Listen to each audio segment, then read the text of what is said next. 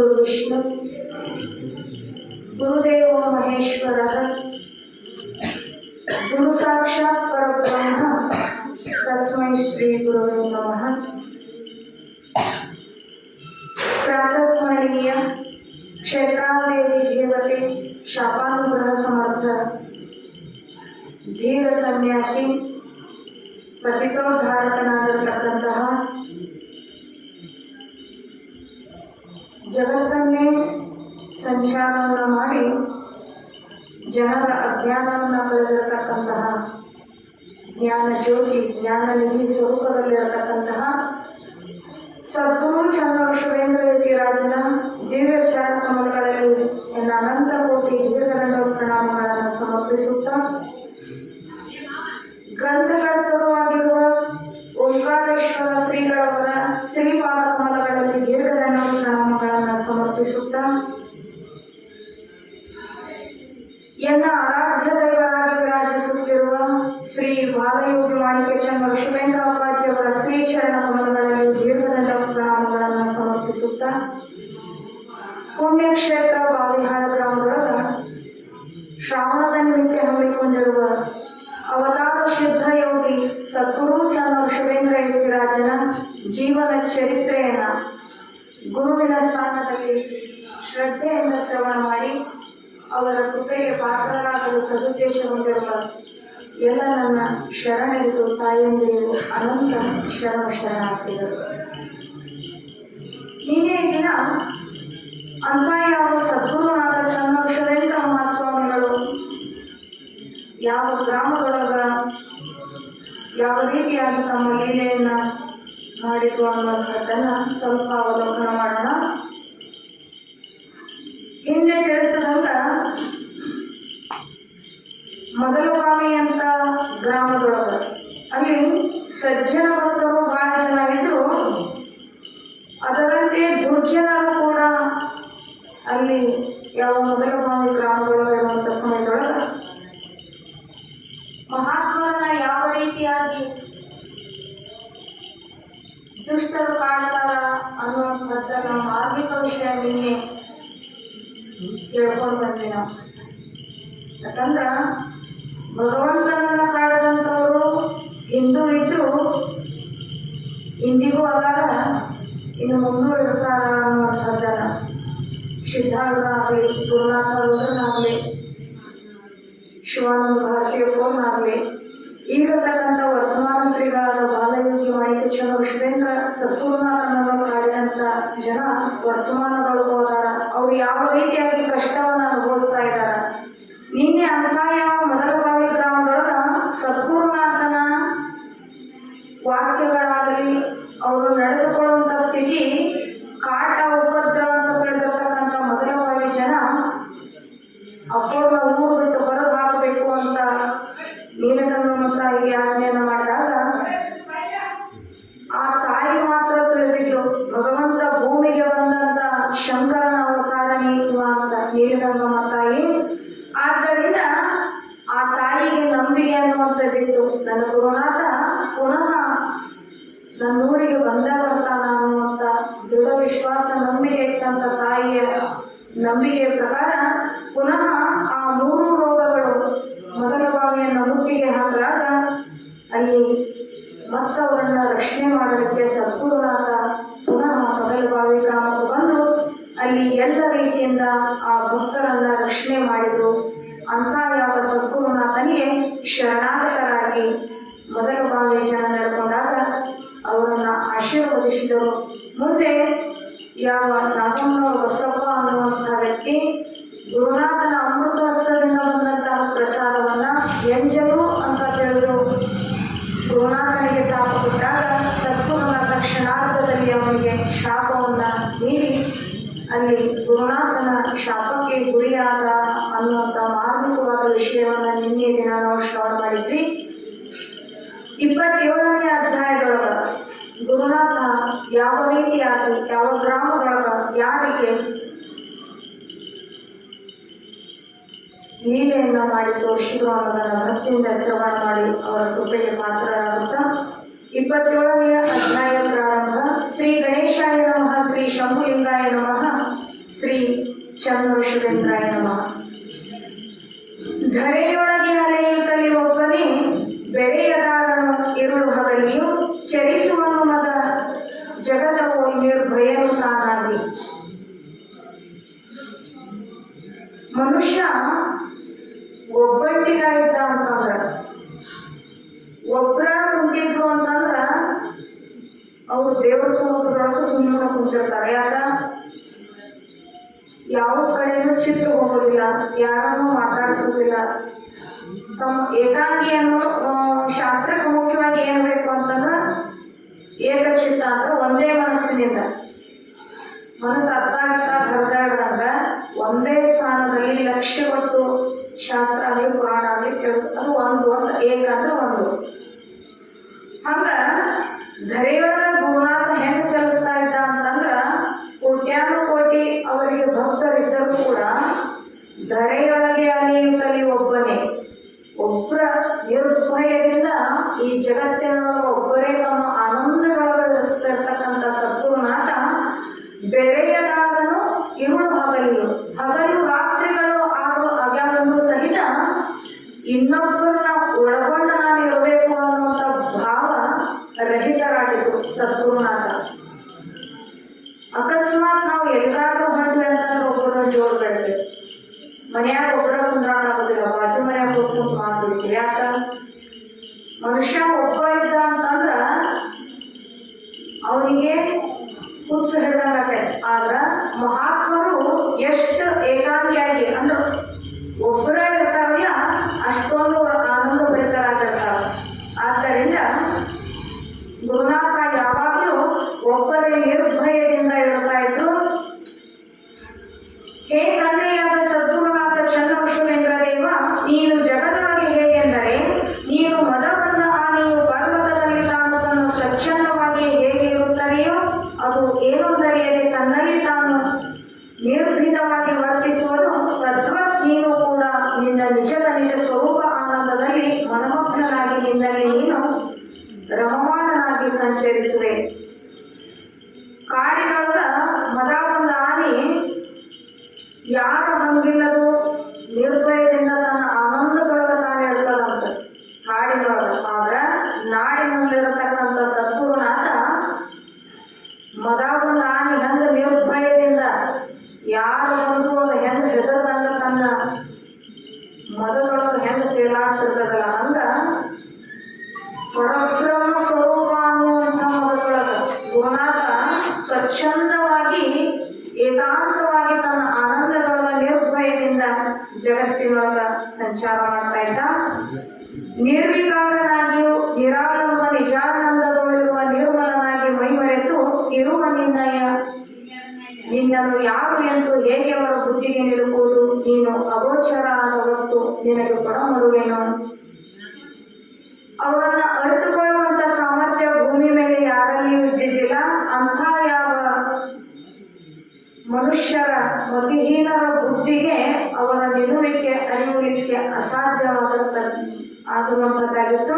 ಅಂಥ ಯಾವ ಸದ್ಗುರುನಾಥನೇ ನಿನ್ನ ಪಾದಕ್ಕೆ ಕೊಡಮರುವೆ ಅಂತ ಓಂಕಾರೇಶ್ವರ ಶ್ರೀಗಳು ಇಲ್ಲಿ ಪ್ರತಿಪಾದನೆಯನ್ನು ಮಾಡ್ತಾ ಇದ್ದಾರೆ. ಕೊಡವೆಯೊಳಗೆ ಎಡ ಬಿಡದೆಯನ್ನ ಮೃಡನ ಪುತ್ರನೇ ರಕ್ಷಿಸು ರಕ್ಷಿಸು ದೇವಾದಿದೇವನಾದ ಜಗದ್ವಂದ್ಯನು ಜಗದೇಕನಾಥನಾದ ನೀನು ಹಸನ್ಮುಖದಿಂದ ಹೊಸಗಿಯೊಳಗೆ ಶಿವನಿಂದ ಮಹಿಮೆ ತೋರಿರುವೆ. ಅವರು ಜೀವನಾದ್ಯಂತ ಜಗತ್ತಿನ 99 ಪವಾಡ ಲೀಲೆಗಳನ್ನ ಯಾತಕ್ಕಾಗಿ ಮಾಡಿದ್ರು ಅಂತಂದ್ರ ತಮ್ಮ ಮಹಿಮೆ ನನ್ನನ್ನು ಕೊಂಡಾಡಬೇಕು ಅನ್ನುವಂಥ ಉದ್ದೇಶ ಅಲ್ಲ. ಹಸನ್ಮುಖದಿಂದ ಈ ವಸುದೆಯೊಳಗೆ ಮಹಿಮೆ ಯಾಕೆ ತೋರಿದ್ರು ಅಂತಂದ್ರ ಒಬ್ಬ ಮಹಾತ್ಮ ನರಜನ್ಮವನ್ನ ತೊಟ್ಟು ಭೂಮಿಗೆ ಬಂದಾನಂದಾಗ ಜಗತ್ತಿನ ಮತಿಹೀನರು ಬಹಳ ಜನ ಗುರುವಿನನ್ನ ನರನು ಅಂತ ತಿಳ್ಕೊಂಡವ್ರು ಎಷ್ಟೋ ಜನ ಅದಾರ, ಈಗಲೂ ಅದಾರ. ಏನ್ ನಮ್ಮಂಗ ಮನುಷ್ಯ ಅರ್ಬಿ ಅವ್ರು ಕೆಂಪು ಹಾಕ್ಯಾರ, ನಾವು ಕಲರೇನು ಹಾಕೇವಿ, ನಮ್ಮಂಗ ಉಂಟಾರ, ನಮ್ಮಂಗ ತಿಂತಾರ, ನಮ್ಮಂಗ ತಿರುಗಾಡ್ತಾರ ಭೂಮಿ ಮೇಲೆ. ನಾವು ಮನೆ ಕಟ್ಟಿಸ್ತೀವಿ, ಅವ್ರು ಮರ ಕಟ್ಟಿಸ್ತಾರೆ. ಮನುಷ್ಯ ಮಾಡುದು ಯಾತಕ್ಕಾಗಿ? ಕೇವಲ ತನ್ನ ಸ್ವಾರ್ಥಕ್ಕಾಗಿ ಮನೆ ಕಟ್ಟಿಸ್ಕೊತಾನೆ. ಯಾಕೆ ಕಟ್ಟಿಸ್ಕೊತಾನವ? ತನ್ನ ಹೆಂಡತಿ ಮಕ್ಕಳು ತನ್ನ ಮುಂದಿನ ಪೀಳಿಗೆಗಾಗಿ, ತನ್ನ ಸ್ವಂತ ವಿಷಯಕ್ಕಾಗಿ, ತನ್ನ ಸ್ವಂತ ಸ್ವಾರ್ಥಕ್ಕಾಗಿ. ಗುರುನಾಥ ನಮ್ಮಮ್ಮ ಮಠ ಕಟ್ಟಿಸ್ತಾನ ಅಂತಂದ್ರ ಮಠ ಯಾರಿಗಾಗಿ? ಅವ್ ಮನೆ ಕಟ್ಸ್ಯಾನ ಅಂತ ಇಡೀ ಊರಾಗ ಅವ್ರ ಮನೆಗೆ ಹೋಗಾಕಾಗ್ತದ? ಇಲ್ಲ. ಆದ್ರ ಭಗವಂತ ಕಟ್ಟಿರ್ತಕ್ಕಂಥ ಈ ಕೈಲಾಸ ಅನ್ನುವಂಥ ಮಠ ಇದು ಎಲ್ಲರ ಒಂದು ಭವದುಃಖವನ್ನ, ಶರೀರಕ್ಕೆ ಬಂದಂತ ಯಾವ ಸಂಕಟಗಳನ್ನ ಪಾರು ಮಾಡಲಿಕ್ಕೆ ಭಗವಂತ ನಮಗಾಗಿ ಕಟ್ಟಿಸ್ತಾನ ವಿನಃ ತನಗಾಗಿ ಏನೂ ಇಲ್ಲ. ಅವರು ಲೀಲೆಯನ್ನ ಯಾಕೆ ಮಾಡಿ ತೋರಿಸಿರು ಅಂತಂದ್ರ, ಒಬ್ಬ ಮಹಾತ್ಮ ಮನುಷ್ಯ ಜನ್ಮವನ್ನು ತೊಟ್ಟು ಭೂಮಿಯ ಮೇಲೆ ಬಂದಾನಂದಾಗ ಮನುಷ್ಯರಿಗೆ ಮತ್ತು ಮಹಾತ್ಮರಿಗೆ ಇರುವಂತ ವ್ಯತ್ಯಾಸವನ್ನ ಅವರ ಮಹಿಮೆ ಮುಖಾಂತರ ಜನ, ಅಜ್ಞಾನಿ ಜನ ತಿಳಿದು ಅದನ್ನ ಆ ರೀತಿ ಒಳಗ ಸ್ಥಿತಿ ಒಳಗ ನಡೆದುಕೊಂಡು ಉದ್ಧಾರ ಆಗಲಿ ಅನ್ನುವಂಥ ಉದ್ದೇಶಕ್ಕೆ ಅವರು ಹೆಜ್ಜೆ ಹೆಜ್ಜೆಗೂ ಪವಾಡ ಲೀಲೆಗಳನ್ನ ಮಾಡಿದ್ದಾರೆ. ಅದು ಮತಿಹೀನರಾದಂಥ ಬುದ್ಧಿಹೀನರಿಗೆ ಅದು ಗೋಚರ ಆಗೋದಿಲ್ಲ. ಹೀಗೆ ತಮ್ಮ ಆನಂದದೊಳಗ ನಿರ್ಭಯನಾಗಿ ಸಂಚಾರ ಮಾಡುವಂತ ಹೊತ್ತಿನೊಳಗ ಅದೇ ಮೊದಲ ಬಾವಿಯೊಳಗ ಒಂದಲ್ಲ ಎರಡಲ್ಲ 5-6 ಅಘಟಿತ ಘಟನಾ ಶಕ್ತಿ ಸಾಮರ್ಥ್ಯದಾಯಕನಾಗಿರ್ತಕ್ಕಂಥ ಸದ್ಗುರುನಾಥ ಮೊದಲ ಬಾವಿಯೊಳಗ ಇರುವಂತ ಸಮಯದೊಳಗ ಚಮತ್ಕಾರ ಮಾಡಿ ತೋರಿರುವ ಲೀಲೆಯಾಗಿರುತ್ತದೆ. ಸಂಚಾರ ಮಾಡ್ತಾ ಮಾಡ್ತಾ ಗುರುನಾಥ ಬೀದಿ ಹಿಡಿದು ಬರುವಂತವರಾಗಿದ್ದರು. ಒಬ್ಬಳಾದ ನವಮಾಸ ಭರಿತ ಗರ್ಭವತಿ ಹೆಣ್ಣು ಮಗಳು ಅವಳು ಚಂದ್ರ ಶಿವೇಂದ್ರ ದೇವರ ದೃಷ್ಟಿಗೆ ತೋರುವಳಾದಳು. ಹಿಂದೂ ಕೂಡ ಯಾವ ಸಂಪುಗ ಒಳಗ ಗಾಣಿಗ್ಯಾರ ಮನೆತನದ ರಾಯಪ್ಪನ ಮಗಳು ಅವಳು ಗರ್ಭವತಿ ನಾರಿನ ಇದ್ದ. ಅಲ್ಲಿ ಆದ್ರೂ ಕೂಡ ಇಂಥ ಯಾವ ಒಂದು ಘಟನೆಯನ್ನ ಸದ್ಗುರುನಾಥ ಮಾಡಿದ್ರು ಸಂಪುಗ ಒಳಗ. ಇಲ್ಲಿ ಮೊದಲ ಬಾವಿ ಒಳಗಾದ್ರೂ ಕೂಡ ಅವರ ಸಂಚಾರ ಮಾಡುವಂತ ಸಮಯದೊಳಗ ಅವರ ದೃಷ್ಟಿಗೆ ಯಾರು ಬಿತ್ತು ಅಂತಂದ್ರ ನವಮಾಸ ಭರಿತ ಗರ್ಭವತಿ ಹೆಣ್ಣು ಮಗಳು ಗುರುನಾಥನ ದೃಷ್ಟಿಗೆ ಬಿದ್ದು ಅವಳನ್ನು ಕಂಡು ಅಗಳಿ ಹಾಕಿಕೊಂಡು ಏನು ಬಗೆಯಾಗಿ ಎಂದು ಬಹುವಿಗೆಯಾಗಿ ನಗುವಿನಿಂದ ನಗಹತ್ತಿದರು. ನೀನು ಬದುಕುಳಿದರೆ ಮುಂದೆ ನಿನಗೆ ಬೇಕಾದಷ್ಟು ಮಕ್ಕಳನ್ನು ಹಡೆಯಬಹುದು. ನೀನು ನಿನ್ನ ಹೊಟ್ಟೆಯ ಕೂಸು ನಿನಗೆ ಸುಖ ಕೊಡುವುದೆಂಬ ಆಸೆ ನಿನ್ನಲ್ಲಿರುತ್ತದೆ. ಅದು ನಿನ್ನ ಜೀವನವನ್ನೇ ತೆಗೆದುಕೊಂಡು ಹೋಗಲಿಕ್ಕೆ ಬಂದಿರುವುದೆಂದು ಅವಳ ಭವಿಷ್ಯವನ್ನು ಹೇಳುತ್ತಾರೆ. ಅಕ್ಕಿ ತಿಳ್ಕೊಂಡಿದ್ಲು, ನಾನು ಗರ್ಭವತಿ ಅದೇನಿ, ಮುಂದೆ ನನ್ನ ಹೊಟ್ಯಾಗ ಕೂಸು ಹುಟ್ಟು ಅಂದ್ರ ಅದು ಮುಂದೆ ನನ್ನನ್ನ ರಕ್ಷಣೆ ಮಾಡ್ತದ, ನಮ್ಮ ಮನೆ ದೀಪ ಆಗಿ ಬೆಳಗ್ತದ ಅಂತ ಅಕ್ಕಿ ಮನಸ್ಸಿನಾಗಿತ್ತು. ಬರೇ ಆ ಕೂಸು ಹುಟ್ಟಿದ ತಕ್ಷಣ ಅವಳ ಜೀವವನ್ನೇ ತಗೊಂಡು ಹೋಗಾಕ ಬಂದತಿ ಅನ್ನುವಂತ ಯಾವ ಭವಿಷ್ಯ ಗುರುನಾಥನ ಪಿಟಾಲ ಜ್ಞಾನಿಯಾಗಿರ್ತಕ್ಕಂಥ ಸದ್ಗುರುನಾಥನಿಗೆ ಮಾತ್ರ ಅದರ ಮರ್ಮ ತಿಳಿದಿತ್ತು. ತಕ್ಷಣಕ್ಕೆ ಹೋಗಿ ಆ ಕೂಸಿನಿಂದ ತೊಂದರೆ ಆಗ್ತದ ಅಂತಂದ್ರೆ ಯಾರು ನಂಬುವುದಿಲ್ಲ. ಸಾಮಾನ್ಯವಾಗಿ ಯಾರಿಗೂ ಅದು ಕಲ್ಪನೆಗೆ ಬರೋದಿಲ್ಲ.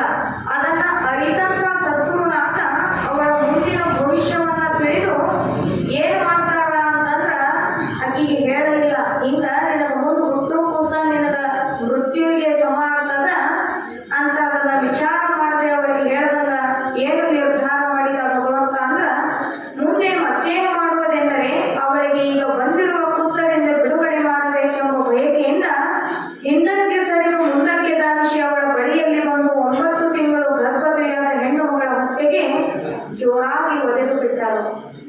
ನೋಡಿ, ಅವಳು 9 ತಿಂಗಳು ತುಂಬಿದಂತ ಗರ್ಭವತಿ ಹೆಣ್ಣು ಮಗಳ ಹೊಟ್ಟೆಗೆ ಒಂದು ಸಣ್ಣ ಹಳ್ಳಿ ಹೊಡೆದ್ರ ಅಲ್ಲಿ ಗರ್ಭಪಾತ ಆಗುವಂತ ಸಮಯ ಇರ್ತದೆ. ಒಂದು ಸಣ್ಣ ಹಳ್ಳಿ ತಗೊಂಡು ಹೋದ್ರೆ ಅಷ್ಟು ಸೂಕ್ಷ್ಮವಾಗಿ ಆ ಹೊಟ್ಟೆ ಸಣ್ಣದಾದ ಪದರದಿಂದ ಕೂಸು ಬೆಳವಣಿಗೆ ಆಗಿರ್ತದೆ. ಅಂತ ಒಂದು ಸಮಯದೊಳಗೆ ತಮ್ಮ ಪಾದದಿಂದ ಜೋರಾಗಿ ಹಿಂದೆ ಸರದ ಆ ತಾಯಿ ಹೊಟ್ಟೆಗೆ ತಮ್ಮ ಪಾದದಿಂದ ಗುರುನಾಥ ಒದಿತಾ ಬಂದಾಗ ಮತ್ತಕ್ಕೆ ಸ್ಥಿತಿ ಏನಾಗಿರ್ಬೇಕು? ಕೇಳುವಂತವರಿಗೆ ಎಷ್ಟು ಸೋಜಿಗ ಆಗ್ತದ, ಮತ್ತು ಅವರಿಗೆ ತಮ್ಮ ಮುಂದಿನ ಜೀವಭಾವದ ಪ್ರಜ್ಞೆ ಇಲ್ಲೇನು ಅಂತಂದ್ರ ನಿರ್ಭಯ ಅನ್ನುವಂಥದ್ದು ಮನುಷ್ಯರಲ್ಲಿ ಇರುವುದಿಲ್ಲ. ನಿರ್ಭಯ ಅನ್ನುವಂಥ ವಾಕ್ಯ ಮನುಷ್ಯರಲ್ಲಿ ಇರುವುದಿಲ್ಲ. ಅದು ಜಗತ್ತನ್ನೇ ಉದ್ಧಾರ ಮಾಡಲಿಕ್ಕೆ ಬಂದಿರತಕ್ಕಂಥ ಯಾವ ಶಾಪಾನುಗ್ರಹ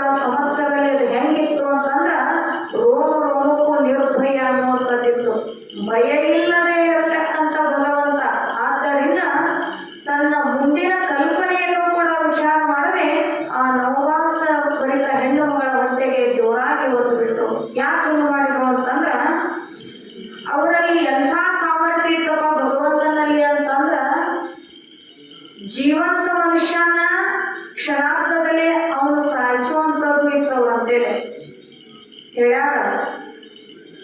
ಯಾರು ಗುರುನಾಥನ ಇರುವಿಕೆಯನ್ನು ತಿಳಿದಂತೆ ತಮ್ಮ ಅಟ್ಟಹಾಸದಿಂದ ಮೆರೆಯತಕ್ಕಂತಹ ಭ್ರಷ್ಟರನ್ನ ನಾಶ ಮಾಡಲಿಕ್ಕೆ ಭಗವಂತ ಭೂಮಿಗೆ ಬಂದಾನ ಅಂದಾಗ ಅಂತ ತನ್ನ ಸೊಕ್ಕಿನ ಮದಾಂತರನ ಕ್ಷಣಾರ್ಧದಲ್ಲಿ ತನ್ನ ಶಾಪದಿಂದ ಅವ್ರನ್ನ ಧ್ವಂಸ ಮಾಡುವಂತ ಶಕ್ತಿನೂ ಇತ್ತು. ಸತ್ತಂತ ವ್ಯಕ್ತಿಯನ್ನ ಲೋಕದ ಜನತೆಗೆ ಮಹಾತ್ಮರ ಶಕ್ತಿ ಹೆಂಗೈತೆ ಅಂತ ತೋರಿಸಲಿಕ್ಕೆ ಸತ್ತಂತವನ್ನು ಬದುಕಿಸುವಂತ ಸಾಮರ್ಥ್ಯನೂ ಸದ್ಗುರುನಾಥನಲ್ಲಿತ್ತು. ಅಂಥ ಶಕ್ತಿಯಿಂದ ಒಳಗೂಡಿರ್ತಕ್ಕಂಥ ಗುರುನಾಥನಿಗೆ ನಿರ್ಭಯ ಅನ್ನುವಂಥದ್ದು, ನಿರ್ಭಯ ಭಯನ ಇದ್ದಿದ್ದಿಲ್ಲ. ಆದ್ದರಿಂದ ಇಂಥ ಯಾವ ಲೀಲೆಯನ್ನ ಮಾಡಿರ್ತಾರೆ. ಸತ್ತವನನ್ನ ಎಲ್ಲಿ ಬದುಕಿಸಿದಾರ ಗುರುನಾಥ ಅಂತಂದ್ರ ಯಾವ ಮೊದಲ ಬಾಳೆ ಕಾಲದೊಳಗ ಒಮ್ಮೆ ಅಂಬಳಗಟ್ಟಿ ಅನ್ನುವಂಥ ಊರಿನಿಂದ ಸದ್ಗುರುನಾಥ ಬಾವಿಹಾಳದೊಳಗಿರುವಂತ ಸಮಯದೊಳಗ ಅಂಬಳಗಟ್ಟಿ ಅನ್ನುವಂಥ ಲಿಂಗಯ್ಯ ಅನ್ನುವಂಥ ಭಕ್ತ ಬಾವಿಹಾಳದ ಅಪ್ಪರ ಭೇಟಿಗೆ ಬಂದ. ಅಪ್ಪರ ದರ್ಶನವನ್ನು ಮಾಡ್ಕೊಂಡು ಹೋದ್ರಾತು. ಮಹಾತ್ಮರು ಬಹಳ ಶಕ್ತಿ ಸಾಮರ್ಥ್ಯದಾಯಕರದಾರ. ಒಮ್ಮೆ ಅವರು ದರ್ಶನವನ್ನ ತಗೊಂಡು ಹೆಂಗಾದ್ರೂ ಮಾಡಿ ಆ ಗುರುನಾಥನ ಪಾದ ಒಮ್ಮೆ ನನ್ನ ಮನೆಯಾಗ ಬಿಟ್ರ ನನ್ನ ಬಡತನ ಎಲ್ಲ ಹಿಂಗತದ ಅನ್ನುವಂಥ ಭಾವವನ್ನ ಇಟ್ಕೊಂಡು ಬಂದಂತ ಅಂಬಳಗಟ್ಟಿಯ ಭಕ್ತ ಬಾವಿಹಾಳಕ್ಕೆ ಬರ್ತಾನ. ಸದ್ಗುರುನಾಥ ಶಾಂತ ರೀತಿಯಿಂದ ಭಕ್ತರೊಳಗೆ ಕುಂತಿದ್ದು ಮಠದೊಳಗ ಬಂದು ಗುರುನಾಥನ ಪಾದಕ್ಕೆ ದೀರ್ಘದಂಡ ಪ್ರಣಾಮಗಳನ್ನ ಹಾಕಿ ಎದ್ದು ದೇವರ ಕೊಂಡನನ್ನು ತಮ್ಮ ಮನೆಗೆ ಕರೆದುಕೊಂಡು ಹೋಗುವ ಆಶೆ ಆಯಿತು. ಹೆಣ್ಣು ಕರೆದು ಇಂಥ ವೀರಾವೇಶದ ಸಿಂಹಗರ್ಜನೆಯ ಮಹಾತ್ಮರಿವರು ನಾನು ನೋಡಿದ್ರೆ ಕೇವಲ ಬಡವ, ನನ್ನ ಮನೆಗೆ ಇವ್ರು ಹೆಣ್ಣು ಕರಿಬೇಕು ಅಂತ ಅವ್ರನ್ನ ಮಾತಾಡ್ಸಕ್ಕಷ್ಟು ಭಯ ಅವನಿಗೆ. ಅವರ ಬಳಿಯಲ್ಲೇ ಕುಂತಿರ್ತಕ್ಕಂತಹ ಯಾವ ಜಗಜ್ಜನನಿ ಸ್ವರೂಪದಲ್ಲಿರ್ತಕ್ಕಂಥ ನೀಲಗಂಗಮ್ಮನಿಗೆ ಹೇಳ್ತಾನವ ಲಿಂಗಯ್ಯ ಭಕ್ತ, ಯವ್ವ ನನ್ನ ಬಡತನ ಹೇಳಲಸದ, ಎಷ್ಟು ಹೇಳಿಕೊಂಡ್ರು ಕೂಡ ತೀರದಷ್ಟೇ ನನಗೆ ದೇವರು ಬಡತನ ಕೊಟ್ಟಾನ. ಒಂದು ಸತೆ ಶಂಕರನ ಸ್ವರೂಪದಲ್ಲಿರತಕ್ಕಂಥ ಚಂದ್ರಶಿವೇಂದ್ರಪ್ಪ ಒಂದು ಸತೆ ನನ್ನ ಮನೆಗೆ ಪಾದ ಇಟ್ಟ ಅಂದ್ರ ಆ ಪಾದ ಸ್ಪರ್ಶದಿಂದ ನನ್ನ ಬಡತನ ಹಿಂದದ. ಹೆಂಗಾದ್ರೂ ಮಾಡಿ ಗುರುನಾಥನನ್ನ ನನ್ನ ಮನೆಗೆ ಕರ್ಕೊಂಡು ಬರೋ ಜವಾಬ್ದಾರಿ ನಿಂದು. ಅವ್ರ ಮುಂದೆ ಬಾರಿ ತೆಗೆದು ಹೇಳುವಷ್ಟು ಧೈರ್ಯ ಕೂಡ ನನಗಿಲ್ಲ ಅಂತ ನೀಲಗಂಗಮ್ಮನಿಗೆ ಹೇಳ್ದ. ನೀಲಗಂಗಮ್ಮನ ಒಂದು ಪ್ರಸ್ತಾಪಿಸಿದಾಗ ಆಕೆ ಹೇಳ್ತಾಳ, ಯಪ್ಪ ಏನೋ ಭಾಳ ಬಡತನದಾಗದ ಅಂತ ಲಿಂಗಯ್ಯ ಒಂದು ಸತಿ ಹೋಗಿ ನಿನ್ನ ದಿವ್ಯ ಪಾದವನ್ನು ಅವನ ಮನೆಯೊಳಗೆ ಹಾಕಿದ್ರ ಏನೋ ಅವನ ಹರಿ ಕಂಠತಿದ್ದು ಹರಿದು ಹೋಗ್ತದೆಯಪ್ಪ, ಭಾಳ ಪೇಚಾಟ ಹಿಡ್ದಾನ, ಒಂದು ಸತಿ ಅವನ ಮನೆಗೆ ಹೋಗಿ ಬರುವಂತ ಅಂತ ತಾಯಿ ಅಜ್ಜಿನವ್ರಿಗೆ ಹೇಳಿದ್ರು. ಸದ್ಗುರುನಾಥ ಆ ಲಿಂಗಯ್ಯನ ಮುಖವನ್ನು ನೋಡ್ತಾನೆ. ನೋಡಿ ಏನು ಲಿಂಗ ನಿನ್ನ ಮನೆಗೆ ಬರ್ಬೇಕೇನು ನಾನು ಅಂತ ಕೇಳಿದ್ರು. ಯಪ್ಪ ನೀ ಬಂದ ಒಂದು ಸತಿ ನನ್ನ ಮನೆಗೆ ಪಾದ ಹಾಕುವಂತ ಲಿಂಗಯ್ಯ ಆದಾಗ ನಾವೊಂದು ಷರತ್ತು ಇಡ್ತಾನೆ, ಆ ಷರತ್ತಿಗೆ ನೀ ಹೂ ಅಂದ್ರೂ ಬರ್ತೇನೆ ನಾನು ಅಂತಂತ ಗುರುನಾಥ. ಏನು ಹೇಳಪ್ಪ, ನನ್ನ ಕೈಲಿ ನಿಗೋ ಹೋಗಿದ್ರು ನಾನು ಮಾಡ್ತೇನೆ ಅಂತ ಲಿಂಗಯ್ಯಂದ. ಏನು ಇಲ್ಲ, ನಾ ಹೇಳ್ದಂಗ ನಾ ಹೆಂಗ್ ಹೇಳ್ತೇನಲ್ಲ ಹಂಗ ಕರ್ಕೊಂಡು ಹೋಗ್ಬೇಕು ನೀನು ಎಲ್ಲಿಗೆ ಅಂಬಳಗಟ್ಟಿಗೆ. ಅಜ್ಜ ಹೆಂಗ್ ಹೇಳ್ತಿದ್ದಾನೋ ಮತ್ ಕರ್ಕೊಂಡು ಬರ್ತಾನೆ ಅಂತಾನ, ಆ ಹೇಳ್ದಂಗ ಕರ್ಕೊಂಡು ಹೋಗೋದನ್ನ ಹೆಂಗ್ ಹೇಳ್ತಿದ್ದಾನ ಅಂತ ಭಕ್ತನ ಮನಸ್ಸಿನೊಳಗ ಪ್ರಶ್ನೆ ಮಾಡಾಕತ್ತು. ಅದಕ್ಕೇನ್ರಿ ಅಪ್ಪ ನೀವು ಹೆಂಗ್ ಹೇಳ್ತೀರಿ ಹಂಗ ಕರ್ಕೊಂಡು ಹೋಗ್ತೇನೆ ಅಂತ ಗಟ್ಟಿ ಮನಸ್ಸು ಮಾಡಿದ. ನೋಡ್ಲಿಲ್ಲ ನಾನ್ ನಡ್ಕೊಂತ ಬರೋವಲ್ಲ, ಬಂಡ್ಯಾಗ ಬರೋವಲ್ಲ, ಗಾಡ್ಯಾಗ ಬರೋವಲ್ಲ, 4 ಜನ ನಾನು ಹೊತ್ಕೊಂಡು ಹೋಗ್ಬೇಕು ನೋಡು ಅಂದ್ರಂತ ಅಪ್ಪೋರು. 4 ಜನ ನಾನು ಹೊತ್ಕೊಂಡು ಹೋದ್ರ ನಾನು ಬರ್ತೇನೆ ಅಂತ ಹೇಳಿದ್ರು. ಇದೇನು ವಿಚಿತ್ರ, 4 ಜನ ಹೊತ್ಕೊಂಡು ಆಗಿರ್ರಿಪ್ಪ, ಹಂಗಾದ್ರೆ ನನ್ನ ಮನೆಗೆ ಬರ್ತಿರಲ್ಲ ಸಾಕು, 4 ಮಂದಿ ಕರ್ಕೊಂಡು ಬರ್ತೇನ್ರಿ ಅಪ್ಪ ಬರುವಂತ್ರಿ ಅಂತ ಮಾರನೇ ದಿನ ಮತ್ತ ಅಜ್ಜ ಸಣ್ಣ ಆಳಲ್ಲ, ದೊಡ್ಡ ಆಳು, ದೊಡ್ಡ ಶರೀರ ಮತ್ತು ಗಟ್ಟುಳವನ್ನ ಅವನು ಲಿಂಗಯ್ಯ 4 ಮಂದಿ ನಮ್ಮಪ್ಪ ನಿಮ್ಮ ಹೆಗಲ ಕುಂದರ್ತಾನಂದ್ರೆ ನಿಮ್ದು ಪುಣ್ಯ ಬರ್ಲಿ ಅಂತೇಳಿ 4-5 ಜನ ಕರ್ಕೊಂಡು ಭಾಳ ಕ್ರಮಕ್ಕೆ ಬಂದ. ಬಾ ತಂದೆ ಅಂತೇಳಿ ನಮ್ರವಾಗಿ ಗುರುನಾಥನನ್ನ ಕರೆದಾಗ ಮತ್ತ ಅಪ್ಪೋರು ಪ್ಲೇಟ್ ಚೇಂಜ್ ಮಾಡಿದ್ರು. ಅವರು ಯಾವ ಸ್ಥಿತಿ ಒಳಗೆ ಹೆಂಗೆ ಮಾತಾಡ್ತಾರ ಅನ್ನೋಂತ ಭಾವ ಶಿಷ್ಯರಿಗೆ ತಿಳ್ಕೊಳಕ ಸಾಧ್ಯ ಆಗ್ತಿದ್ದಿಲ್ಲ.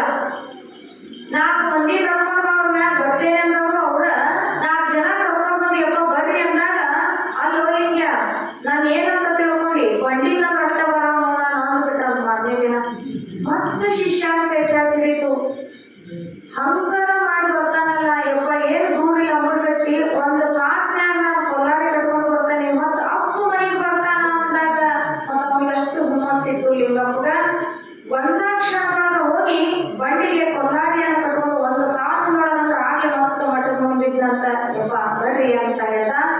ಮತ್ತ ಬರುವಾಗ ಮತ್ತ ತಾಯಿಗೆ ತಲೆವಾಗ ಹೇಳ್ತಾನ, ಯವ್ವ ಅಪ್ಪನ ಜೊತೆ ನೀನು ಬಂದ್ರೆ ಭಾಳ ಚಲೋ ಆಗ್ತೈತಿ ಯಪ್ಪ, ಊರು ಕರ್ಕೊಂಡು ಬರ್ರಿ ಅಂದಾಗ ಏನು ಬಾ ನೀರಂಗು ಬರ್ತೀಯೇನು ಅಂತ ಕೇಳ್ದಂತ. ಯಪ್ಪ ಬಾ ಅಂದ್ರೆ ಬರ್ತೇನೆ, ನೀನು ಬೇಡ ಅಂದ್ರೆ ಇಲ್ಲೇ ಇರ್ತೇನೆ ಅನ್ನೋ ತಾಯಿ. ಸರಿ ಲಿಂಗಪ್ಪ ಯಾಕೋ ಭಾಳ ಪ್ರಯಾಕತ್ತಾನ, ಹೋಗಿ ಬರೋಣ ಅಂತ ಹೇಳ್ರಂತ. ಅಪ್ಪವರು ನೀಲಗಂಗಮ್ಮ ಮತ್ತ 4-5 ಜನ ಮೊದಲ ಬಂದಿದ್ರು. ಅವರು ಎಲ್ಲಾ ಭಕ್ತರ ಜೊತೆ ಅಂಬರಗಟ್ಟಿ ಹೊಂಟರು. ಬಂಡಿ ಸಾರ್ತು ಇನ್ನೇನು ಅಂಬರಗಟ್ಟಿ ಊರ ಅಭಿಷ್ ಬಂತು.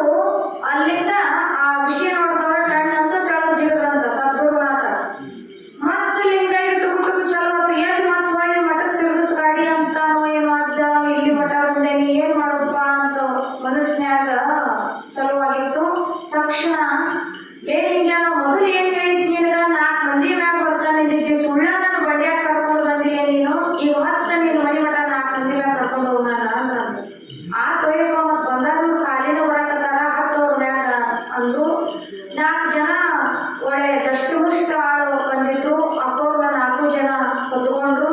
ಮತ್ 4 ಮಂದಿ ಮ್ಯಾಗ ಯಾರು ಹೋಗ್ತಾರ ಸ್ವಲ್ಪ ನಾವು ಸಾಮಾನ್ಯರಲ್ಲಿ ವಿಚಾರ, 4 ಜನ ಯಾರು ಹೊತ್ಕೊಂಡು ಹೋಗ್ತಾರ. ಹಂಗ ಅಜ್ಜವ್ರು ಹೊತ್ಕೊಂಡು ಹೊಂಟ್ರವ್ರು. ಮತ್ತೆ ಎತ್ಕೊಳಕ ಒಬ್ಬವಲ್ಲ, ಮತ್ ಒಬ್ಬಕ್ಕ ನೆಗುವಂತ ಆಳು ಅಲ್ಲ, ದೊಡ್ಡ ಆಳು. ಮತ್ 4 ಮಂದಿ ಅವ್ರು ಗಸ್ಟ್ ಕುಡ್ತಿದ್ದಾರೆ. 4 ಮಂದಿ ಅಮ್ಮಮ್ಮ ಅಂತ ನೆಗ್ಬಿದ್ರಂತ ಅಜ್ಜನ್ನ ಹೊತ್ಕೊಂಡು ಹೊಂಟಿದ್ರು. ಹಿಂಗ ಓಡ್ಯಾಕ ಹೋಗುವಂತ ಸಮಯದೊಳಗ ಅಲ್ಲಿ ಒಬ್ಬ ಕಟ್ಟಿ ಮೇಲೆ ಕುಂತಂತ ದುಷ್ಟ ಅಜ್ಜವ್ರು 4 ಜನ ಹೊತ್ಕೊಂಡು ಹಿಂದ ನೀಲಗಂಗ ಮೊದಲು ನಡ್ಕೊಂತ ಬರಾಕತ್ತಿದ್ರು. ಅದನ್ನ ನೋಡಿದಂತವ ಜೋರಾಗಿ ಮುಖಕ್ಕ ವಸ್ತ್ರ ಹಚ್ಚಿ ನಗಾಕತ್ತಂತ. ನಕ್ಕೊಂಡ ಏನಂತ ಅಂತಂದ್ರ, ಅಜ್ಞಾನದ ಅಮಲಿನಲ್ಲಿರತಕ್ಕಂತ ಯಾವ ದುಷ್ಟ ಕಟ್ಟಿ ಮೇಲೆ ಕುತ್ಕೊಂಡು ಏನಂದ ಅಂದ್ರ, 4 ಜನ ಬರ್ತಾರೋ ಅಂದ್ಕೊಂಡೀನಿ, ಜೀವಂತ ಇರ್ಬೇಕಾದ್ರ ಬರ್ತಾರೋ, ಮತ್ತ ಸತ್ತಾಗ 4 ಜನ ಹೊತ್ಕೊಂಡು ಹೋಗ್ತಾರ ಅಂತ ನಾನು ಕೇಳಿದ್ದೆ, ಕಣ್ಣಾರೆ ನೋಡಿದ್ದೆ.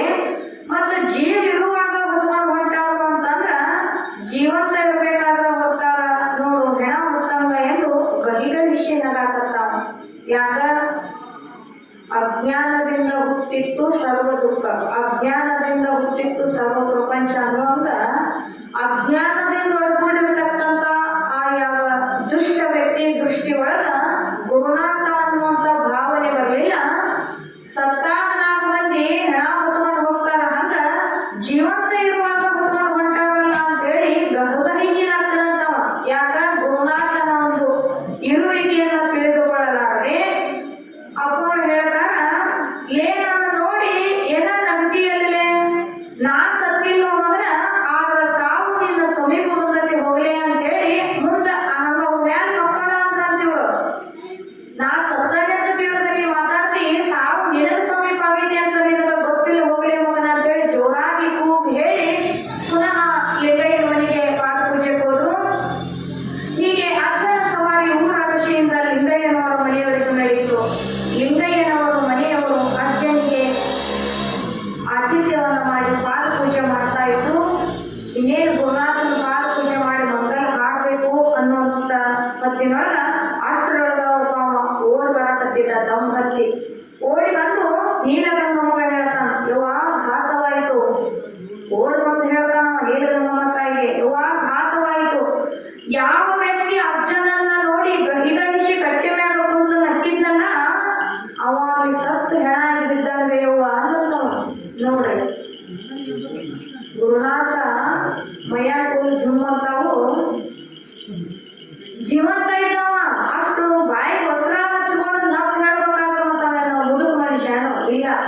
ಯಾರಿಂದ ಮುದುಕಾಗಿದ್ದ ಅಂದ್ರೆ ಅಜ್ಞಾನದಿಂದ ಮುದುಕಾಗಿದ್ದವ. ಅಜ್ಞಾನದ ಮುದುಕನ ವೃತ್ತಿ ಒಳಗ ಗುರುನಾಥನ ಆ ರೀತಿಯಾಗಿ ಅಶ್ಲೀಲವಾಗಿ ಅಪಶಬ್ದವನ್ನ ನುಡಿದಿದ್ದ. ಗುರುನಾಥ ಇನ್ನು ಬಂದು ಪಾದ ಪೂಜೆ ಮಾಡಿಸ್ಕೊಂಡು ಮಂಗಲ ಹಾಡಿಲ್ಲ. ಯವ್ವ ಅಪ್ಪು ಯಾವ ವ್ಯಕ್ತಿ ಅಶ್ಲೀಲವಾಗಿ ಮಾತಾಡಿ ನಕ್ಕಿದ್ದಲ್ಲ ಅವ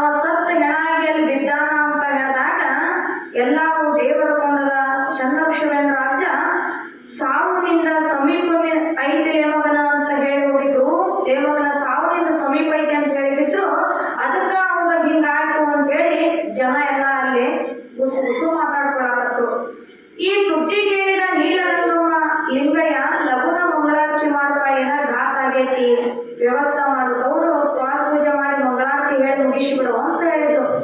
ಅಪ್ಪ ಅವ್ರು ಹೇಳ್ತಾರ, ಏನಿಲ್ಲ ರಂಗಮ್ಮ, ಅವೆಲ್ಲಿ ಸಾಯ್ಬೇಕು ಬಿಡು, ಗಾಬರಿ ಆಗ್ಬೇಡ ಅಂದ್ರಂತ. ಭಕ್ತರತ್ತ ತಿರುಗಿ, ಹೋಗ್ರಿ ಹೋಗಿ ಅವನ್ನ ಇನ್ನೊಮ್ಮೆ ನೋಡ್ಕೊಂಡು ಬರ್ರಿ ಅಂತ ಭಕ್ತರನ್ನು ಕಳಿಸಿದ್ರು. ಹೋಗ್ರಿ ಅವೆಲ್ಲಿ ಸಾಯ್ಬೇಕು ನೋಡಿ ಬರೋರು, ಚಂದಗೆ ನೋಡಿ ಬರೋರು, ಸತ್ತಾನ ಇಲ್ಲ ಅಂದ್ರಂತ ಅಜ್ಜವರು. ಇನ್ನ ಮಂಗಳಾರತಿ ಏನೋ ಆಯ್ತು, ಅವ್ರ ನೀಲಗಂಗಮ್ಮಗ ಏನೋ ಮನಸ್ಸಿನಾಗ ಕಾರಣ. ಯಾಕೆ ಕಾರಣ ಆಗ್ತಿತ್ತು ಅಂತಂದ್ರ, ಯಪ್ಪ ದೇವರು ದಯಾಮಯಿ ಅಂತ ಹೇಳ್ತಾರ. ಅಂತ ಇವ ಭಗವಂತನ ಸ್ವರೂಪದಲ್ಲಿರ್ತಕ್ಕಂಥ ಸದ್ಗುರುವಿನ ಅವತಾರ ಕೊಟ್ಟು ನೀ ಬಂದಿ, ಕರುಣಾಮಯಿ ಜಗತ್ತ ಉದ್ಧಾರ ಮಾಡಕ್ ಅನ್ನುವಂಥ ಬಿರುದು ನಿನಗೈತಿ ಅಂದಾಗ, ಎಲ್ಲೋ ಒಂದು ಪೂಜೆಗೆ ಹೋಗಿ ಯಾರಿಗೋ ಶಾಪ ಕೊಟ್ಟು ಅವನ ಕೊಂದು ಬಂದ್ರಂತ ಅನ್ನುವಂಥ ಅಪವಾದ ನೀ ಬರಬೇಡ ಬರುವಂತ ಅಂತ ಗುರುನಾಥನ ಪಾದಕ್ಕೆ ಬಿಡ್ಲಕ್ಕಿ. ಹೆಣ್ಮಕ್ಳ ಕಳ್ಳ ಅನ್ನೋದು ಭಾಳ ಹೆಚ್ಚಿಂದ ಅದು. ಒಂದು ಗುಂಜಿ ಹತ್ತ ಇರ್ತೈತೆ ಅಲ್ಲಿ, ಕಣ್ಣೀರ್ ಹಾಕಿದ್ರ ನಂಬರ್ ಒನ್ ಅವರು. ಹಂಗ ನೀಲಗಂಗಮ್ಮ ಅಂತ ಶಿವಗರ್ಜನೆಯ ಗುರುವಿನ ಶಿಷ್ಯನಾದ್ರೂ ಕೂಡ ಅಷ್ಟೇ ಕಳ್ಳ ಚುರುಕೊಡಕತ್ತಿದ. ಎಲ್ಲಿ ನಮ್ಮ ಅಪ್ಪನ ಮ್ಯಾಗ ಅಪವಾದ ಬರ್ತೈತೋ, ಪಾದ ಪೂಜೆಗೆ ಬಂದು ಯಾಕೆ ಶಾಪ ಕೊಡ್ಬೋದಂತ ಅಂತ ಹೇಳಿ ನಿನ್ನ ಮ್ಯಾಗ ಜನ ಅಪವಾದ ತರ್ತಾರೆಪ್ಪ, ಅಂಥ ಗಾತವನ್ನ ಮಾಡಬೇಡ ಅಂತೇಳಿ ವಿನಂತಿಸ್ಕೊಳಕತ್ಲು. ಸರಿ ಬಿಡುವ, ನೀ ಹೆಂಗೆ ಹೇಳ್ತಿ ಹಂಗಾಗ್ಲಿ, ಬರ್ಲಿ ನನ್ನ ಮಕ್ಕಳಲ್ಲಿ ಹೊತ್ಕೊಂಡು ಹೋಗ್ರಿ, ಅವ್ನು ಸತ್ತಾನ ಬದುಕ್ಯಾನ ನೋಡೋಣ ಅಂದ್ರಂತ. ಮತ್ತು ಹೊತ್ಕೊಂಡು ಹೋದ್ರು, ಅಚ್ಚನ್ನ ನಡ್ಕೋತ ಬರ್ಲಿಲ್ಲ, ಹೊತ್ಕೊಂಡು ಹೋದ್ರು. ಇನ್ನು ಸತ್ತವನನ್ನು ಬದುಕಿಸುತ್ತಾರಂತೆ, ಅದ್ ಹೆಂಗ ಅಂತೇಳಿ ಜನ ಬಂದ ಎಲ್ಲರೂ ಹೋಗಿ ನೋಡಾರ. ಸತ್ತಾನಂತ ಎಲ್ಲರೂ ಅವ್ನು ಕಿಕ್ಕಿದ್ರು ಇಲ್ಲ, ಅವ್ನು ಉಸುರು ಇಲ್ಲ, ನೀರ್ ಹಾಕಿದ್ರು ಇಲ್ಲ. ಸತ್ತಾನ ನೀರ್ ಹೆಂಗ್ ಕುಡಿತಾನೆ, ಹೆಂಗ್ ಉಸಿರಾಡ್ತಾನೆ, ಎಲ್ಲರಿಗೂ ಸತ್ತಾನ ಅನ್ನೋ ನಂಬಿಕೆ ಇತ್ತು. ಸತ್ತ ಬಿಟ್ಟಾನ, ಎಲ್ಲ ಶರೀರ ಕಾಣಗಾಗೈತಿ, ಅವನೇನ್ ಬದುಕಿಸ್ತಾರಂತ ಇವ್ರು. ಸತ್ತಾವ್ ಹೆಂಗ್ ಬದುಕ್ತಾನ, ಭೂಮಿ ಮ್ಯಾಗ ಎಲ್ಲರ ಕೇಳಿದ್ರೆ ಸತ್ತಾವ್ ಬದುಕಿದ್ದು. ನಾಲ್ಕು ನೀ ಕೂಡ ಇಡೀ ಅಂಬಳಗಟ್ಟಿ ಊರ ಆ ಬಸ್ ಸ್ಟ್ಯಾಂಡ್ ಕಟ್ಟಿಗೆ, ಮತ್ತ ದುಷ್ಟ ಕುಂಡ್ರು ಬಸ್ ಸ್ಟ್ಯಾಂಡ್ ಕಟ್ಟಿಗೆ ಖಾಲಿ ಮತ್ ಕೆಲಸ ಮನ್ಯಾಗ ತಗೋದಿರುದಿಲ್ಲ, ದುಡಿಮೆಂತರು ಗೊತ್ತಾಗ ಹೋಗೋದು ಬರೋದು ಆಡ್ಕೊಂತ ಕುಂತಿದ್ರು ಅವರು. ಇಡೀ ಬಸ್ ಸ್ಟ್ಯಾಂಡ್ಗೆ ಅಂಬಳಗಟ್ಟಿ ಭಕ್ತರೆಲ್ಲ ಕೂಡಿದ್ರು. ಸತ್ತಾವನು ಬದುಕಿಸ್ತಾನಂತ ದೇವ್ರು ಕೊಂಡ್ ಹಚ್ಚಂತವ, ಅವ್ನು ಶಾಪ ಕೊಡೋದು ಐತಂತ, ಅದನ್ನ ಹೊಳ್ಳಿ ವಿಮೋಚನೆ ಮಾಡುವಂತ ಶಕ್ತಿನೂ ಐತಂತ. ಲಿಂಗೈ ಕರ್ಕೊಂಡ್ ಬಂದಾನ, ಅವ್ರ ಶಾಪಕ್ಕೆ ಇವ ಸತ್ತ ಹೋಗ್ಯಾನ, ಮತ್ತ ಅವ್ನ ಹೊಳ್ಳಿ ಬದುಕಿಸ್ತಾರ ಅಂತಂದ್ರ ಹೆಂಗ್ ಬದುಕಿಸ್ತಾರ ನೋಡು ಅಂತೇಳಿ ಜನ ಬಾಳ ಕೂಡಿದ್ರು. ಅಷ್ಟರೊಳಗ ದೇವರ ಕೊಂಡ ನೀಲಗಂಗಮ್ಮ ಮತ್ತು ಭಕ್ತರು ಆ ಹೆಣದ ಹತ್ತಿರ ಬಂದು ಶವ ನೋಡಿದರೆ ಪೂರ್ತಿ ನಿಸ್ತೇಜವಾಗಿದೆ, ದೇಹ ತಂಪಾಗಿದೆ, ಅದು ಹೆಂಗ ಬದುಕಿಸುತ್ತಾರೆ ಎಂಬ ಗುಸುಗುಸು ಪ್ರಾರಂಭವಾಗಿತ್ತು.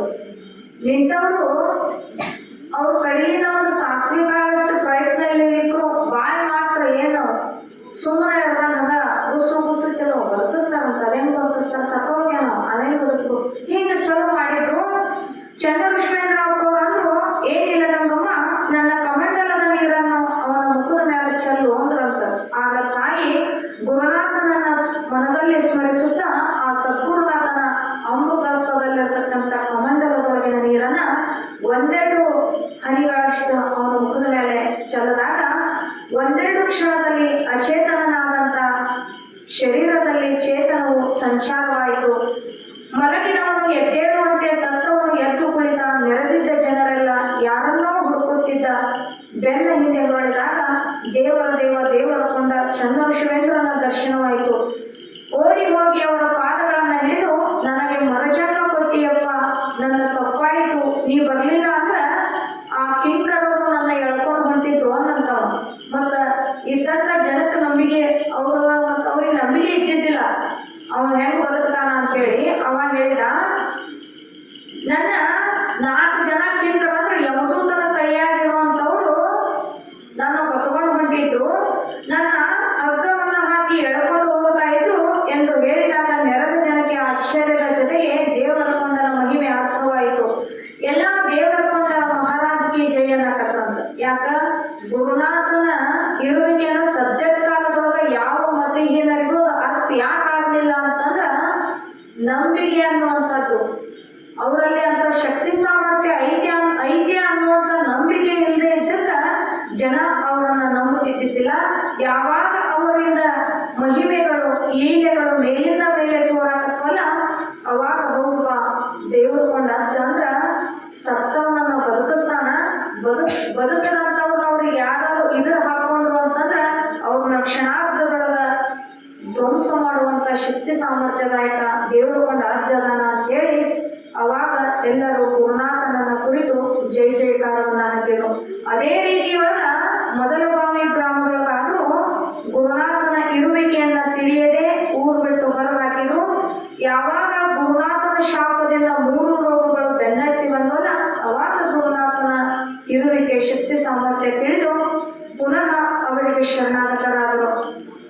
ಅಂತ ಯಾವ ಮೊದಲಗಾಮಿ ಗ್ರಾಮದೊಳಗಾದ್ರೂ ಕೂಡ ಆ ನವಮಾಸ ತುಂಬಿದ ಹೆಣ್ಣು ಮಗಳ ಹೊಟ್ಟೆಗೆ ಜೋರಾಗಿ ಒತ್ತು. ಯಾಕೆ ಒತ್ತು ಅಂತಂದ್ರ ಮುಂದ ಆ ಕೂಸು ಹುಟ್ಟುತ್ತಿಗೆ ಈಗ ಮರಣ ಇರ್ತೈತಿ. ಅದನ್ನ ತಿಳಿದಂತ ಸದ್ಗುರುನಾಥ ಭವಿಷ್ಯವಾಣಿಯನ್ನ ಹೇಳಿ ಆ ರೀತಿಯಾಗಿ ನಡೆದುಕೊಂಡಿರ್ತಾರ. ಅವಳ ಗರ್ಭಪಾತವಾಗಿ ಅವಳು ದುಃಖಿಸ ಹತ್ತಿದಳು. ಅವಳ ಆಪ್ತರಿಷ್ಟರು, ನೆರೆಹೊರೆಯವರು ಎಲ್ಲರೂ ಕೂಡಿಕೊಂಡು ಬಂದು ಆ ಊರ ಗೌಡರಿಗೆ ತಿಳಿಸುವರಾದರು. ಆ ಮೊದಲ ಬಾವಿಯ ಗೌಡರು ತಮ್ಮ ಅಧಿಕಾರದಿಂದ ಅವರ ಅಧಿಕಾರ ಪ್ರಕಾರವಾಗಿ ಹೀಗೆ ಒಂದು ರಿಪೋರ್ಟ್ ಅನ್ನು ಬರೀತಾರೆ. ಏನು ಅಂತಂದ್ರ, ನಮ್ಮೂರೊಳಗೆ ಒಬ್ಬ ಉನ್ಮತ್ತ ಹುಚ್ಚನು, ಏನೊಂದು ಎಚ್ಚರ ಇಲ್ಲದವನು, ಅವನಿಗೆ ಯಾರನ್ನೂ ಹೆದರಿಕೆ ಇಲ್ಲದವನಾಗಿದ್ದಾನೆ. ಸುಮ್ಮನೆ ಓಡಿ ಹಿಡಿದು ಹೋಗುವಂತ ಹೆಣ್ಣು ಮಗಳು, ಅವಳು ಕೂಡ ನವಮಾಸ ಗರ್ಭವತಿಯಳು. ಇಂಥವಳನ್ನ ಹಠಕ್ಕಾಗಿ ಅವಳ ಹೊಟ್ಟೆಗೆ ತನ್ನ ಪಾದದಿಂದ ಒದ್ದು ಗರ್ಭಪಾತ ಮಾಡಿರುತ್ತಾನೆ. ಅವನು ಮಹಾಬಲಶಾಲಿ ಉಳ್ಳ ಕಾರುಣ್ಯವಂತನು, ವೀರಾವೇಶದವನು, ಭೀಕರ ಆಳುವಾಗಿರುತ್ತಾನೆ. ಮತ್ತು ಇದಲ್ಲದೆ ದಾರಿ ಒಳಗ ಉಂಟಾಗ ತನ್ನ ಕೈಗೆ ಕಟ್ಟಿಗೆ ಕಲ್ಲು ಏನೊಂದು ವಸ್ತು ಸಿಕ್ಕರೂ ಕೂಡ ಅದನ್ನ ಹಿಡಿದು ಸಣ್ಣವರಾಗಲಿ ದೊಡ್ಡವರಾಗಲಿ ಅವರಿಗೆ ಹೊಡೆಯುತ್ತಾನೆ. ಕೈಗೆ ಸಿಕ್ಕದ್ದರಿಂದ ಒಗೆದು ಜೀವ ತೆಗೆಯುತ್ತಾನೆ. ಮೇಲಿನ ಅಧಿಕಾರಿಗಳು ನೀವೇ ಬಂದು ಏನು ಮಾಡುವುದೋ ಮಾಡುವುದಾಗಬೇಕು, ಅದು ನಿಮ್ಮಿಂದ ಸಾಧ್ಯವಿಲ್ಲದಾಗಿರುತ್ತದೆ. ಹೀಗೆ ಎಷ್ಟೋ ಪ್ರಕಾರ ಆಗಿರುತ್ತವೆ, ಅದನ್ನು ತಿಳಿಸಲು ಬಾರದಾಗಿದೆ, ನೀವೇ ಬಂದು ವಿಚಾರಿಸಬೇಕು ಎಂದು ತಿಳಿಸಿದರು. ಅದನ್ನ ನೀವ ಬಂದು ವಿಚಾರ ಮಾಡ್ಬೇಕು. ಅಕಸ್ಮಾತ್ ನಾವು ಹೇಳಿದ್ರ ಅವ್ರ ಕೈಯಾಗ ನಾವು ಬದುಕುಳಿದು ಬಹಳ ಕಷ್ಟ ಐತಿ. ಇದರಂತ ಅನೇಕ ಪ್ರಕರಣ ಆಗ್ಯಾವ. ಯಾಕಂದ್ರ ಒಂದಲ್ಲ ಎರಡಲ್ಲ, ಹಾದಿಗೆ ಹೋಗಾರ ಬೈತಾರ, ಸುಮ್ಮನೆ ಇದ್ದಂಥವ್ರನ್ನ ಕೈಯಾಗ ಏನ್ ಸಿಗ್ತದೆ ಅದನ್ನ ತೊಗೊಂಡು ಒಗಿತಾರ ಅಂತಂದ್ರ ಅವಿನ ಸಣ್ಣ ಆಳಿಲ್ಲ, ದೊಡ್ಡ ಆಳದಾನ. ಅವ ಬಾಯಿ ಬಿಟ್ಟ ಅಂತಂದ್ರ ಸಿಂಹ ಗರ್ಜನೆ, ವೀರಾವೇಶದಿಂದ ಗರ್ಜನೆಯನ್ನು ಮಾಡ್ತಾರ. ಅಂದಾಗ ಅವ್ರನ್ನ ಹಿಡಿದು ಕೊಡುವಷ್ಟು ತಾಕತ್ತು ನಮಗಿಲ್ಲ. ಮೇಲಿನ ಅಧಿಕಾರಿಗಳ ನೀವ ಬಂದು ಅವರನ್ನ ವಿಚಾರ ಮಾಡಬೇಕು. ಅಕಸ್ಮಾತ್ ಅವ್ರನ್ನ ಬಡಿದು ಮಾಡಿದವರಿಗೆ ದುಃಖ ಕಟ್ಟಿಟ್ಟ ಬುತ್ತಿ ಎಂದು ಬರೆದಿದ್ರು. ಅವರು ಯಾಕೆ ಮೊದಲಗಾಮಿ ಜನ ಹಿಂಗ್ ಬರ್ತಿದ್ರು? ಮತ್ತಷ್ಟು ಭಯ ಇತ್ತು. ಅವ್ರು ಯಾಕೆ ಶಿಷ್ಯರಾಗಲಿಲ್ಲ ಅಂದ್ರ, ಭಗವಂತನಲ್ಲಿ ಕೇವಲ ಭಯವಂತಿದ್ರೆ ಮಾತ್ರ ಅಲ್ಲ, ಭಯ ಎಷ್ಟಿರ್ತದಲ್ಲ ಅಲ್ಲಿ ಅಷ್ಟು ಭಕ್ತಿ ಇದ್ರೆ ಮಾತ್ರ ಅವನು ಶಿಷ್ಯನಾಗಲಿಕ್ಕೆ ಯೋಗ್ಯ. ಅವ್ರನ್ನ ಹೊಡೆದ್ರೆ ನಮ್ಗೆ ದುಃಖ ತಪ್ಪಿದ್ದಲ್ಲ ಅನ್ನುವಂಥ ಭಯಾನೂ ಐತಿ, ಅವ್ರನ್ನ ಹಿಡಿದು ಕೊಡುವಂತ ಸಾಮರ್ಥ್ಯ ನಮಗಿಲ್ಲ ಅನ್ನೋಂಥ ಭಯಾನೂ ಐತಿ. ಆದ್ರ ಭಯ ಮಾತ್ರ ಇತ್ತು, ಭಕ್ತಿ ಇಲ್ಲ ಅಂತಂದ್ರ ಅವನು ಶಿಷ್ಯನಾಗಲಿಕ್ಕೆ ಯೋಗ್ಯನಲ್ಲ. ಅದೇ ರೀತಿ ಮೊದಲ ಬಾವಿಯ ಸದ್ಭಕ್ತರು ಕೂಡ ಅಂಥವನ್ನ ಹಿಡಿದು ನಾವು ಕೊಡ್ತೇವೆ ಅನ್ನುವಂಥ ಹುಟ್ಟು ಸಾಹಸಕ್ಕೆ ನಾವು ಕೈ ಹಾಕೋದಿಲ್ಲ. ನೀವ ಬಂದು ಮೇಲಿನ ಅಧಿಕಾರಿಗಳು ಬಂದು ಅವನನ್ನ ಹಿಡ್ಕೊಂಡು ಹೋಗ್ಬೇಕು ಅಂತ ರಿಪೋರ್ಟ್ ಮೂಲಕ ಕಳಿಸಿದ್ರು. ಇದನ್ನು ಸದ್ಭಾವಿಗಳಾದಂಥವರು ಹುಚ್ಚನಿಗೆ ನಾವು ಬಡೆದರೆ ನಮಗೆ ಮುಂದೆ ಏನಾದರೂ ಒಂದು ಕೆಡಕು ಆಗುವುದೆಂದು ಹೀಗೆ ವಿಚಾರಗೊಳ್ಳುತ್ತದೆ. ಇದು ಅನುಭವದ ಮಾತಾಗಿರುತ್ತದೆ. ಇವನಿಗೆ ಯಾವ ಎಚ್ಚರ ಇದೆಯೋ ಇಲ್ಲವೋ ಇದು ಹೇಗೆ ತಿಳಿಯಬೇಕು, ಹೇಗೆ ಏನೆನ್ನಬೇಕು ಎಂದು ಹೀಗೆ ರಿಪೋರ್ಟ್ ದ್ವಾರ ತಿಳಿಸಿದರು. ಚಂದ್ರಶಿವೇಂದ್ರ ಯೋಗಿಗಳು ಜೀವಭಾವವನ್ನು ಅರಿದವರು. ಜೀವಭಾವದಲ್ಲಿ 9 ಗುಣಗಳಿರುತ್ತವೆ. ಅವು ಯಾವುಗಳು ಎಂದರೆ ಜ್ಞಾನ, ಸುಖ, ದುಃಖ, ಇಚ್ಛಾ, ದ್ವೇಷ, ಪ್ರಯತ್ನ, ಧರ್ಮ, ಅಧರ್ಮ, ಸಂಸ್ಕಾರ. ಇವುಗಳಿಗೆ 9 ಜೀವನ ಗುಣಗಳೆನ್ನುತ್ತಾರೆ. ಇವುಗಳ ಭಾವವಿಲ್ಲದೆ ನಿರ್ಭಾವ ಸ್ಥಿತಿಯಲ್ಲಿದ್ದು ವರ್ತಿಸುತ್ತಾರೆ. ಇದು ಅವರ ಲೀಲೆಯಾಗಿದೆ. ಹೇಗೆಂದರೆ ಸಣ್ಣ ಮಕ್ಕಳು ತಾವು ಆಟ ಮಾಡುವಾಗ ಜಿರಳೆ, ಚೇಳು, ಕ್ರೂರ ಜಂತುಗಳನ್ನು ಕಂಡು ಹಿಡಿಯುತ್ತಾರೆ. ಅವರಿಗೆ ಯಾವ ಪ್ರಜ್ಞೆಯೂ ಇಲ್ಲದಾಗಿ ವರ್ತಿಸುತ್ತಾರೆ. ಇವರಾದರೂ ಹೀಗೆ ಪ್ರಜ್ಞಾರಹಿತರಾಗಿ ಚಲಿಸುತ್ತಾರೆ. ಜ್ಞಾನ ಅನ್ನುವಂಥದ್ದು ಈಗ ನಮಗ ಶಾಸ್ತ್ರ ಆಗ್ತಾ ಇಲ್ಲ ಅಂದ್ರೆ ಜ್ಞಾನ ಇಲ್ಲ ಅಂತಂದ, ಅದರ ತಿಳುವಳಿಕೆ ನಮಗೈತಿ. ಮತ್ತು ಬಹಳ ಸಂತೋಷ ಆದಾಗ ಸುಖ ಆತು ಅಂತ ಸುಖವನ್ನ ಅವಲಂಬನೆ ಮಾಡ್ತೀವಿ. ದುಃಖ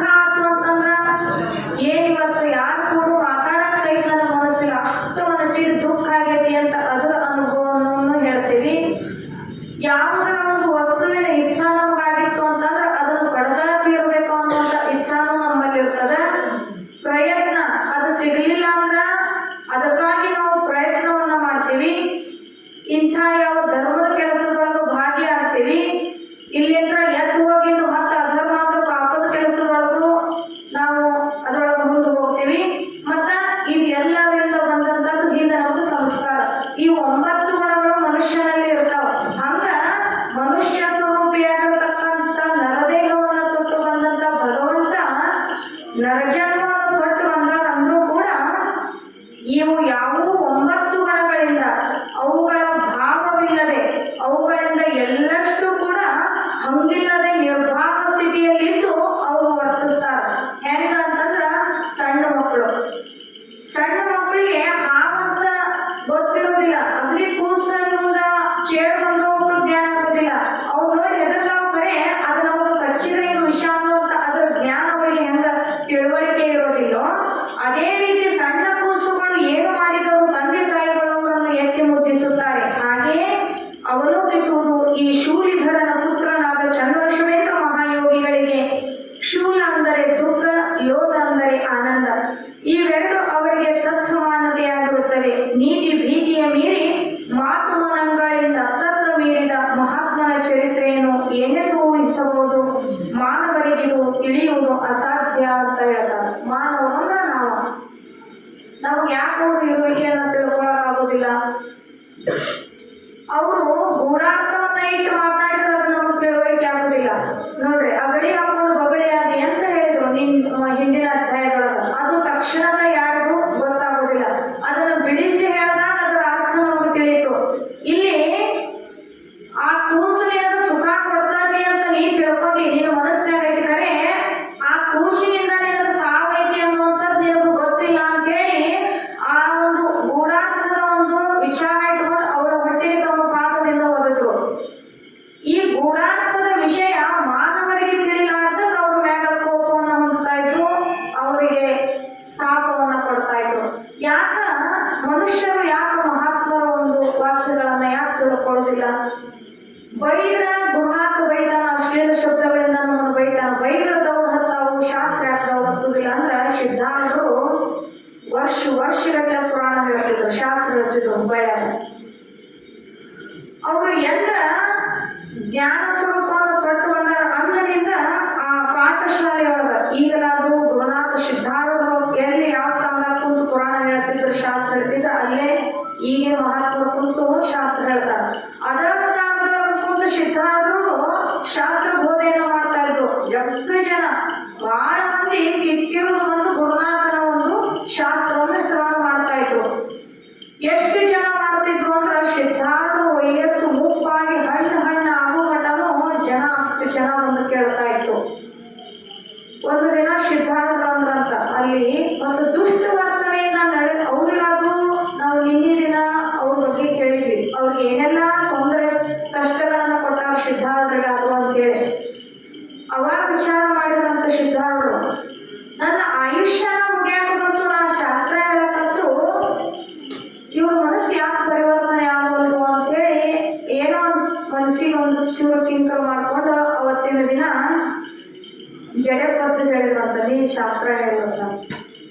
ಜಡೆಪದ್ದ ಚಂದ್ರಶೇಖರ ಹಠವಾದಿ ಅಂದ್ರ ಅವ್ನು 2 ವರ್ಷದ ಹಠವಾದಿ ಇದ್ರು. ಜಡೆಪದ್ದ ಒಂದ ಮಾತ 2 ಕಡತ ಅಂತ ಒಬ್ಬ ಒರಟು ಶಬ್ದಗಳಿಂದ ಮಾತಾಡುವಂತ ಸಾಧುವರ್ಯ. ಅವತ್ತವ್ರು ಕುಂತು ಶಾಸ್ತ್ರ ಹೇಳಾಕತ್ರು ಅಂತಂದ್ರ ಅವರು ಮಾತಾಡುವಂತ ಮಾತಿಗೆ ಕುಂತಂತ ಅವ್ರಿಗೆ ಜೋರದಾರ ಕಣ್ಣೀರು ಬಂತು ಅಂತ. ಹೆಂಗ್ ಶಾಸ್ತ್ರ ಹೇಳಿದ್ರಂದ್ರೆ ಡಿಕ್ಷನರಿ ತೆಗೆದು ಆ ಬೇಗ ಸಿಕ್ಕಿರ್ಬಾರ್ದು ಅಂತಂತ ಅಪಶಬ್ದದ ಬೈಗಳನ್ನ ಒಂದು ತಾಸು ಸಿದ್ಧಾರೂಢರು ಹೆಂಗ್ ಶಾಸ್ತ್ರ ಹೇಳ್ತಿದ್ರ ಹಂಗ ಬರೀ ಕುಂತಂತವ್ರಿಗೆ ಬೈಗಳನ್ನ ಬೇರ್ಬಿಟ್ರಂತವ್ರು. ಯಾರು? ಜಡೆಪ್ಪನವ್ರು. ಪ್ರತಿಯೊಬ್ಬರು ಎದ್ದು ಹೋಗಾಕೂಬಾರದು, ಬಳ್ಳಿ ಏನಾರು ಮಾತಾಡೋ ಮಹಾತ್ಮರು ಎಲ್ಲಾರು ಮಾಡ್ತಿದ್ರು. ಅವಾಗ ಶಾಸ್ತ್ರ ಮುಗಿದ ಹೆಂಗಿತ್ತು ಶಾಸ್ತ್ರ ಅಂದ್ರಂತ. ಏನು ಸ್ವಾಮಿ ಅದಾನ ಕೆಂಪು ಬಟ್ಟೆ ಹಾಕೊಂಡಾರ, ಮಹಾತ್ಮ ಸ್ಥಾನದೊಳಗದಾರ, ಇಷ್ಟು ಕೆಟ್ಟದಾಗಿ ಬೇಯ್ರು ನಮ್ಗೆಲ್ಲ ಅಂತ ಒಬ್ರಿಗೊಬ್ರು ಮಾತಾಡ್ಕೊಳಕತ್ರ. ಅವಾಗ ಜಡಪದ್ದಾರ ಹೇಳಿದ ಸಿದ್ಧ ಒಂದು ವರ್ಷಗಟ್ಲೆ, 1 ವರ್ಷ ಅಲ್ಲ 2 ವರ್ಷ ಇಲ್ಲ, ತನ್ನ ಆಯುಷ್ಯ ಮುಗ್ಯಾಕ ಬಂದ್ರು ಗಂಟ್ಲ ಹಾಕೊಂಡು ನಿಮ್ಗೆ ಶಾಸ್ತ್ರ ಹೇಳಿದ್ರು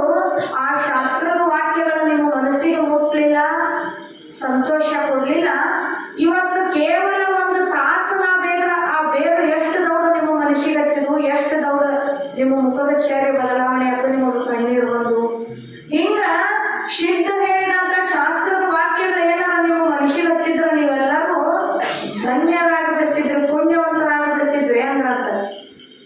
ಯಾಕೆ ಮಹಾತ್ಮರ ಇರುವಿಕೆ ಮನುಷ್ಯರಿಗೆ ಯಾಕೆ ಆಗೋದಿಲ್ಲ ಅಂತಂದ್ರ ಅದ ಮತ್ತೇನಿಲ್ಲ, 3 ಅಕ್ಷರನಲ್ಲಿರ್ತಕ್ಕಂಥ ಅಜ್ಞಾನ, ನಂಬಿಕೆ, ಇವೆರಡು ಮಾತ್ರ ಭಗವಂತನಲ್ಲಿ ಇರದೇ ಇರುತ್ತ ಅಂತ ಯಾವ ಗೊಂದಲಕ್ಕೆ ಮನುಷ್ಯ ಇಡಾಡ್ತಾ ಇದ್ದ. ಅಂತ ಸದ್ಗುರುನಾಥನ್ನ ಅರಿಯುವಂಥದ್ದು ಅವರನ್ನ ಊಹಿಸುವುದಕ್ಕೂ ಕೂಡ ಅವರ ಇರುವಿಕೆ ಮನುಷ್ಯರಿಗೆ ತಿಳಿತಾ ಇರಲಿಲ್ಲ.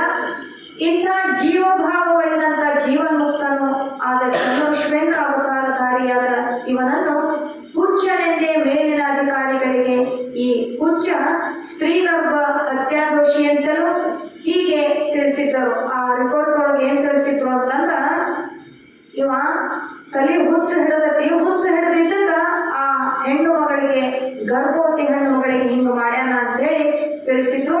ಮೇಲೆ ತಿಳಿಸಿದ ವರದಿಯ ಪ್ರಕಾರ ಮೊದಲ ಬಾವಿಗೆ ಜಿಲ್ಲಾ ಅಧಿಕಾರಿಗಳು ಆ ಹುಚ್ಚನ ವಿಚಾರಕ್ಕಾಗಿ ಮೊದಲ ಬಾವಿಗೆ ಬಂದಿಳಿದ್ರು. ಒಂದು ಗಾಡಿ ಮಂದಿ ಬಂದ್ರು. ಎಲ್ಲ ನಾನು ಮತ್ತೆ ಇಷ್ಟು ಘೋರತರವಾದ ಒಂದು ಘಟನೆ ಮಾಡ್ಯಾನ ಅಂತಂದ್ರ ಸಾಧು ರೂಪಿನೊಳಗ ಸಂಚಾರ ಮಾಡ್ತಾ ಇರತಕ್ಕಂತ ಆ ಮಹಾತ್ಮನ ಸ್ವರೂಪದಲ್ಲಿರ್ತಕ್ಕಂತ ಮನುಷ್ಯ ಇಂಥ ಯಾವ ದೊಡ್ಡ ದುರ್ಘಟನೆಯನ್ನು ಮಾಡ್ಯಾನ. 9 ನವಮಾಸ ತುಂಬಿದ ಹೆಣ್ಣು ಮಗಳ ಹೊಟ್ಟಿಗೆ ಒದಿದಂದ್ರೆ ಇದೆ ಸಣ್ಣ ಕೆಲಸೇನು, ಆಕೆ ಜೀವಕ್ಕೆ ಏನಾದ್ರೂ ಹಾನಿಯಾಗಿತ್ತು, ಆಕೆ ಸತ್ತಿದ್ಲಂದ್ರೆ ಏನ್ ಮಾಡ್ತಿದ್ರು ಅಂತ ಹಿಂಗ್ ವಿಚಾರ ಮಾಡ್ತಿದ್ರು. ಕರೆ ಯಾಕೆ ಹಿಂಗ್ ಮಾಡಿದ್ರು ಅನ್ನುವಂಥದ್ದನ್ನು ಸ್ವಲ್ಪ ಸಮಾಧಾನದಿಂದ ವಿಚಾರ ಮಾಡಿದ್ರೆ ಆ ಕೂಸಿನಿಂದ ಈಗ ತೊಂದರೆ ಇತ್ತು ಅನ್ನುವಂಥದ್ದು ಗೊತ್ತಾಕಿತ್ತು.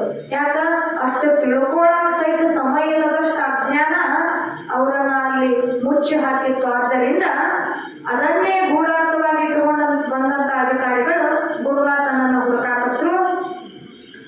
ಈ ಹುಚ್ಚನ ವಿಚಾರಕ್ಕಾಗಿ ಮೊದಲ ವಾಯುಗೆ ಬಂದಿಳಿದರು. ಜಿಲ್ಲಾಧಿಕಾರಿಗಳು ಬಂದು ನಿರ್ಭೀತಿಯಿಂದಾಡುವ ಹುಚ್ಚನೆಲ್ಲಿದ್ದಾನೆ ತೋರಿಸಿವೆ ಎಂದರು. ಊರ ಪ್ರಮುಖರೆಲ್ಲರೂ ಇವನೇ ಹುಚ್ಚನೆಂದು ತಿಳಿಸಿದರೆ ನಾವು ನಮ್ಮ ಮನೆತನವು ಹಾಳಾಗಿ ಹೋಗುತ್ತದೆ ಎಂದು ಇಂಥ ಭೀತಿಯೊಳಗಾದರು. ಯಾಕಂದ್ರೆ ಒಂದಲ್ಲ ಎರಡಲ್ಲ 3-4 ಮಹಿಮೆಗಳು ಲೀಲೆಗಳು ಅವರು ಊರಾಗ ನಡೆದಿದ್ದು. ಪ್ಲೇಗ್ ರೋಗ ಬಂದಿತ್ತು, ಬರ್ತಕ್ಕಂಥ ಮಳೆಯನ್ನ ನಿಲ್ಲಿಸಿದ್ರು, ಮತ್ತ ಹೊಲದೊಳಗೂ ಬಾವಿಯನ್ನ ತೋರಿಸಿದ್ರು. ಇಷ್ಟೆಲ್ಲ ಕಣ್ಣು ಮುಂದ ನಡೆದಂತ ಘಟನೆಗಳನ್ನ ಅರಿತುಕೊಂಡಂತ ಜನ ಇಲ್ಲಿ ಅದಾನ ಮಹಾತ್ಮನ ನಾವು ತೋರಿಸಿದ್ರು ನಮ್ಮ ಮಂತ್ಯಾನ ಹಾಳಾಗ್ಬಿಡತ್ತೆ, ಅವ್ ಏನಾದ್ರು ಬಾಯಿ ತಪ್ಪು ಶಾಪ ಕೊಡ್ತಾರ ಅಂತ ಹೇಳಿ ಅಜ್ಜನನ್ನ ತೋರಿಸುವಂತ ಶಕ್ತಿ ಯಾರಲ್ಲಿ ಇದ್ದಿದ್ದಿಲ್ಲ. ಈ ರೀತಿಯಾಗಿ ಹೆದರಿ ಯಾರು ಅವರನ್ನ ತೋರಿಸಲಿಲ್ಲ. ಏಕೆಂದರೆ ಚಂದ್ರಶೇಖರರಿಗೆ ಜಿಲ್ಲಾಧಿಕಾರಿಗಳು ಎಳೆದಾಡಿದರೆ ಅವರು ಆಗ ಮರುಗಿದರೆ ನಮಗ ವಿಧಿವಂತೆಂದು ತಿಳಿದುಕೊಂಡರು. ಯಾಕಂದ್ರ ಗುರು ಮಹಾತ್ಮರೆಲ್ಲರೂ ಪರಮಾತ್ಮನ ಸ್ವರೂಪಿಗಳವರು. ಇಲ್ಲಿ ಚಳಕುರ್ತಿ ಶರಣರು ಒಂದು ಹಾಡು ಹೇಳ್ತಾರೆ. ಏನು ಅಂತಂದ್ರೆ ಒಂದು ವಾಕ್ಯ, ನರರಲ್ಲೋ ನಾವು ನರರಲ್ಲ ಶಿವಶರಣರೆಲ್ಲರೂ ಕರುಣಿಸಿ ಕೇಳಿರಿ. ಅವ ಜೀವಂತ ಸಮಾಧಿ ಒಳಗದಾರಂತ ಚಳಕುರ್ತಿ ಎರಿಕಾಕ ಸ್ವಾಮಿಗಳು ಅಂತೇಳಿ ಬಳ್ಳಾರಿ ಕಡೆ ಅವರ ಮಠ ಐತಿ. ಚಳಕುರ್ತಿ ಒಳಗ ಜೀವ ಸಮಾಧಿ ಒಳಗಿರತಕ್ಕಂಥ ಮಹಾತ್ಮ ಒಂದು ವಾಕ್ಯ ಹೇಳೋಣ, ನರರಲ್ಲೋ ನಾವು ನರರಲ್ಲ. ನೀವೇನಾದ್ರೂ ನಮಗ ಮನುಷ್ಯರದಾಗ ಬಿಡುವಂತ ತಿಳ್ಕೊಂಡ್ರ ಶಿವಶರಣರೆಲ್ಲರೂ ಕರುಣಿಸಿ ಕೇಳಿರಿ. ನಮ್ಮಂತ ಎಲ್ಲಾ ಭಗವಂತನಿಗೆ ಕೈ ಮುಗಿತಕ್ಕಂಥ ಜನ ಲಕ್ಷ ಮಟ್ಟ ಕೇಳಿರಿ, ನರರಲ್ಲೋ ನಾವು ನರರಲ್ಲ ಅಂತ ಯಾಕೆ ಹೇಳಿದ್ರು ಅಂತಂದ್ರ, ಅರಿತರೆ ಶರಣ ಮರೆತರೆ ಮರಣ. ನೋಡ್ರಿ, ಗುರು ಅಂತ ನೀವು ಅರಿತ್ರಿ ಅಂದ್ರೆ ಶರಣರಾಗಿ ಉಳಿದಿರಿ. ಅಕಸ್ಮಾತ್ ನಮ್ಮಗ ನರ್ಮನುಷ್ಯ ಆದಾನ ಅಂತ ನೀವು ಮರದ ಅವನ ಮನುಷ್ಯ ಅಂತ ತಿಳಿದಂದ್ರ ನಿಮಗ ಮರಣ ತಪ್ಪಿದ್ದಲ್ಲ ಅಂತ ಹೇಳಿ ಮಹಾತ್ಮರ ಬಗ್ಗೆ ಅಂತ ಒಂದು ಬೀಜವಾಕ್ಯವನ್ನ ಬಿತ್ತಿ ಹೋಗಿದ್ದಾರೆ. ಆದ್ದರಿಂದ ಈ ಮೊದಲ ಬಾರಿಯ ಜನ ಅವರಲ್ಲಿ ಭಯ ಇದ್ದ ಕರೆ ಭಕ್ತಿ ಅನ್ನುವಂಥದ್ದು ಇದ್ದಿದ್ದಿಲ್ಲ. ನಾವು ಏನಾದ್ರೂ ತೋರಿಸಿದ್ರ ಆ ಅಧಿಕಾರಿಗಳು ಬಂದು ಅವನ್ನ ಎಳೆದಾಡಿ ಹಿಡ್ಕೊಂಡ್ರು ಅಂದ್ರೆ ಆ ಮರದ ನಮಗೆ ಹತ್ತುತ್ತದೆ ಅಂತ ತಿಳ್ಕೊಂಡು ಎದುರಿ ಯಾರು ಅವರನ್ನ ಬಟ್ಟು ಮಾಡಿ ತೋರಿಸಲು ಸಿದ್ಧರಾಗಲಿಲ್ಲ. ಇಲ್ಲೇ ಅದಾನ ಅಂತ ತೋರ್ಸಾಕು ಸಹಿತ ಹೆದರಿ ಅಂಜಾಕಟ್ರು. ಗೌಡನನ್ನು ಮೊದಲುಗೊಂಡು ಸರ್ವ ಪ್ರಮುಖರು ಭಯಭೀತರಾಗಿ ಅಡಗಿ ಕುಳಿತುಕೊಂಡರು. ಊರಾಗ ದೊಡ್ಡ ಗೌಡನಂದ್ರು ಸಹಿತ ಊರಿಗೆ ಗೌಡನಂದ್ರು ಅವನು ಸಹಿತ ಇಲ್ಲೇ ಅದಾನ ಅಜ್ಜ ಅಂತ ತೋರಿಸುವಂತ ತಾಕತ್ ಅವನಲ್ಲಿ ಇದ್ದಿದ್ದಿಲ್ಲ. ಗಂಭೀರವಾಗಿ ಕೂತ್ಕೊಂಡ್ರು. ಯಾರು ಸದ್ಗುರುವಿನ ಬಳಿಯಲ್ಲಿ ಬರಲೇ ಇಲ್ಲದಾದರೂ ಯಾವ ಸರ್ವೇಶ್ವರನು ಸರ್ವಜ್ಞನಾದ ಚನ್ನಬಸವೇಂದ್ರ ಇದುವರೆಗೂ ಮದರಸ್ವಾಮಿಯರ ನಿಲುವನ್ನು ಸರಿಯಾಗಿ ಅರಿತುಕೊಂಡವರಾಗಿದ್ದರು. ಇವರು ಮುಂದಟ ಜಿಗದಾಡ್ತಾರ, ಹಿಂದೆ ಇವರಿಗೆ ಧೈರ್ಯ ಇಲ್ಲ, ಇವರು ಕುಕ್ಕರದಾರ ಅಂತ ಗುರುನಾಥ ಮೊದಲ ಮದರಸ್ವಾಮಿಯ ಭಕ್ತರ ಇಂಗಿತವನ್ನು ಅರ್ಥಕೊಂಡಿದ್ರು. ಅದನ್ನ ತಿಳಿದಂತ ಗುರುನಾಥ ಏನ್ ಮಾಡಿದ್ರು ಅಂದ್ರ, ಅಧಿಕಾರಿಗಳು ಎಲ್ಲಿದ್ರಲ್ಲ ಅವರಲ್ಲಿ ತಾವಾಗಿಯೇ ಚನ್ನಬಸವೇಂದ್ರ ಯೋಗಿಗಳು ಚಾವಡಿಗೆ ಬಂದು ಕುಳಿತುಕೊಳ್ಳುವರಾದರು. ಆ ಜಿಲ್ಲಾಧಿಕಾರಿಗಳು ಕೂಡ ಇವರ ಸಾಮರ್ಥ್ಯವನ್ನು ಕೆಲವೊಂದು ಜನರಿಂದ ಅರ್ಥಕೊಂಡಿದ್ರು. ಆ ಅಧಿಕಾರಿಗಳು ಸಹಿತ ಇಂಥ ಊರಾಗಿಂತ ಒಬ್ಬ ಶ್ರೇಷ್ಠ ಶಕ್ತಿ ಸಾಮರ್ಥ್ಯದಾಯಕ ಪವಾಡ ಪುರುಷ ಅದಾನ ಅನ್ನೋಂಥದ್ದು ಸ್ವಲ್ಪ ಊರಾದ್ರು ಕೇಳಿದ್ರು. ಇನ್ನು ಅವ್ನು ಹಿಡ್ಕೊಂಡು ಬಂದ್ರೆ ನಮಗೆ ಎಲ್ಲಿವ ಶಾಪ ಹಾಕಿ ಅನ್ನೋದ್ರೆ ಅಧಿಕಾರಿಗಳು ಸಹಿತ ನಾವು ತೆಪ್ಪಿಗೆ ಅಲ್ಲೇ ಹೋಗೋದು ಓಡಿ ಹೋಗಿದ್ರಂತ. ಎಲ್ಲಿ ಮತ್ತೆ ನಾವು ಶಾಪ ಕೊಡ್ಬೇಕಾನೋ ಮಹಾತ್ಮ ಅಂತೇಳಿ ತಮ್ಮ ತಪ್ಪಿಗೆಗಳನ್ನ ಬಿಟ್ಟುಕೊಟ್ಟು ಓಡಿ ಹೋಗಿ ಅಡಿಗೆ ಕುಳಿತುಕೊಂಡಿದ್ದರು. ಮಹಿಮಾರೂಢರಾದ ಚನ್ನಬಸವೇಂದ್ರ ಯೋಗಿಗಳು ತಾವಾಗಿಯೇ ಚಾವಡಿಯಲ್ಲಿ ಒಬ್ಬರೇ ಕುಳಿತುಕೊಂಡು ನಮ್ಮನ್ನು ಬೀದೊಯ್ಯಲಿ ಅನ್ನುತ್ತಾರೆ. ಯಾರು ಅನ್ಸಬೇಕಾಗಿಲ್ಲ, ನೀವು ಯಾವ ಕೆಲಸಕ್ಕಾಗಿ ಬಂದಿರಿ, ನಾನು ಹಿಡ್ಕೊಂಡು ಹೋಗಾಕ್ ಬಂದಿರಲ್ಲ, ಹಿಡ್ಕೊಂಡು ಹೋಗ್ರಿ ಅಂತೇಳಿ ತಮ್ಮಿಂದ ತಾವ ಚಾವಡಿ ಒಳಗ ಕುತ್ಕೊಂಡ್ರು. ಇತ್ತ ಬೆಳಿಗ್ಗೆ ಸದ್ಗುರುವರರ ನಿಜವಾದ ಸದ್ಭಕ್ತರು ಮುರುಗಿಬಾವಿಯಲ್ಲಿರುವ ಗಂಗಯ್ಯ ಸ್ವಾಮಿಗೆ, ಉಳುವಿ ರುದ್ರಪ್ಪನಿಗೆ, ಮದರಸ್ವಾಮಿಯ ಗ್ರಾಮಸ್ಥರು ಮತ್ತು ಜಿಲ್ಲಾ ಮೇಲಾಧಿಕಾರಿಗಳು ಇವರು ಕೂಡಿಕೊಂಡು ನನ್ನನ್ನು ಆರೋಪಿ ಎಂದು ತಿಳಿಸಿರುತ್ತಾರೆ. ಈ ಪ್ರಕಾರವಾಗಿ ನನ್ನನ್ನು ಹಿಡ್ಕೊಂಡು ಹೋಗಾಕ ಮೇಲಾಧಿಕಾರಿಗಳು ಬಂದಾರ. ನೀವು ಎಷ್ಟೊತ್ತಿದ್ರು ಈಗ ಮುರುಗಿಬಾವಿಯ ಸದ್ಭಕ್ತರಾದ ನೀವಿಬ್ಬರು ಮದರಸ್ವಾಮಿಗೆ ದೌಡ್ ಬಂದು ನನಗೆ ಭೇಟಿ ಆಗ್ಬೇಕು. ಯಾಕಂದ್ರ ಇನ್ನೇನು ನಾವು ಹೋದೆ ಅಂದ್ರ ಪುನಃ ನನ್ನ ದರ್ಶನ ನಿಮಗೆ ಆಗುದಿಲ್ಲ, ದೌಡ್ ಬರ್ರಿ ಅಂತ ಹೇಳಿ ಮುರುಗಿಬಾವಿ ಸದ್ಭಕ್ತರಿಗೆ ಹೇಳಿ ಕಳಿಸಿದ್ರು. ಈ ವಿಚಾರವನ್ನ ತಿಳಿದಂತ ಮುರುಗಿಬಾವಿಯ ಸದ್ಭಕ್ತರು ಹೀಗಂತಾರೆ, ಅಲ್ಲಿ ಮದರಸ್ವಾಮಿಯಲ್ಲಿಯೂ ಕೂಡ ಯಾರ್ದ ಕೂಡ ಕದನ ಮಾಡ್ಯಾರ ನಮ್ಮಪ್ಪ. ಮೇಲಾಧಿಕಾರಿಗಳು ಬಂದು ಇವ್ರನ್ನ ಕರ್ಕೊಂಡು ಹೋಗ್ಬೇಕು ಅಂತಂದ್ರ ಏನೋ ದೊಡ್ಡದಾದ ಒಂದು ನ್ಯಾಯನ ಮಾಡ್ಯಾನ. ಯಾರಿಗೆ ಏನ್ ಮಾಡ್ಯಾನೋ ಏನೋ ನಮ್ಮ ಪುಣ್ಯಾತ್ಮ ಇಷ್ಟ ನಮ್ಮನ್ನ ಅರ್ಜೆಂಟ್ ಆಗಿ ಬಾ ಅಂತ ಕರಿಬೇಕಾದ್ರ ಏನೋ ದೊಡ್ಡ ಅನಾಹುತ ಮಾಡ್ಯಾನಿವ ಅಂತ ತಿಳ್ಕೊಂಡು ಗಾಬರಿಯನ್ನಾಗಿ ಓಡಿ ಬರ್ತಾ ಇದ್ದಾರೆ ಇಲ್ಲಿಗೆ ಮದರಸ್ವಾಮಿಗೆ. ತಮ್ಮ ಎಲ್ಲಾ ರೈತರಿಗೆ ಕಳಿಸಿದ್ರು ಕೂಡ ಗುರುನಾಥ ಹೇಳಿ ಕಳಿಸ್ಯಾನ ಅಂದ್ರೆ ಅವನು ಎಲ್ಲ ಅಲ್ಲೇ ಹತ್ತಿಟ್ಟಿಟ್ಟು ಗುರುನಾಥನ ಹತ್ರ ಬಂದು ಸದ್ಗುರುನಾಥನಿಗೆ ವಂದಿಸಿ ಆಗ ಸದ್ಭಕ್ತರಿಗೆ ಗುರುನಾಥ ಅಂತ ಹೀಗೆ ಹೇಳುತ್ತಾರೆ ಭಗವಂತ, ನಾನು ಮಾಡಿದ್ದು ಆ ಜೀವಿ ಹಿತಾರ್ಥವಾಗಿ ಇರುತ್ತದೆ. ಯಾಕ್ರಿಯಪ್ಪ, ಊರನ್ನವರು ನಿಮ್ಮ ಮ್ಯಾಲ ಕಂಪ್ಲೇಂಟ್ ಕೊಟ್ಟು ಮ್ಯಾಗ ಬಂದು ನಿಮ್ಮನ್ನು ಹಿಡ್ಕೊಂಡು ಹೋಗ್ಬೇಕಾಗಿತ್ತು ಅಂದ್ರೆ ಏನ್ ಮಾಡಿದ್ರಿ ಭಗವಂತ, ನೀವು ಅಂತಾದ ಏನ್ ಅಪರಾಧ ಮಾಡಿ ಅಂತ ಶಿಷ್ಯರು ಕೇಳಿದಾಗ ಏನ್ ಮಾಡ್ಲೋ ನಾನಾ ಒಂದು ವಿಚಾರ ಇಟ್ಟ ಏನೋ ಮಾಡಕ್ ಹೋದೆ, ಅದು ಹಿಂಗಾಗ್ತದೆ ಅಂತ ಅದು ತಿಳ್ಕೊಳಕ್ ಆಗ್ಲಿಲ್ಲ. ಅದರ ಮೂಲ ಗೂಢಾರ್ಥವನ್ನ ಅರಿಯದೇ ಇರತಕ್ಕಂತ ಈ ಕುಹಕಿಗಳು ಮೇಲಿನವರಿಗೆ ಹೀಗೆ ತಿಳಿಸಿರುತ್ತಾರೆ. ಆ ಒಂದು ಜೀವ ಬದುಕತ್ತಲ್ಲ, ಆಕೆ ಬದುಕಿರುವಂತ 10 ಮಕ್ಕಳಿಗೆ ಜನ್ಮ ಕೊಡ್ಬೋದು ಅನ್ನುವಂತ ವಿಚಾರಕ್ಕಾಗಿ ನಾ ಹಿಂಗ ಮಾಡೇನೆ ವಿನಃ ಬೇರೆ ಯಾವ ಉದ್ದೇಶನೂ ಇಲ್ಲ ಅಂದ್ರಂತ ಶಿಷ್ಯರು ಮುಂದೆ ಹೇಳ್ತಾ ಇದ್ದಾನೆ ಗುರುನಾಥ. ಅಕಸ್ಮಾತ್ ಆಗಿ ಅದ್ರ ಮ್ಯಾಗ ಆಸೆ ಇಟ್ಕೊಂಡಿದ್ಲು ಅಂದ್ರ ದೊಡ್ಡ ಜೀವನ ಹೋಗುವಂತ ಪ್ರಸಂಗ ಇತ್ತು. ಇದನ್ನ ನನಗೆ ತಿಳಿದ ಅಕ್ಕಿನ ಬದುಕಿಸಾಕ ಹೀಗೆ ಮಾಡಕ್ ಹೋದೆ, ಅದನ್ನ ತಿಳಿಯತಕ್ಕಂತ ಈ ದುಷ್ಟರು ಅವ್ರು ತಮಗೆ ತಿಳಿದಂಗ ಅವ್ರು ಮಾಡ್ಯಾರ, ನಾ ಏನ್ ಮಾಡ್ಲಿ ಅಂದ್ರು. ಈ ವಿಚಾರವನ್ನ ಸದ್ಗುರುವರಿನಿಂದ ಶಿಷ್ಯರು ತಿಳಿದುಕೊಂಡರು. ಆಗ ಮುರುಗಿಬಾವಿಯ ಸಜ್ಜನರು ಮೇಲಿನ ಅಧಿಕಾರಿಗಳ ಬಳಿಯಲ್ಲಿ ಬಂದು ಕುಳಿತುಕೊಂಡು ಅವ್ರು ಹೇಳ್ತಾರೆ ಏನು ಅಂದ್ರ, ಈ ಅಧಿಕಾರಿಗಳಿಗೆ ಹೀಗೆ ಹೇಳ್ತಾರೆ, ಚನ್ನಬಸವೇಂದ್ರ ಯೋಗಿಗಳನ್ನ ಮುರುಗಿಸಿ ಸಿಟ್ಟು ಬಂದು ಏನು ನುಡಿಯುತ್ತಾರೆಯೋ ಅವರಿಗೆ ಅದೇ ರೀತಿಯಾಗಿ ಪರಿಣಮಿಸುತ್ತದೆ ಎಂದು ತಿಳಿಸಿದರು. ಅವರು ಏನೇ ಮಾಡಲಿ ಅದು ಲೀಲಾ ವಿನೋದವಾಗಿರುತ್ತದೆ. ಉಳುವಿ ರುದ್ರಪ್ಪನು ಮತ್ತು ಗಂಗಯ್ಯ ಸ್ವಾಮಿಯು ಮೇಲಿನ ಅಧಿಕಾರಿಗಳಿಗೆ ಹೀಗೆ ಅದರ ವಿಚಾರವನ್ನು ಸರಿಯಾಗಿ ತಿಳಿಸಿದರು. ನಿಮಗೂ ಕೇಡು ಒದಗುವುದೆಂದು ಅನ್ನಲಾಗಿ ಅವರು ಭೀತಿಗೊಳಗಾದರು. ಅವರನ್ನು ಬಿಟ್ಟು ನೀವು ಇಲ್ಲಿಂದ ತೆರಳಬೇಕು ಅಂತ ಹೇಳಿದರು. ನೀವೇನೋ ಮದರಸ್ವಾಮಿಯ ರಿಪೋರ್ಟ್ ಕಳ್ಸ್ಯಾರ ಅಂತ ನೀವು ಬಂದಿರಿ, ಕರೆ ಅಕಸ್ಮಾತ್ ಆಗಿ ನೀವು ಅವ್ರನ್ನ ಬಲವಂತವಾಗಿ ಎಳ್ಕೊಂಡು ಹೋದ್ರಿ ಅಂತಂದ್ರ ಅವ್ರ ಮನಸ್ಸಿಗೆ ಕಿಂಚಿತ್ ನೋವಾಗಿ ಒಂದು ಕ್ಷಣದೊಳಗೆ ಅವ್ರ ಮನಸ್ಸು ಮರಗಿತು ಅಂದ್ರ ಆ ಮರಗಿರ್ತಕ್ಕಂಥ ಶಾಪ ನಿಮ್ಮನ್ನು ಎಲ್ಲಿ ಹೋದ್ರು ಬಿಡುದಿಲ್ಲ, ಬಹಳ ಎಚ್ಚರದಿಂದ ಇರ್ರಿ ಅಂತೇಳಿ ನಂಬಿಕೆಯನ್ನ ಇಟ್ಟಂತ ಯಾವ ಮುರುಗಿಬಾವಿ ಇಬ್ಬರು ಭಕ್ತರು ಮೇಲಿನ ಅಧಿಕಾರಿಗಳಿಗೆ ತಿಳಿಸಿದ್ರು. ಮೇಲಿನ ಅಧಿಕಾರಿಗಳಾದರೂ ಕೂಡ ಮುರುಗಿಬಾವಿ ಮುರುಘೀಭಾವಿ ಸದ್ಭಕ್ತರಿಗೆ ಅಂತಾರ, ಹೌದಪ್ಪ ನೀವು ಹೇಳುವುದೆಲ್ಲ ನಿಜವಾದ ಸಂಗತಿನ. ಅವ್ರ ಬಗ್ಗೆ, ಆ ಮಹಾತ್ಮನ ಬಗ್ಗೆ ನಮಗೆ ಭಯಾನೂ ಐತಿ, ಭಕ್ತಿನೂ ಐತಿ. ಕಡೆ ಅಕಸ್ಮಾತ್ ನಾವು ಅವ್ರನ್ನ ಹಿಂಗ ಬಿಟ್ಟು ಹೋದ್ವಿ ಅಂದ್ರ ಅದು ಕಾಯ್ದೆ ಪ್ರಕಾರ ವಿರುದ್ಧ ಆಗ್ತೈತಿ. ಯಾಕ ಈಗ ರಿಪೋರ್ಟ್ ಬಂದ್ಬಿಟ್ಟೈತಿ, ಮೇಲಿನ ಅಧಿಕಾರಿಗಳ ನಮ್ಮನ್ನ ಕಳಿಸ್ಯಾರ ಅಂದಾಗ ಅಪರಾಧಿಯನ್ನ ಬಿಟ್ಟು ನಾವು ಅಕಸ್ಮಾತ್ ಹೋದ್ವಿ ಅಂದ್ರ ಇದು ಕಾಯ್ದೆಗೆ ವಿರುದ್ಧ ಆಗ್ತದೆ. ಇದು ನಮ್ಮ ನಿಯಮವಾಗಿರುತ್ತದೆ. ಅವ್ರನ್ನ ಕರ್ಕೊಂಡು ಹೋಗೋದು ನಮ್ಮ ನಿಯಮ. ನಾವು ಬರೆದ ಕಟ್ಟಿನ ಪ್ರಕಾರ ಆರೋಪಿಯನ್ನು ಇಲ್ಲಿಂದ ನಾವು ಒಯ್ಯಲೇಬೇಕಾಗುತ್ತದೆ. ನಾವು ಒಂದು ವೇಳೆ ಅಂತಹ ಅಪರಾಧಿಯನ್ನು ನಾವು ಇಲ್ಲೇ ಬಿಟ್ಟು ನಮ್ಮ ವಾಸಸ್ಥಳಕ್ಕೆ ಹೋದರೆ ನಮಗಿಂತ ಮೇಲಿನ ಅಧಿಕಾರಿಗಳು ಆ ಶಿಕ್ಷೆಯನ್ನ ನಮಗೆ ಕೊಡ್ತಾರ, ನಮ್ಮನ್ನ ನೌಕರಿಯಿಂದಲೂ ತೆಗಿಬಹುದು. ಕಾನೂನುಬದ್ಧವಾಗಿ ನಾವು ನಡೀಲೇಬೇಕು. ಈಗ ಅಕಸ್ಮಾತ್ ನೀವು ಬಿಟ್ಟು ಕೊಟ್ಟ ಹೋಗ್ಬೇಕು ಅಂತಂದ್ರ ಇಲ್ಲಿ ಯಾರ ಇಬ್ಬರು ನಮಗೆ ಜಾಮೀನಾದ್ರ ಅವರನ್ನ ನಾವು ಇಲ್ಲೇ ಬಿಟ್ಟು ಹೋಗ್ತೀವಿ ಅಂತ ಹೇಳಿ ಅಧಿಕಾರಿಗಳು ಹೇಳಿದ್ರು. ಇನ್ನು ಮೇಲೆ ಮತ್ತೊಂದು ಅವರಿಂದ ಯಾವ ಅಪರಾಧವೂ ಆಗಬಾರದು. ಅಕಸ್ಮಾತ್ ಅವ್ರು ಮತ್ತಿಂದ ಏನಾರ ಒಂದು ಘಟನೆ ಅವರಿಂದ ಸಂಭವಿಸಿತು ಅಂತಂದ್ರ ಆಗ ಅವರನ್ನ ಬಿಡ್ತೀವಿ, ಯಾರು ಜಾಮೀನಾಗಿರ್ತೀವಲ್ಲ ಅವ್ರನ್ನ ಕರ್ಕೊಂಡು ಹೋಗ್ತೀವಿ ಅಂತ ಅಧಿಕಾರಿಗಳು ತಮ್ಮ ಕಾನೂನದ ಕಟ್ಟಳೆ ಹೆಂಗೈತಲ್ಲ ಆ ವಿಚಾರವಾಗಿ ಆ ಭಕ್ತರಿಗೆ ಹೇಳಿದ್ರು. ಆಯ್ತು ಅಂತ ಇರೋ ಪ್ರಕಾರ ಮುರುಘೀಭಾವಿ ಜನರು ಒಪ್ಕೊಂಡು, ಇನ್ನು ನಾವು ಇಲ್ಲಿ ಮೊದಲ ಭಾಗಗಳ ಗುರುನಾಥನನ್ನ ಬಿಟ್ಟು ಹೋದ್ವಿ ಅಂದ್ರ ಮತ್ತೇನಾದ್ರೂ ಒಂದು ಗದ್ದಲ ಎಬ್ಸಾವನ ಇವ ಅಜ್ಜ, ಇವನ್ನ ಕರ್ಕೊಂಡು ನಾವು ಮುರುಘೀಭಾವಿಗೆ ಹೋಗೋಣ ಅಂತ ಹೇಳಿ ಮೊದಲ ಬಾವಿಯಿಂದ ಆ ಇಬ್ಬರು ಭಕ್ತರು ಗುರುನಾಥನನ್ನ ಕರ್ಕೊಂಡು ಎಲ್ಲಿಗೆ ಬಂದ್ರು ಅಂದ್ರ ಮುರುಘೀಭಾವಿಗೆ ಸದ್ಗುರುನನ್ನ ತಂದಿಟ್ಟುಕೊಂಡರು. ಮುರುಘೀಭಾವಿಯ ಸದ್ಭಕ್ತರು ಮೊದಲ ಬಾವಿಗೆ ಹೋಗದಂತೆ ಸರತಿಯ ಪ್ರಕಾರವಾಗಿ ಅವರನ್ನ ಕಾಯಕತ್ತು.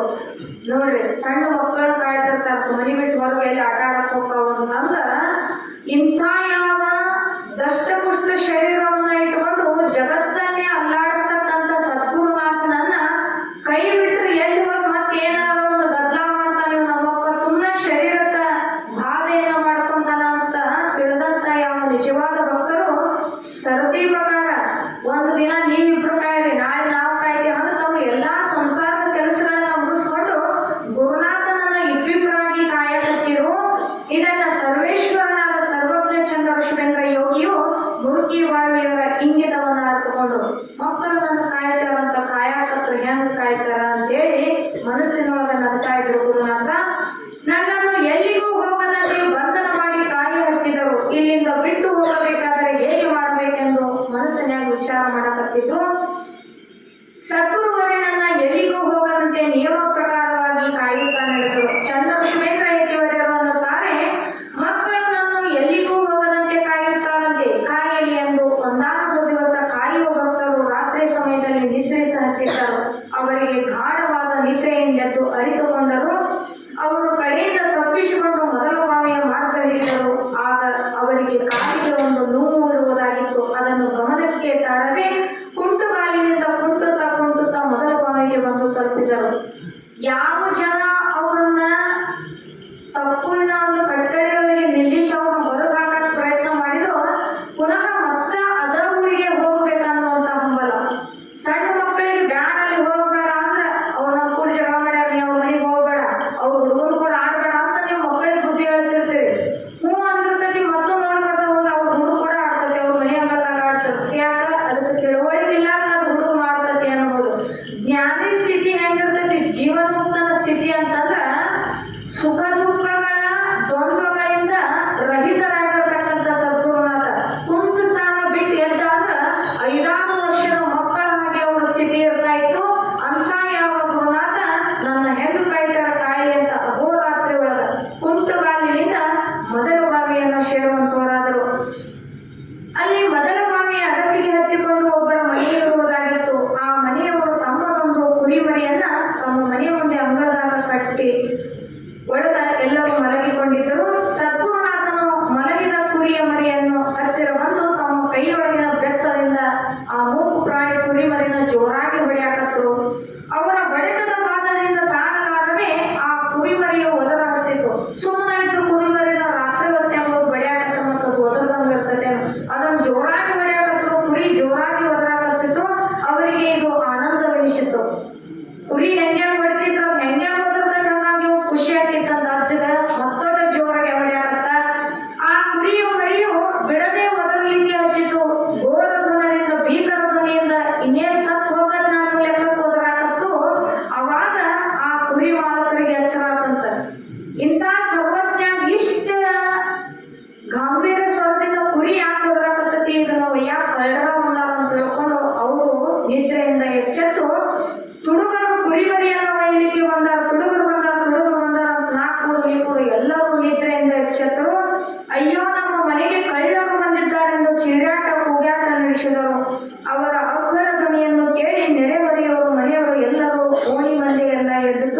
ನಾ ಕೊಡು ನೀ ಕೊಡು ಬರ್ರಿ ಬರ್ರಿ ಅಂತ ಗದ್ದಲಮಯವಾಯಿತು. ಆಗ ಅಲ್ಲಿಯೇ ಸದ್ಗುರುವರೆಯರು ಆ ಹೊತ್ತಿನಲ್ಲಿ ಕುರಿಯ ಮರಿಯ ಹತ್ತಿರದಲ್ಲಿ ನಿಂತುಕೊಂಡು ಹೀಗಂತಾರ, ಎಲ್ಲೋ ಹುಚ್ಚ ಮಾನವಗಳಿರ, ನಿಮ್ಮ ನಿದ್ರೆಯಲ್ಲಿ ನೀವು ಮೈಮರೆತು ನಿಮ್ಮ ಆತ್ಮಧನವನ್ನೆಲ್ಲ ಕಳೆದುಕೊಂಡು ಹೋಗುವಿರೆಂದು ಅವರು ಕಳ್ಳರು ಯಾರೆಂದರೆ ಕೇಳಿರಿ.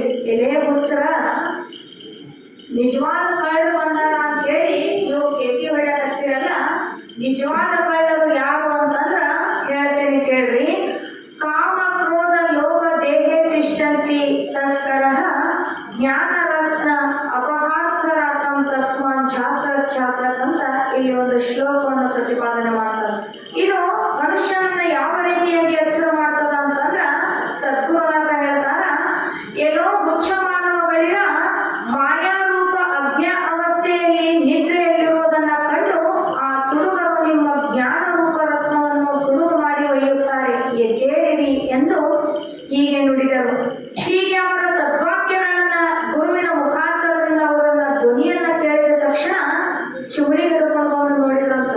ಇದು ಏನೋ ನಮ್ಮ ಅಪ್ಪನ ಧ್ವನಿ ಕೇಳತಕ್ಕಲ್ಲ ಅಂತ ಹೇಳಿ ಚಿಮಣಿ ಹಿಡ್ಕೊಂಡು ಬಂದು ನೋಡಿದಾಗ ಅವರ ಪ್ರತ್ಯಕ್ಷವಾಗಿ ಗುರುನಾಥನನ್ನ ಕಂಡು ಅವರಿಗೆ ಎಲ್ಲರಿಗೂ ಬಹಳ ಸಂತೋಷ ಆಯಿತು. ಅವರೆಲ್ಲರೂ ಗುರುನಾಥನನ್ನ ನೋಡಿ, ಯಪ್ಪ ನಮ್ದು ತಪ್ಪಾತು ಅಂತ ಹೇಳಿ ಗಲ್ಲ ಬಡ್ಕೊಂಡು, ನಮ್ದು ತಪ್ಪಾತು, ನಾವಿಷ್ಟು ತಪ್ಪು ಮಾಡಿದ್ರು ಕೂಡ ಪುನಃ ನಮ್ಮ ಅಪ್ಪ ನಮ್ಮ ಊರಿಗೆ ಬಂದಾನ ಅಂತ ಹೇಳಿ ದೀರ್ಘದಂಡ ನಮಸ್ಕಾರವನ್ನು ಹಾಕಿ ಗುರುನಾಥನನ್ನ ಕುಂದಿರಿಸಿದ್ರು. ಆಗ ಅಲ್ಲೇ ಒಂದು ಹೊರಸಿನ ಮೇಲೆ ಕಂಬಳಿ ಹಾಸಿ ಅವರನ್ನ ಕೂಡಿಸಿದರು. ಎಲ್ಲರೂ ತಮ್ಮ ನಿದ್ರೆ ಹೋಗಿ ಹರುಷಿತರಾದರು. ಅಲ್ಲಿ ಸರ್ವರು ಬಂದು ಗುರುವಿನಲ್ಲಿ ಮುತ್ತಿಗೆ ಹಾಕಿದರು. ಇತ್ತ ಕಡೆ ಮುರುಗಿ ಬಾವಿಯಲ್ಲಿ ಗಂಗಯ್ಯ ಸ್ವಾಮಿ ಮತ್ತು ಒಣುವೆ ರುದ್ರಪ್ಪ ನಿದ್ದೆಯಿಂದ ಎದ್ರು. ಕಾಯಕತ್ತಿದ್ರು ಇವ್ರು ಅರ್ಜುನ. ಹಗಲೆಲ್ಲ ತಾವು ರೈತಿಗೆ ಕೆಲಸ ಮಾಡ್ತಿದ್ವು, ರಾತ್ರಿ ಬಂದು ಕಾಯ್ತಿದ್ರು. ಇವಾಗ ರಾತ್ರಿ ಹಗಲಿಯ ಪರಿವಿಲ್ಲದೆ ಸಂಚಾರ ಮಾಡುವಂತ ಭಗವಂತಿವ ಕತ್ಲಾಗೆ ತೀಗ್ಯಾಕೆ ಹೋಗ್ಬೇಕು, ಕತ್ಲಾಗೆ ತೀಗ್ಯಾಕೆ ಹೋಗ್ಬೇಕು ಅನ್ನೋಂಥ ಭಾವ ಇದ್ದಿದ್ದಿಲ್ಲ. ಹಂಗ ಅಹೋರಾತ್ರಿ ಒಳಗ ಕುಂಟಗಾಲಿಂದ ನೀವು ಬಂದಿದ್ದ ಇದ್ದಾಗ ಪಾಪವು ಎಲ್ಲ ತಾವು ರೈತಿಗೆ ಕೆಲಸ ಮುಗಿಸಿ ನಿದ್ರೆಯಿಂದ ಏನೋ ಅಕಸ್ಮಾತ್ ಆಗಿ ಹೆಸರಾತು ಹಾಸಿಗೆ ಹತ್ತಿದ್ದಿದ್ದಿಲ್ಲ. ಅಲ್ಲಿ ಎದ್ದು ನೋಡ್ತಾರ, ಗುರುನಾಥ ಕಾಣದಾದರು. ಅವರಿಗೆ ಹೀಗೆ ವಿಚಾರ ಮಾಡಿದ್ರು, ನಮಗ ಭೇಟ ಮಾಡಿ ತಪ್ಪಿಸಿ ಪುನಃ ಭಗವಂತ ಮೊದಲ ಬಾವಿಗೆ ಹೋಗ್ಯಾರ ಅಂತ ನಿಶ್ಚಯ ಮಾಡಿ ಇವರಾದರೂ ಆ ರಾತ್ರಿ ಒಳಗ ಮೊದಲ ಬಾವಿ ದಾರಿ ಹಿಡ್ಕೊಂಡು ಮತ್ತೆ ಇವರು ಇಬ್ರು ಮಧ್ಯರಾತ್ರಿ ಒಳಗ ಮೊದಲ ಬಾವಿಗೆ ಬರಾಕತ್ರು. ಅಲ್ಲಿರುವ ಜನಸಮುದಾಯವು ಮುರುಗಿ ಬಾವಿ ಸದ್ಭಕ್ತರು ಬಂದು ನೋಡುತ್ತಾರೆ. ಆಗ ಚಂದ್ರಶೇಖರ ಯೋಗಿಗಳು ಬರಸಿನ ಮೇಲೆ ವಿರಾಜಿಸುತ್ತಿದ್ದರು. ಅಲ್ಲಿರುವ ಮೊದಲ ಬಾವಿಯ ಮಂತ್ರಮತಿಗಳಿಗೆ ಆತ್ಮಜ್ಞಾನದ ವಿಷಯವನ್ನ ಹೇಳುತ್ತಾ ಕುಳಿತುಕೊಂಡಿದ್ದರು. ನೋಡ್ರಿ, ಗುರುನಾಥಂದು ಎಂಥ ಒಂದು ತಾಯಿ ಹೃದಯ ಅಂತಂದ್ರ ಅಷ್ಟು ಊರ್ ಬಿಟ್ಟು ಹೊರಗೆ ಹಾಕಿದ್ರು, ಅಶ್ಲೀಲ ಶಬ್ದಗಳನ್ನ ಆಡಿದ್ರು. ಇವ ಇಂಥ ದೊಡ್ಡ ಘೋರವಾದ ಘಟನೆಯನ್ನು ಮಾಡ್ಯಾನ ಅಂತ ಮೇಲಿನ ಅಧಿಕಾರಿಗಳಿಗೆ ಒಪ್ಪಿಸಿದ್ರು ಕೂಡ ಅವರಿಗೆ ಪುನಃ ಆತ್ಮಜ್ಞಾನದ ವಿಷಯವನ್ನ ಅಲ್ಲಿ ಹೇಳಾಕತ್ತಿದ್ರ ಮತ್ತು ಶಾಸ್ತ್ರ ಮಾತ ಹೇಳಾಕತ್ತಿದ್ರಂತ. ಒಂದು ಕಲ್ಲು 3 ಟನ್ ಅಷ್ಟ ಅದನ್ನ ಕಡಿಬೇಕು ಅಂತ ಶಿಲ್ಪಿಯ ವಿಚಾರ. ಅವನು ನೋಡಿದ ತಕ್ಷಣ ಗೊತ್ತಾಗ್ಬಿಡ್ತದೆ ಅವಂಗ ಇದು 3 ಜಾಗಕ್ಕೆ ಯೋಗ್ಯ ಐತಿ ಕಲ್ಲು ಅಂತೇಳಿ. ಆಗ ಗುರುನಾಥನ ದೃಷ್ಟಿ ಒಳಗ ಒಂದು ಆಕಾರವಿಲ್ಲದ ಕಲ್ಲನ್ನು ತಗೊಂಡು ಅದನ್ನು ಮೂರ್ತಿ ಸ್ವರೂಪ ಮಾಡೋ ಶಕ್ತಿ ಯಾರಲ್ಲಿ ಇರ್ತದೆ ಅಂದ್ರೆ ಗುರುನಾಥನಲ್ಲಿ ಇರ್ತದೆ. ಹೇಳ್ತಾರೆ ಇಲ್ಲೇ, ಅಂತ ಯಾವ ಮಂದಮತಿಗಳು ಅಷ್ಟೆಲ್ಲ ಗುರುನಾಥನನ್ನ ಎದುರು ಹಾಕೊಂಡವರಿಗೆ ತಾಪವನ್ನ ಕೊಟ್ಟಂತ ಮಂದಮತಿಗಳಿಗೆ ಆತ್ಮಜ್ಞಾನದ ವಿಷಯವನ್ನೇ ಅಲ್ಲಿ ಹೇಳ್ತಾ ಇದ್ರು. ಅಲ್ಲಿಗೆ ಬಂದು ಮುರುಗಿ ಬಾವಿ ಸದ್ಭಕ್ತರು ಗುರುನಾಥನನ್ನ ನೋಡಿ ನಮಸ್ಕರಿಸಿ ಅವರು ಅಲ್ಲೇ ಕೂತ್ಕೊಂಡ್ರು. ಸದ್ಗುರುನಾಥ ಅಂತ ಮಧ್ಯರಾತ್ರಿಯಲ್ಲಿ ಸ್ವಸ್ವರೂಪದ ಜ್ಞಾನದ ಮಾತುಗಳನ್ನು ಅವರಿಗೆ ಹೇಳುತ್ತಾ ಕುಳಿತಿದ್ದರು. ಇಂಥ ಸದ್ಬೋಧಿ ವಿಚಾರ ವಿಷಯ ಅವರಿಗೆ ಹೇಗೆ ಒಳದಿತ್ತು, ಆದರೂ ಅವರೆಲ್ಲರೂ ಸುತ್ತುವರೆದು ಕೇಳುವುದನ್ನು ಮಾಡಕತ್ತಿದ್ದರು. ಅಕಸ್ಮಾತ್ ಗುರುವಿನ ವಾಕ್ಯ ಅವರಿಗೆ ಹಿಂದ ತಿಳಿದಿದ್ರ ಇಷ್ಟೆಲ್ಲ ರದ್ದಾಂತ ಆಗ್ತಿದ್ದಿಲ್ಲ. ಇಲ್ಲಿ ಏನ್ ಹೇಳ್ತಾರಂದ್ರ, ಅಂತ ಗುರುವಿನ ಸದ್ವಾಕ್ಯಗಳ ಮಾತ ಅವರಿಗೆ ತಿಳಿಲಿಲ್ಲ ಅಂದ್ರೂ ಕೂಡ ಅವರು ಸುತ್ತುವರೆದು ಕುಂತಿದ್ರು. ಆದ್ದರಿಂದ ಇಲ್ಲಿ ನಿಜಗಳು ರಚಿಸ್ತಾರ, ಬಹಳ ಚಂದ ಹೇಳ್ತಾರ ಮಂದಮತಿಗಳನ್ನ ಕುರಿತು.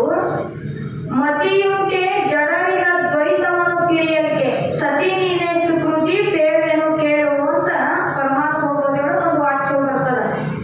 ಯಾಜ್ಞವಲ್ಕ್ಯ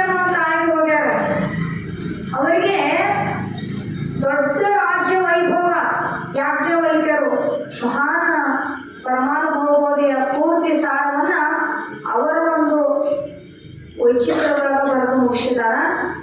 ಯಾಜ್ಞವಲ್ಕ್ಯರಿಗೆ ಇಬ್ರು ಹೇಳ್ತೇವೆ, ಕಾತ್ಯಾಯಿನಿ ಮತ್ತ ಮೈತ್ರ ಅಂತ ಹೇಳಿ. ಅಷ್ಟೆಲ್ಲ ವೈಭವ ಸಂಪತ್ತು ಸರ್ವ ರಾಜ್ಯ ಇದ್ರು ಕೂಡ ಅದ್ರ ಮ್ಯಾಗ ಅವಾಗ ವೈರಾಗ್ಯ ಬಂತು. ಯಾರಿಗೆ? ಯಾಜ್ಞವಲ್ಕ್ಯರಿಗೆ. ಇಬ್ರು ಹೆಂಡ್ರನ್ನ ಮುಂದೆ ಕುಂದಿಸ್ಕೊಂಡು ಹೇಳಿರಂತ, ಇಷ್ಟು ದಿನ ಮಾಡಿದ ರಾಜ್ಯಭಾಗ, ಈ ವೈಭೋಗ, ಈ ಎಲ್ಲಾ ಭೋಗಗಳು ನನಗೆ ಸಾಕು, ಇನ್ನ ನಾವು ಬ್ಯಾರೆ ಉದ್ದೇಶ ಇಟ್ಕೊಂಡು ಹೋಗ್ತೇನೆ, ಈ ಭಾಗವನ್ನ, ಈ ರಾಜ್ಯವನ್ನ, ಎಲ್ಲಾ ಸಂಪತ್ತನ್ನ ನಿಮ್ಗೆ ಇಬ್ಬರಿಗೂ ಸಮಭಾಗವಾಗಿ ಮಾಡಿಕೊಡ್ತೇನೆ ಅಂತ ಇಬ್ರು ಹೆಂಡ್ರು ಹೇಳಿದಾವ. ಅವಾಗ ಕಾತ್ಯಾಯಿನಿ ಹೇಳಿದ್ಲು, ಇದ್ರಾಗ ಇಬ್ಬರಿಗೂ ಸಮಭಾಗ ಆಗುದಿಲ್ಲ, ಯಾಕಂದ್ರ ನಾ ತವ್ರ ಮನೆಯಿಂದ ಎಷ್ಟು ತಂದೇನಲ್ಲ ಅದನ್ನು ಬ್ಯಾರೆ ಸಪ್ರೇಟ್ ಇಟ್ಟು ನೀ ಏನು ಗಳಿಸಿಯಲ್ಲ ಅದ್ರಾಗ 2 ಭಾಗ ಮಾಡು ಅಂತಕ್ಕೆ ಕಾತ್ಯಾಯಿನಿ. ಅವಾಗ ಮೈತ್ರ ಹೇಳ್ತಾಳೆ ಯಾಜ್ಞವಲ್ಕ್ಯರಿಗೆ, ಇಷ್ಟೊಂದು ರಾಜ್ಯ ವೈಭೋಗವನ್ನ ಬಿಟ್ಟು ಇದಕ್ಕಿಂತ ಹೆಚ್ಚಿನ ಸುಖ ನೀವು ಪಡ್ಯಾಕ ಹೊಂಟಿರಲ್ಲ, ಅದರಾಗ ನನಗೆ ಪಾಲು ಕೊಡ್ರಿ. ಈ ಕ್ಷಣಿಕವಾದ ಭೋಗವನ್ನ ನೀವು ತುಚ್ಛವಾಗಿ ಕಂಡು ಇದು ಹೇಯ ಅಂತ ತಿಳ್ಕೊಂಡು ಏನು ಹೊಂಟಿರಲ್ಲ, ಅದು ಇದಕ್ಕಿಂತ ಹೆಚ್ಚಿನ ಸುಖ ಇದ್ರೆ ಅದರಾಗ ನನಗೆ ಪಾಲು ಕೊಡ್ರಿ, ಕೂಡ ಈ ರಾಜ್ಯದೊಳಗೆ ನನಗೆ ಭಾಗ ಬೇಡ, ಇದ್ರೊಳಗೆ ನನಗೆ ಪಾಲು ಬೇಡ ಅಂತಂತಕ್ಕೆ. ಅವಾಗ ಎಲ್ಲವನ್ನೂ ಕಾತ್ಯಾಯಿನಿ ಅನುಭವಿಸಕತ್ಲು. ನಿಜವಾದ ಜ್ಞಾನ ಸ್ವರೂಪವನ್ನು ನಾನು ತಿಳಿದುಕೊಳ್ಳಲೇಬೇಕು ಅಂತ ಆ ಪತಿಯ ಹಿಂದೆ ಹೋದಂತ ಮೈತ್ರಿಯನ್ನು ಕುರಿತು ಹೇಳ್ತಾ ಇದ್ದಾರೆ ಯಾಜ್ಞವಲ್ಕ್ಯರು. ಮತಿಯುಗೆ ಜಡರಿಗ ದ್ವೈತವನ್ನು ತಿಳಿಯಲಿಕ್ಕೆ. ಜಡರು ಅಂತಂದ್ರ ಜ್ಞಾನ ಇಲ್ಲದಂತ, ಕಾತ್ಯಾಯಿನಿ ಜಡ ಸ್ವರೂಪ. ನಿಜವಾದ ಆತ್ಮಬೋಧೆಯನ್ನು ತಿಳಿದುಕೊಳ್ಳುವಂತ ಬುದ್ಧಿ ಅವಳಲ್ಲಿಲ್ಲ, ಆಕೆ ಜಡ ಸ್ವರೂಪ. ಸತಿ ನೀನೇ ಸುಕೃತಿ ಬೇಡವೆನು ಕೇಳು. ಸುಕೃತಿ ಅಂದ್ರ ನೀ ಎಂತ ಪುಣ್ಯಶಾಲಿ ಅದಿ. ಮೈತ್ರಿಯನ್ನು ಕುರಿತು ಹೇಳಕತ್ತಾರ, ನೀನು ಎಷ್ಟೊಂದು ಪುಣ್ಯಶಾಲಿ ಅದಿ. ನಿಜವಾದ ಆತ್ಮಜ್ಞಾನವನ್ನ ಕೇಳಲಿಕ್ಕೆ ಎಲ್ಲಾ ರಾಜ್ಯ ವೈಭವವನ್ನು ಬಿಟ್ಟು ನನ್ನ ಜೊತೆ ಬಂದಿಯಲ್ಲ, ನೀನೇ ನಿಜವಾದ ಪುಣ್ಯವಂತೆ, ನಿನಗೆ ಹೇಳ್ತೇನೆ ಕೇಳು ಅಂತ ಹೇಳ್ತಾರ. ಯಾಕಂದ್ರೆ ಶಾಸ್ತ್ರವನ್ನ ಕೇಳಬೇಕು ಅಂದ್ರ ಗುರುವಿನ ಸದ್ವಾಕ್ಯಗಳ ನಮಗ ಅವು ಮನಸ್ಸಿನಾಗ ಇಳಿದು ಅದರ ಆಕಾರ ನಮಗ ಆಗಾಕತ್ತಿತ್ತು ಅಂದ್ರ ಬುದ್ಧಿ ಐತಿ. ಮತಿ ಅಂದ್ರೆ ಬುದ್ಧಿ. ಮತಿಯುಂಟೆ ಜನರಿಗೆ ಅದ್ವೈತವನ್ನ ನಡೆಯಲಿಕ್ಕೆ. ಬುದ್ಧಿ ಇಲ್ಲದಂತವ್ರಿಗೆ ಎಷ್ಟು ವರ್ಷ ಬುದ್ಧಿಯಾಗಿ ಹೇಳಿದ್ರು ಅದು ನಿಷ್ಪ್ರಯೋಜನ ಅಂತ ಹೇಳ್ತಾರೆ. ಹೇಳುವವರು ಗಂಟ್ಲಾನ ಹರಿತೈತಿ ವಿನಃ ನೀವು ಎಲ್ಲಿದ್ರಿ ಅಂದ್ರೆ ನಾವು ಇನ್ನೂ ಅಲ್ಲೇ ಇದ್ದೇವೆ ಅಂತ ಕೇಳಿರ್ತಾರೆ. ಹೇಳಾರ್ದಿನ ಕೇಳಾರ್ ಮಾಡಿ ಶಾಲೆ ಇರ್ಬೇಕಂತ. ಅಕಸ್ಮಾತ್ ನಾವು ಏನ್ ಹೇಳಿದ್ರು ಕೊಡಂಗ ಗೋಣ ಅಳಿಗೆ ಚೂರು ಮುಂದೆ ಕುಂತು 8 ವರ್ಷ ಗಂಟ್ಲ ಹಾಕೊಂಡ್ರು ಏನಾಗ್ಬೋದೈತಿ. ಹಂಗ ಇಲ್ಲಿ ಯಾವ ಮೊದಲ ಬಾರಿ ಜನರಿಗೆ ಹೇಳ್ತಾ ಇದ್ದಾರ. ಮೊದಲ ಬಾರಿ ಜನ ಅವರಿಗೆ ಮಧ್ಯರಾತ್ರಿ ಒಳಗ ಸದ್ಗುರುನಾಥ ಸ್ವಸ್ವರೂಪದ ಜ್ಞಾನದ ಮಾತುಗಳನ್ನು ಅವರಿಗೆ ಹೇಳಕತ್ತಿದ್ರು. ಯಾಕ ಅವರಿಗೆ ಹೇಳುತ್ತಾ ಕುಳಿತಿದ್ದರು. ಇಂಥ ಸದ್ಬೋಧೆ ಸುವಿಚಾರ ವಿಷಯ ಅವರಿಗೆ ಯಾವಾಗ ಬಂದಿತ್ತು? ಹಂಗ ಗುರುನಾಥನ ಮ್ಯಾಗ ಅವರು ನಂಬಿಕೆಯನ್ನ ಇಟ್ಟಿದ್ದಾರೆ. ಎಂದೋ ಸದ್ಗುರುನಾಥನ ಅರಿತವರಾಗ್ತಾ ಇದ್ರು. ಅವ ಕ್ಷಣದೊಳಗ ಒಬ್ಬರನ್ನಲ್ಲಿ ಕೊಂದಾನಂದ್ರು ಅವನ ಮ್ಯಾಗ ನಂಬಿಕೆ ಅನ್ನುವಂಥದ್ದು ಇತ್ತಂದ್ರೆ ಅದಕ್ಕೊಂದು ಮೂಲ ಉದ್ದೇಶ ಇಟ್ಟು ಮಾಡ್ಯಾನ ಅನ್ನುವಂಥ ವಿಚಾರ ಅವರಲ್ಲಿ ಇರ್ತಿತ್ತು. ಇಂಥ ಯಾವ ಮಂದಮತಿಗಳಿಗೆ ಇಂಥ ಸರ್ವಜ್ಞಾನ ಜ್ಞಾನಾಮೃತನ ಬೋಧಿ ಮಾಡಕತ್ತಾನಲ್ಲ ಅಂತೇಳಿ ಮುರ್ಗಿಬಾವಿ ಇಬ್ಬರು ಭಕ್ತರಿಗೆ ಅದು ನಗಿ ಬರ್ತಿತ್ತಂತ. ಅವು ತಿಳಿಲಿ ತಿಳನಗಿರ್ಲಿ ಕುರಿ ಅಂತ ಸುತ್ತು ಕಡೆ ದೇವಾಂತರು ಕೇಳಾಕತ್ತಿದ್ವು ಅರ್ಜುನ ಶಾಸ್ತ್ರದ ಮಾತನಾಡ ಸರ್ವಜ್ಞಾಗ. ಅಲ್ಲಿಗೆ ಬಂದಿರುವ ಗಂಗಯ್ಯ ಸ್ವಾಮಿ ಉಳುವಿ ರುದ್ರಪ್ಪನು ಸದ್ಗುರುನಾಥ, ನೀವು ಇಷ್ಟೊಂದು ನಿಮ್ಮ ಪಾದಕ್ಕೆ ನೋವಿದ್ರು ಇಂಥ ಕಷ್ಟದಲ್ಲಿ ನೀವು ನಿದ್ರೆ ಮಾಡದೆ ಹೇಗೆ ಬಂದ್ರಿ ಅಂತ ಕೇಳಿದ್ರಮ್ಮ. ಕಾಲು ನೋಡಿದ್ರ ನಡೆಯಾಕ ಬರುವುದಿಲ್ಲ. ಮತ್ತ ಮೇಲಿನ ಅಧಿಕಾರಿಗಳ ಈ ಗ್ರಾಮದೊಳಗ ಒಂದು ಕ್ಷಣದ ಮಾತ್ರ ನೀವು ಇಲ್ಲಿ ಇರಬಾರ್ದು, ಇವ್ರನ್ನ ಈ ಜಾಗದಿಂದ ಬೇರೆ ಕಡೆ ಕರ್ಕೊಂಡು ಹೋಗ್ರಿ ಅಂತ ಅವ್ರು ಹೇಳಿ ಹೋಗ್ಯಾರ. ಮೇಲಾಗಿ ನಾವಿಬ್ರು ಜಾಮೀನಾಗ್ಯಾವ ನಿಮಗ, ಮತ್ತೆ ಇಲ್ಲಿ ಏನಾರ ನೀ ಗದ್ಲ ಎಬ್ಸುದು, ಮತ್ತೆ ನಮ್ಮನ್ನ ಅವ್ರು ಜೈಲಿಗೆ ಇಷ್ಟೆಲ್ಲ ಗದ್ಲ ಯಾಕ? ಅಷ್ಟು ಕಾಲು ನೋವಿದ್ರು ಇಂಥ ರಾತ್ರಿ ಒಳಗ ನೀವು ಯಾಕೆ ಬಂದ್ರಿ, ಹೆಂಗ್ ಬಂದ್ರಿ ಅಂತ ಕೇಳಿದ್ರಂತ. ನಮಸ್ಕಾರ ಮಾಡಿ ಕೇಳಿದ್ರು. ಗುರುನಾಥ ಅಂತಾರ, ಅಲ್ಲೋ ಮಕ್ಕಳ್ರೆ, ಮುರ್ಗಿ ಬಾವಿಯಿಂದ ಒಂದು ಹೆಜ್ಜೆಯನ್ನು ಮೊದಲ ಬಾವಿಗೆ ಇಡದಂತೆ ಕಾಯುತ್ತೇವೆ ಅಂದ ಶೂರರು ನಮ್ಮನ್ನು ಹೆಂಗ್ ಬಿಟ್ರಿ ನೀವು ಅಂತೇಳಿ ಗುರುನಾಥ ನಗಾಕತ್ರಂತ. ಆಗ ಗಂಗಯ್ಯ ಸ್ವಾಮಿಯು ಎದ್ದು ಕೈ ಜೋಡಿಸಿ ನಾವು ಇದರೊಳಗೆ ಸೋತೆವೆಂದು ಸುಮ್ಮನಾದರು. ಮತ್ತು ಗುರುವಿನ ಮುಂದ ಅವರ ಇಂಗಿತವನ್ನ ಅರ್ಥದವರ ಕೀರ್ತರವಾಗಿ ಸೋಲ್ತಾರ. ಮತ್ತ ಅಹಂಕಾರದಿಂದ ತುಂಬಿಕೊಂಡಂತ ಮನುಷ್ಯ ಇದ್ದ ಅಂತಂದ್ರ ಅವನೊಂದು ಶಂಕರನ ಬಂದಾನಂದ್ರ ಅವ ಎದಿಗೊಟ್ಟನಿಟ್ಟು ಸರ್ವನಾಶ ಆಗಿ ಹೋಗ್ತಾನ. ಇಲ್ಲಿ ಗುರುನಾಥನ ಸ್ಥಿತಿಯನ್ನ ಇರುವಿಕೆಯನ್ನು ಅರ್ಥ ಮಾಡಿಕೊಂಡಂತ ಮುಖ್ಯವಾಗಿ ಭಕ್ತರು ಯಪ್ಪ ಈ ಒಂದು ಷರತ್ತಿನೊಳಗ ನಾವು ಸೋತ್ವಿ ಭಗವಂತ ಅಂದ್ರು. ಯಾಕಂತಂದ್ರ ಜಗತ್ತನ್ನೇ ಬುಗುಡಿ ಹಾಗೆ ತಿರುಗಿಸುವವನು ನೀಗಿರುವಾಗ ನಮ್ಮ ಪಾಠ ಏನೂ ಬೆಳೆದಿಲ್ಲ ಅಂದ್ರಂತವ್ರು. ಬರೀ ನಾವು ಕುಣಿಯಾಕತ್ತೇವೆ ಅಷ್ಟ. ಹೆಂಗ ಕುಣಿಸ್ಬೇಕು ಅನ್ನೋದು ಅವನ ಕೈಯಾಗೈತಿ. ಅವ ಹೆಂಗ ಕುಣಿಸ್ತಾನ ಹಂಗ ಕುಣಿಯಕ್ ಬಂದೇವಿ ನಾವು. ಮತ್ತ ಆವ ಕುಣಿಸ್ದಂಗ ಕುಣಿದು ಬಿಟ್ಟು ನಾವು ಬ್ಯಾರೆ ಕುಣಿಯಾಕ ಹೋದ್ವಿ ಅಂತಂದ್ರ ಮತ್ತ ನಮ್ಮನ್ನ ಯಾವ ಆಟದೊಳಗೆ ಕುಣಿಸ್ಬೇಕು ಅನ್ನೋದು ಅವನಿಗೆ ಗೊತ್ತೈತಿ. ಯಾಕ ಸೂತ್ರಧಾರಿ ಅಂತ ಯಾಕಂತಾರಂದ್ರ ಮೂಲತಃ ಜಗತ್ತನ್ನೇ ಸೃಷ್ಟಿ ಮಾಡತಕ್ಕಂತ ಭಗವಂತ ಒಂದು ಹುಲ್ಲು ಕಡ್ಡಿ ಕೂಡ ಅವನ ಆಜ್ಞೆ ಇಲ್ಲದ ಅಳಗಾಡುವುದಿಲ್ಲ ಭೂಮಿ ಮೇಲೆ. ನಂಬ್ರಿ ನಮ್ದ ಬಿಡ್ರಿ. ಗುರುನಾಥನ ಪ್ರಭಾವ ಭೂಮಿ ಮ್ಯಾಗ ಹೆಂಗೈತಿ ಅಂದ್ರ ಒಂದು ಕಲ್ಲು ಕಟ್ಟಿಗೆ ಕೂಡ ಅವನ ಆಜ್ಞೆ ಇಲ್ಲದ ಅವು ಹೊಳ್ಯಾಡುವುದಿಲ್ಲ ಅಂದ್ರ ಅಂತ ಸೂತ್ರಧಾರಿ ನೀನು. ನೀ ಆಡಿಸ್ದಂಗ ನಾವು ಆಡೋರು ನಿಮ್ಮನ್ನ ಕಾಯುವಂತ ಶಕ್ತಿ ನಮಗೆ ಎಲ್ಲಿ ಬಂದಿದ್ಯಪ್ಪ ಅಂತೇಳಿ ಅವರು ಸುಮ್ಮನಾದ್ರು. ಇದರೊಳಗೆ ಗೆದ್ದಿರೆಂದು ಅಲ್ಲಿರುವ ತುಂಬಿದ ಸಭೆಯು ಹರ್ಷೋದ್ಗಾರದಿಂದ ಅವರೆಲ್ಲರೂ ಹರ್ಷೋದ್ಗಾರದಿಂದ ನಗುವಂತವರಾದರು. ಅಪ್ಪವ್ರು ಗೆದ್ರು, ಮುರುಕಿಬಾವಿ ಜನ ಸೋತರು ಅಂತೇಳಿ ಈ ಮತಿಹೀನರಾಗಿರ್ತಕ್ಕಂಥ ಮೊದಲ ಬಾವಿ ಭಕ್ತರು ನಗಾಕತ್ರು. ಸದ್ಗುರುನಾಥನೆನ್ನುತ್ತಾನೆ, ಇವರ ವೃತ್ತಾಂತವನ್ನು ತಿಳಿದುಕೊಳ್ಳುವ ಸಲುವಾಗಿ ನಾನು ಇಲ್ಲಿಯೇ ಮೊದಲ ಬಾವಿಯೊಳಗೆ ಇರುತ್ತೇನೆ, ನಾವು ನಿಮ್ಮೊಡನೆ ಬರುವುದಿಲ್ಲ ಎಂದರು. ನಾವು ಮೊದಲ ಬಾವಿಯಲ್ಲಿ ಉಳಿದರೆ ನೀವು ನನಗೆ ಜಾಮೀನಾಗಿರುವಿರಿ, ನಿಮ್ಮನ್ನು ಹಿಡಿದುಕೊಂಡು ಹೋಗುತ್ತಾರೆ ಎಂದರು. ನಾವು ಇಲ್ಲಿಯೇ ಉಳಿದರೆ ಕಾಯ್ದೆಗೆ ವಿರೋಧವಾಗಿರುತ್ತದೆ, ಇಲ್ಲಿ ನಿಮ್ಮನ್ನು ಬಿಡದೆ ತಪ್ಪದೆ ಬೆಳಗಾವಿಗೆ ಒಯ್ದು ಬಂಧನ ಮಾಡಿ ಹಿಡಿದೊಯ್ಯುತ್ತಾರೆ ಎಂದರು. ಹೀಗೆಂದ ಕೂಡಲೇ ಮುರುಕಿಬಾವಿ ಸದ್ಭಕ್ತರು ಅಂತಾರ, ಜೀವ ಬಿಟ್ಟು ಶರೀರವೂ ಇರಲಾರದು, ಗಿಡ ಬಿಟ್ಟು ಎಲೆ ಹೂವು ಕಾಯಿ ಹಣ್ಣುಗಳು ಪಡವಿಯೊಳಗೆ ಉಳಿಯಲಾರವು. ಅದರಂತೆ ಗುರುದೇವ ನಿಮ್ಮನ್ನ ಅಗಲಿ ನಾವಿಬ್ಬರು ಹೇಗೆ ಇರಬಲ್ಲೆವು? ನೀವೇನಿಲ್ಲಿ ಇರಕೋಬೇಡ್ರಿ, ನೀವು ಮುರುಕಿಬಾವಿಗೆ ಹೋಗ್ಬಿಡ್ರಿ, ನಾ ಇಲ್ಲೇ ಮೊದಲ ಬಾವಿಯಾಗ ಇರ್ತಾನೆ ಅಂದ್ರಂತವ್ರು. ಅಕಸ್ಮಾತ್ ಇವಾಗ ಮುರುಕಿಬಾವಿಗೆ ಕಳ್ಸಿದೆ ಅಂತಂದ್ರ ನೀವರ ನನಗಿಬ್ರು ಜಾಮೀನಾಗಿರಿ. ಮತ್ ನಾ ಇಲ್ಲಿ ಏನಾದ್ರೂ ಒಂದು ಗದ್ದಲ ಮಾಡಿದ್ರು ಮತ್ತು ಪೊಲೀಸರು ಬಂದು ನಿಮ್ಮನ್ನ ಹೇಳ್ಕೊಂಡು ಹೋಗ್ತಾರ. ಅದಕ್ಕ ನಾ ಏನಾರು ಮಾಡ್ಕೊಳ್ಳಿ, ನಾನ ಹೊಳ್ಳಿ ಜೈಲಿಗೆ ಹೋಗ್ಬಿಟ್ಟು ಚಿಂತಿಲ್ಲ, ನೀವು ಹೊಳ್ಳಿ ಮುರುಕಿಬಾವಿಗೆ ಹೋಗ್ಬಿಡ್ರಿ ಅಂದ್ರು ಗುರುನಾಥ. ಆಗ ಭಕ್ತನ ಪಾದ ಕಮಲದಲ್ಲಿಯೇ ತಮ್ಮ ಜೀವವನ್ನ ಇಟ್ಟಂತ ಆ ಇಬ್ಬರು ಸದ್ಭಕ್ತರು ಏನಂದ್ರು ಅಂದ್ರ, ಯಪ್ಪ ಜೀವ ಬಿಟ್ಟು ಶರೀರ ಎಂದ್ರಾಗ ಐತೇನು? ಒಳಗ ಜೀವ ಅನ್ನುವಂತ ಪರಮಾತ್ಮ ಇದ್ರ ಇದಕ್ಕೆ ಬೆಲೆ. ಅದು ಜೀವ ಹೋತಂದ್ರೆ ಇದು ಎಲ್ಲಿ ಬಿದ್ರಾರ ಏನೋ, ಮಣ್ಣಾಗ ಬಿದ್ರಾರ ಏನೋ, ರಾಡ್ಯಾಗ ಬಿದ್ರ ಅದಕ್ಕೆ ಹೆಂಗ ಕಿಮ್ಮತ್ ಇರೋದಿಲ್ಲ. ಹಂಗ ಜೀವ ರೂಪದೊಳಗ ನೀವು ನಮ್ಮ ಒಳಗ ಅದಿರಿ ಅಂದಾಗ ನಿಮ್ಮನ್ನ ಇಲ್ಲಿ ಬಿಟ್ಟು ಈ ಮೂರ್ತ ಶರೀರ ಮಾತ್ರ ಅಲ್ಲಿ ಹೋಗೋದು ಸಹಜ ಏನು? ಹೆಂಗ ಒಂದು ಗಿಡದೊಳಗ ಗಿಡ ಬಿಟ್ಟು ಹೂವು ಎಲ್ಲಿ ಹಣ್ಣು ಕಾಯಿ ಅವೆಲ್ಲ ಗಿಡದೊಳಗ ಹೆಂಗಿರ್ತಾವೋ ಹಂಗ ಗುರುದೇವ ನಿಮ್ಮನ್ನ ಅಗಲಿ ಒಂದು ಕ್ಷಣ ನಾವು ಇರುವುದಿಲ್ಲ ಅಂತ ಆ ನಿಜವಾದ ಇಬ್ಬರು ಭಕ್ತರು ಗುರುನಾಥನಿಗೆ. ಆಗ ಸದ್ಗುರು ಶಿವಯೋಗಿ ಚಂದ್ರಶಿವೇಂದ್ರ ಅಂತಾರ, ಅಲ್ಲೋ ನೀವಿಬ್ರು ಪುಕ್ಕರದಿರಿ ಅಂತ ನಾನೀಗ ನಿಮ್ಮನ್ನ ಕೇಳಿದೆ. ಏನೋ ನನ್ನ ಮಾತಿಗೆ ಅನ್ಸ್ತಾರೇನೋ ಅಂತ ಪುಕ್ಕರು ಇರಬಹುದು ಅಂತ ನಾನು ಕೇಳಿದೆ.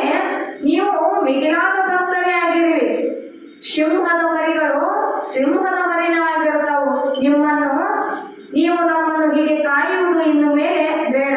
ನೀವು ನಮ್ಮ ಕಾವಲು ಮಾಡುತ್ತಿರುವುದು 4 ತಿಂಗಳು ಇಲ್ಲಿಗೆ ಮಿಕ್ಕಿದವು. ನೀವು ಜಾಮೀನಾಗಿ ನನ್ನನ್ನು ಬಿಡಿಸಿಕೊಂಡಿರುವಿರಿ, ಅದು ಇಲ್ಲಿಗೆ ಸಾಕು.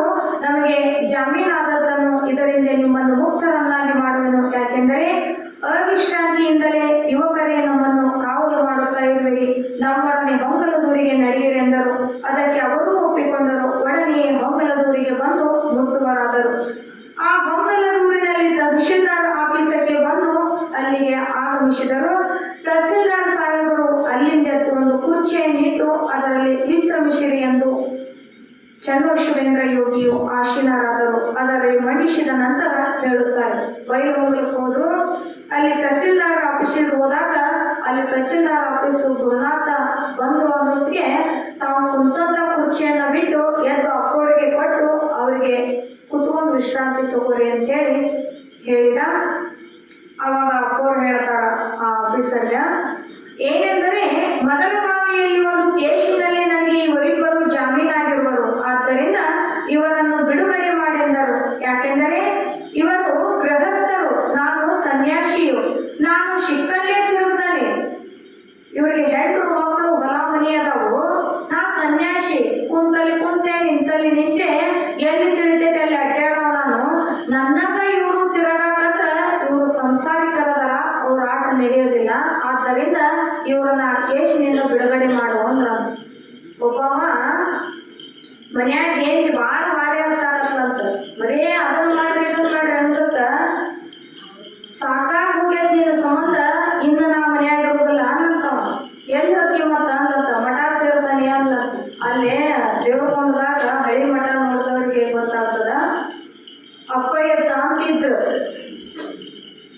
ಅಕಸ್ಮಾತ್ ಮಠದ ಮುಂದೆ ಯಾರ ಅಲ್ಲಿ ಬಂದಾರ ಅಂತಂದ್ರು ಕಣ್ಣ ತಪ್ಪಿಸಿ ಹೋದ್ರ ಒಂದು ಗೊತ್ತು, ಹೋಗ್ಲಿಲ್ಲ ಅಂತಂದ್ರ ಅಕಸ್ಮಾತ್ ಮತ್ತು ಮನ್ಯಾಗ ಜಗಳ ಮಾಡಿದ್ವು ಅಲ್ಲಿ ಏನಾರ ಅಡ್ಡ ಹಾದು ಅಂದ್ರ ಎಪ್ಪ ಅಂತ ಹೋದ್ರ ಸಾಕು. 6 ತೆಂಗಿನ ಗಿಡ ಇತ್ತು ಅಲ್ಲಿ, ಕೆರೆಯಿಂದ ಒಂದೊಂದು ತೆಂಗಿನ ಗಿಡ 6 ಕೊಡ ನೀರನ್ನ ಹಾಕ್ತಿದ್ರಂತವ್ರು ಅಪ್ಪ ಇದ್ದ. ಮುಂದೆ ಮಾತಾಡಿ ಮೊದ್ಲು ಕೊಡ ಅಥವಾ ಅವು ಹಿತ್ತಾಳಿ ಕೊಡ ನೀರ್ 6 ಕೊಡ ಎಣ್ಣೆ ಶಾಪ್ ಕುರ್ಚಿ ಮ್ಯಾಗ ಕುಂದ್ರ ಒಂದು ಅಜ್ಜ, ಅವನು ದೊಡ್ಡ ಆಳವ, ನಾವು ನೋಡಿದೀವಿ. ಕರೆ ಅಂತ ದೊಡ್ಡ ಅವ ಬರೀ ನ್ಯಾಲಿಗೆ ಹೊರಗೆ ತಗದ ಅಂದ್ರ ಅವ ಸತ್ ಅಂದಾಗ ಅಷ್ಟ ಕರ್ಬಾಯಿ ಅಜ್ಜ ಅಂತಿದ್ರಂತ. ಅವೇನಾರ ಒಂದೀಟ ನ್ಯಾಲಿಗೆ ಹೊರಗೆ ತೆಗೆದು ಬೇಡ ಅಂದ್ರ ಅವು ಉಳಗಾಲಿಲ್ಲ. ಅವ ಕೊಟ್ಟಿದ್ದ ಶಾಪ ಈಗೀಗ ನಾವೊಂದಿಂದ ಒಬ್ಬವ ಪಲ್ವರಿ ಅವನ ಮುಖ ಸಹಿತ ಗುರ್ತು ಹಿಡಿಯಕ್ ಆಗದಂಗ ಸತ್ತೋದ. ಅವಾಗ ಅಂದ್ರು ಇದು ಅಪ್ಪಯ್ಯನ ಶಾಪ ಆಗಿರ್ತಾವ ಅಂತ. ಸದ್ಗುರುನಾಥ ಮಠಕ್ಕೆ ಬೇಕಾದಂತ ದೊಡ್ಡ ಮಿನಿಸ್ಟರ್ ಬಂದಾನಂದ್ರು ಅವನ ಕೈಯಾಗ ಒಂದು ಅರ್ಬಿ ಕೊಡವಂತಾವ. ಎದಕ್ ಒಣ ಅರ್ಬಿ ಕೊಟ್ಟಾಗ ನಾವ ಒಣ ಅರ್ಬಿ ಎದಕ್ಕ ಅಂದ್ರ ಕಲ್ಲಿನ್ಯಾಗ ಮಾರಿ ಕಾಣ್ಬೇಕಂತ ಹಂಗ ಕಲ್ಲು ತಿಗಾಕಿಸ್ತಿದ್ನಂತ ಅವ್ರಿ ಮಠಕ್ಕೆ ಹೋದ್ರು. ಮತ್ತು ಕೊಡೋದನ್ನ ಇಷ್ಟ ಅದು ತಿಂಗಳಗಟ್ಟಲೆ ಇಷ್ಟ ಹಾಕಿಸ್ಕೋಬೇಕಂದ್ರ ಇಡೀ ಒಂದು ವರ್ಷಿ ಕಲ್ಲೆಲ್ಲ ಒಣ ಅರ್ಬಿಲೆ ತಿಕ್ಕಿ ಮಾರಿ ಕಾಣಕತ್ತಾವ ಅಂದಾಗ ಎದ್ದು ಹೋಗುದು. ಅಷ್ಟ ಮಠದಾಗ ಅವ ಹಂಗ ಶಿವ ಹಸ್ತಿದ್ದಂತ. ಹಂಗ ಅದನ್ನ ತಿಳಿದೇ ಇರ್ತಕ್ಕಂತ ಒಬ್ಬ ಮನುಷ್ಯ ಹೇಗೆ ಬಾಳ ಕೆಲಸ ಮಾಡಿ ಹೇಳಕ್ ಹಚ್ಚಿದ್ಲು ಅಂತೇಳಿ ನಾ ಮಠಕ್ಕೆ ಹೋಗಿರ್ತಾನೆ ಮತ್ತೆ ಇಷ್ಟು ಕಾರ್ಯ ಹಚ್ಚಕತ್ತೇನ ಅಂತ ಹೋಗಂದ್ಲ. ಹೋಗು, ಅವರು ಸನ್ಯಾಸಿಗಳು ಮತ್ತು ಅವ್ರಿಗೂ ಕೆಲಸದಲ್ಲಿ ತಿರುಗ್ತಾರ, ಅವ್ರಿಗೂ ನೀನು ತಿರುಗೋಗು ಅಂದ್ಲು. ಬಂದ ಇವ ಮಠಕ್ಕೆ ಬರಾಕತ್ತಿದ್ದ ಮಠಕ್ಕೆ ಬಂದ್ಬಿಟ್ಟಿಗೆ ಅಜ್ಜವ್ರು ಹೇಳಿದ್ರಂತ, ಯಾಕಪ್ಪ ಇನ್ನು ಒಟ್ಟ ನಾ ಮನೆಗೆ ಹೋಗುದಿಲ್ರಿ, ಇಲ್ಲೇ ಮಟ್ಕೊಂಡು ಹೋಗೋದು ಬಿಡ್ತಾನೆ ಅಂತ. ಯಾಕಪ್ಪ ಅಷ್ಟು ವೈರಾಗಿ ಬಂತನೋ ಅಂತಂತ. ಇಲ್ರಿ, ನನ್ನ ಮ್ಯಾಗ ಭಾಳ ಜೀವ ಇದ್ಲು, ಕರೆ ಇವತ್ತು ಒಂಚೂರು ಜಗಳ ಆಗೈತಿ, ಆದ್ರೂ ಬೈವ ಅಂತ ಹೇಳ ನಾ ಇನ್ನೇನು ಹೋಗುದಿಲ್ಲ ಮನೆಗೆ. ಭಾಳ ಚಲೋ ಆಗ್ತವಪ್ಪ, ಇಲ್ಲೇ ಒಂದು ಕಜ್ಜಾಯಿ ತೊಂಬ, ದಿನ 4 ಕೊಡ ನೀರು ತೊಂಬ, ಬಂದವ್ರಿಗೆಲ್ಲರಿಗೂ ಪ್ರಸಾದ ಕೊಡು, ನಾನು ಒಂದು ಕರ್ಬಿ ಹೋಗುದು ಹಾಕು, ಬಂದಾಗ ಕೊಟ್ಟು ಏನ್ ಇಲ್ಲಿಕ್ಕೆ ಅಡುಗೆ ಮಾಡ್ಕೊಡು. ಬರೀ ಅಜ್ಜವ್ರು ಹೇಳೋದು ಕೇಳಿ ಅವ್ನು ತಲೆ ಸುತ್ತಾಕತ್ತು. ಮನ್ಯಾಗ ಹೆಂಡತಿ ಹೆದರಿ 4 ಕೊಡ ನೀರು ಹಾಕೋದಕ್ಕೆ ಹೆದರಿ ಮಾಡಕ್ಕೆ ಬಂದ್ರ ಮುಂಜಾನೆ ಸಂಜೆ ಮಠ ಮಾಡಿದ್ರು ಸಂವಿಧಾನ ಬಾರಿ ಹೇಳಕತ್ನಲ್ಲಿ ಅಜ್ಜ ಮನಿನ ಚಲೋ ಮಠ ಬೇಡ ಅನ್ನಂತಾವ. ಯಾಕ ಸನ್ಯಾಸಿ ಕೂಡ ತಿರ್ಗಾಕತ್ರು ಅಂತಂದ್ರ ಮನಿ ಇಲ್ಲ ಅಂತ ತಿಳ್ಕೊಂಡು ತಿರುಗಬೇಕು. ಒಂದು ಇಲ್ಲ ನನಗೆ ಯಾರೂ ಇಲ್ವಾ ಭಗವಂತ ನೀನ ಅಂತ ತಿಳ್ಕೊ. ಇದು 2ಕ್ಕೆ ಗಟ್ಟಿ ಆದಾಗ ಸನ್ಯಾಸಿ ಕೂಡ ತಿರ್ಗಾಕ ಗಟ್ಟೆ. ಅಪ್ಪರು ಕೂಡ ಹೋಗಿರ್ತಾರ, ಅವ್ರು ಅಲ್ಲಿ ಬಂದ್ರು ಅಂತಂದ್ರೆ ಆಡ್ಕೊತಿರ್ತಾರ. ಅವ್ರು ಕೂಡ ಹೋದ್ರ 15 ದಿನಗಟ್ಟಲೆ ಮೈ ನೀರು ಗಟ್ಟಿ ಆಗದಂಗ ತಿರುಗಬೇಕು ಅವ್ರು ಕೂಡ. ಯಾಕ ಮತ್ತೆ ಸನ್ಯಾಸಿ ಅಂದ್ರೆ ತಿರ್ಗಾವ ಹೆಂಗ ನೀರು ಹರ್ಕೊಂತ ಎಲ್ಲಾ ಒಂದು ಸ್ವಚ್ಛತೆ ಮಾಡ್ಕೊಂತ ನೀರು ಹೆಂಗ ಹರಿತೈತಲ್ಲ, ಹಂಗ ಭಗವಂತ ಆದ್ರೂ ಕೂಡ ತನ್ನ ಆನಂದದೊಳಗ ಅವ ಹರಿತಾ ಇರ್ತಾನ ಅಂದಾಗ ಇಲ್ಲಿ ಹೇಳ್ತಾರ, ನಾ ಸನ್ಯಾಸಿ, ನಾ ತಿರ್ಗವ ಶಿಕ್ಕಲ್ಲೇ ತಿರುಗ್ತಾನೆ. ಕರೆ ನಂದಂಗ ಅವ್ರು ತಿರ್ಗಾಕತ್ರ ಅವ್ರಿಗೆ ಹೆಣ್ಣು ಮಕ್ಕಳು ಅದಾರಪ್ಪ ಬೇಡ. ಅದಕ್ಕ ಅವ್ರು ಗೃಹಸ್ಥರದಾರ, ಅವ್ರನ್ನ ಹೆಂಗಾದ್ರೂ ಮಾಡಿ ನಿನ್ನ ಅಧಿಕಾರ ಒಳಗ ಅವ್ರನ್ನ ಬಿಡುಗಡೆ ಮಾಡುವಂತಂದ್ರು. ಇವರು ಹಾಗೆ ಮಾಡುವುದು ಒಳಿತಲ್ಲವಾಗಿರುವುದು. ಇವರಿಬ್ಬರನ್ನು ನಿನ್ನ ಅಧಿಕಾರದಿಂದ ಬಿಡುಗಡೆ ಮಾಡೆಂದು ತಿಳಿಸಲು ಬಂದಿರುವೆನೆಂದರು. ತಾಲೂಕು ಅಧಿಕಾರಿಯಾದ ಕಾರಣ ನಿನ್ನ ಶಕ್ತಿಯಿಂದ ಬಿಡುಗಡೆ ಮಾಡಲು ಬರುತ್ತದೆ ಶಿಕ್ಷೆಗೆ ಗುರಿಪಡಿಸಲು ಇವೆರಡು ನಿನ್ನ ಸತ್ತ ಮಾತ್ರದಿಂದ ನಡೆಯುತ್ತವೆ. ಏನು ಮಾಡುವೆ ನನಗೆ ತಿಳಿಸು ಅಂತ ಹೇಳಿದರು. ಅಪರಾಧಿಗಳನ್ನ ಬಿದ್ದು ಬೇಡ್ಕೊಂಡ್ರನ್ನ ಬಿಡುಗಡೆ ಮಾಡುವಂಥದ್ದು ನಿನ್ನ ಕೈಯಾಗೈತಿ, ಮತ್ತ ಅವ್ರನ್ನ ಎಂದೆಲ್ಲೂ ಬಿಡುಗಡೆ ಆಗದಂಗ ಮಾಡುವಂಥದ್ದು ಎರಡೂ ನಿನ್ನ ಕೈಯಾಗದಾವು.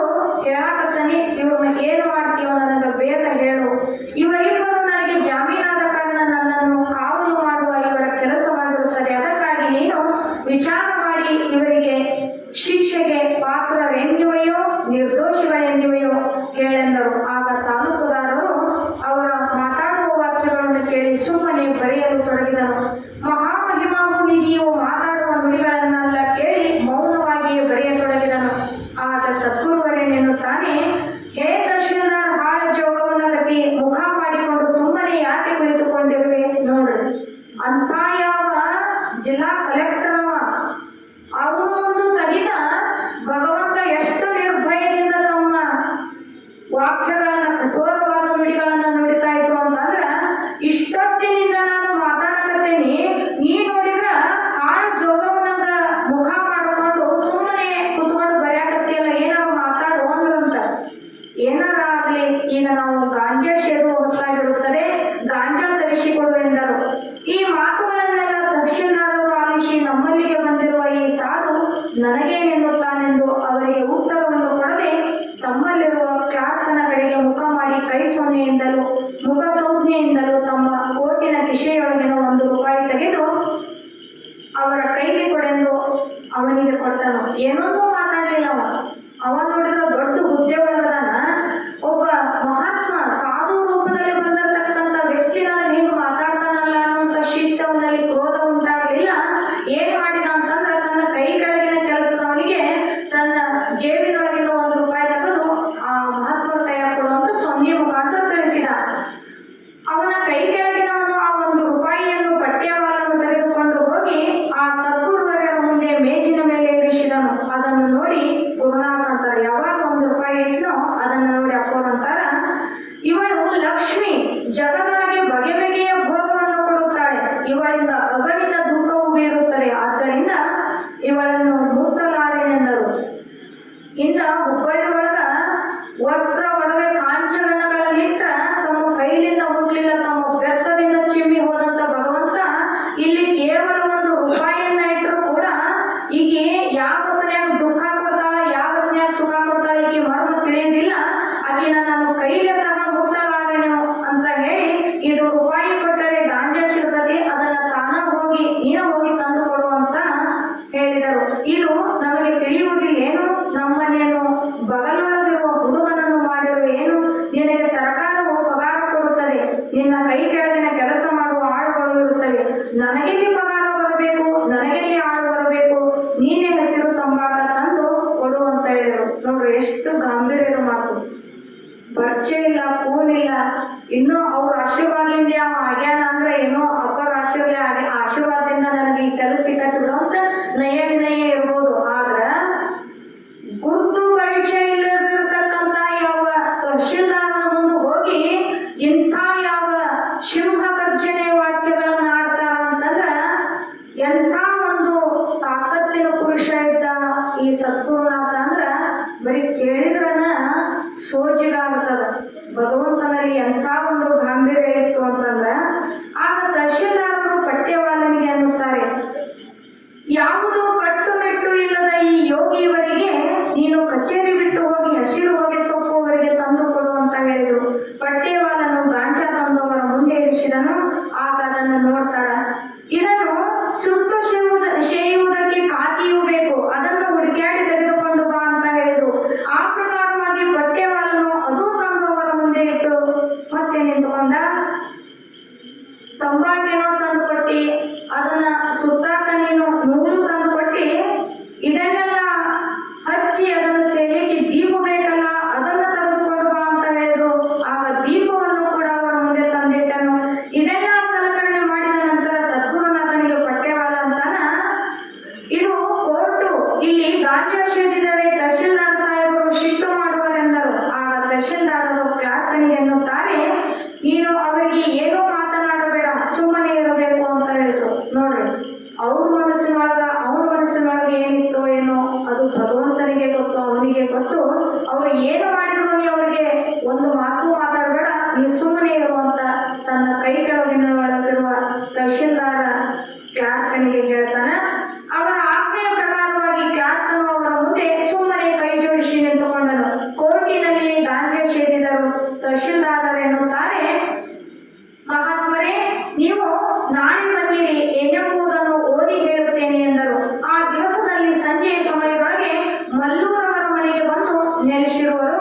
ಅಲ್ಲಿ ಸದುಭಕ್ತೆಯಾದ ಬಸವಣ್ಣಮ್ಮನು ಇವರು 3 ಜನ ಮನೆಗೆ ಆಗಮಿಸಿದೊಡನೆ ಸಂತೋಷಕ್ಕೆ ಪಾರವೇ ಇಲ್ಲದಾಯಿತು. ಹೇಗೆಂದರೆ, ಬಾಡಿ ಬತ್ತಿದ ಪೈರಕ್ಕೆ ಮಳೆ ಬಂದರೆ ಹೇಗೆ ಸಂತುಷ್ಟಿ ಹೊಂದುವುದು ಮತ್ತು ರೋಗಿಗಳಿಗೆ ತನ್ನಿಂದ ತಾನೇ ರೋಗ ಅಳಿದರೆ ಹೇಗೆ ಆನಂದಿಸುವನೋ, ತದ್ವತ್ ಬಸವಣ್ಣಮ್ಮನು ಹಾಗೆ ಕಲುಷಿತವಾದಳು.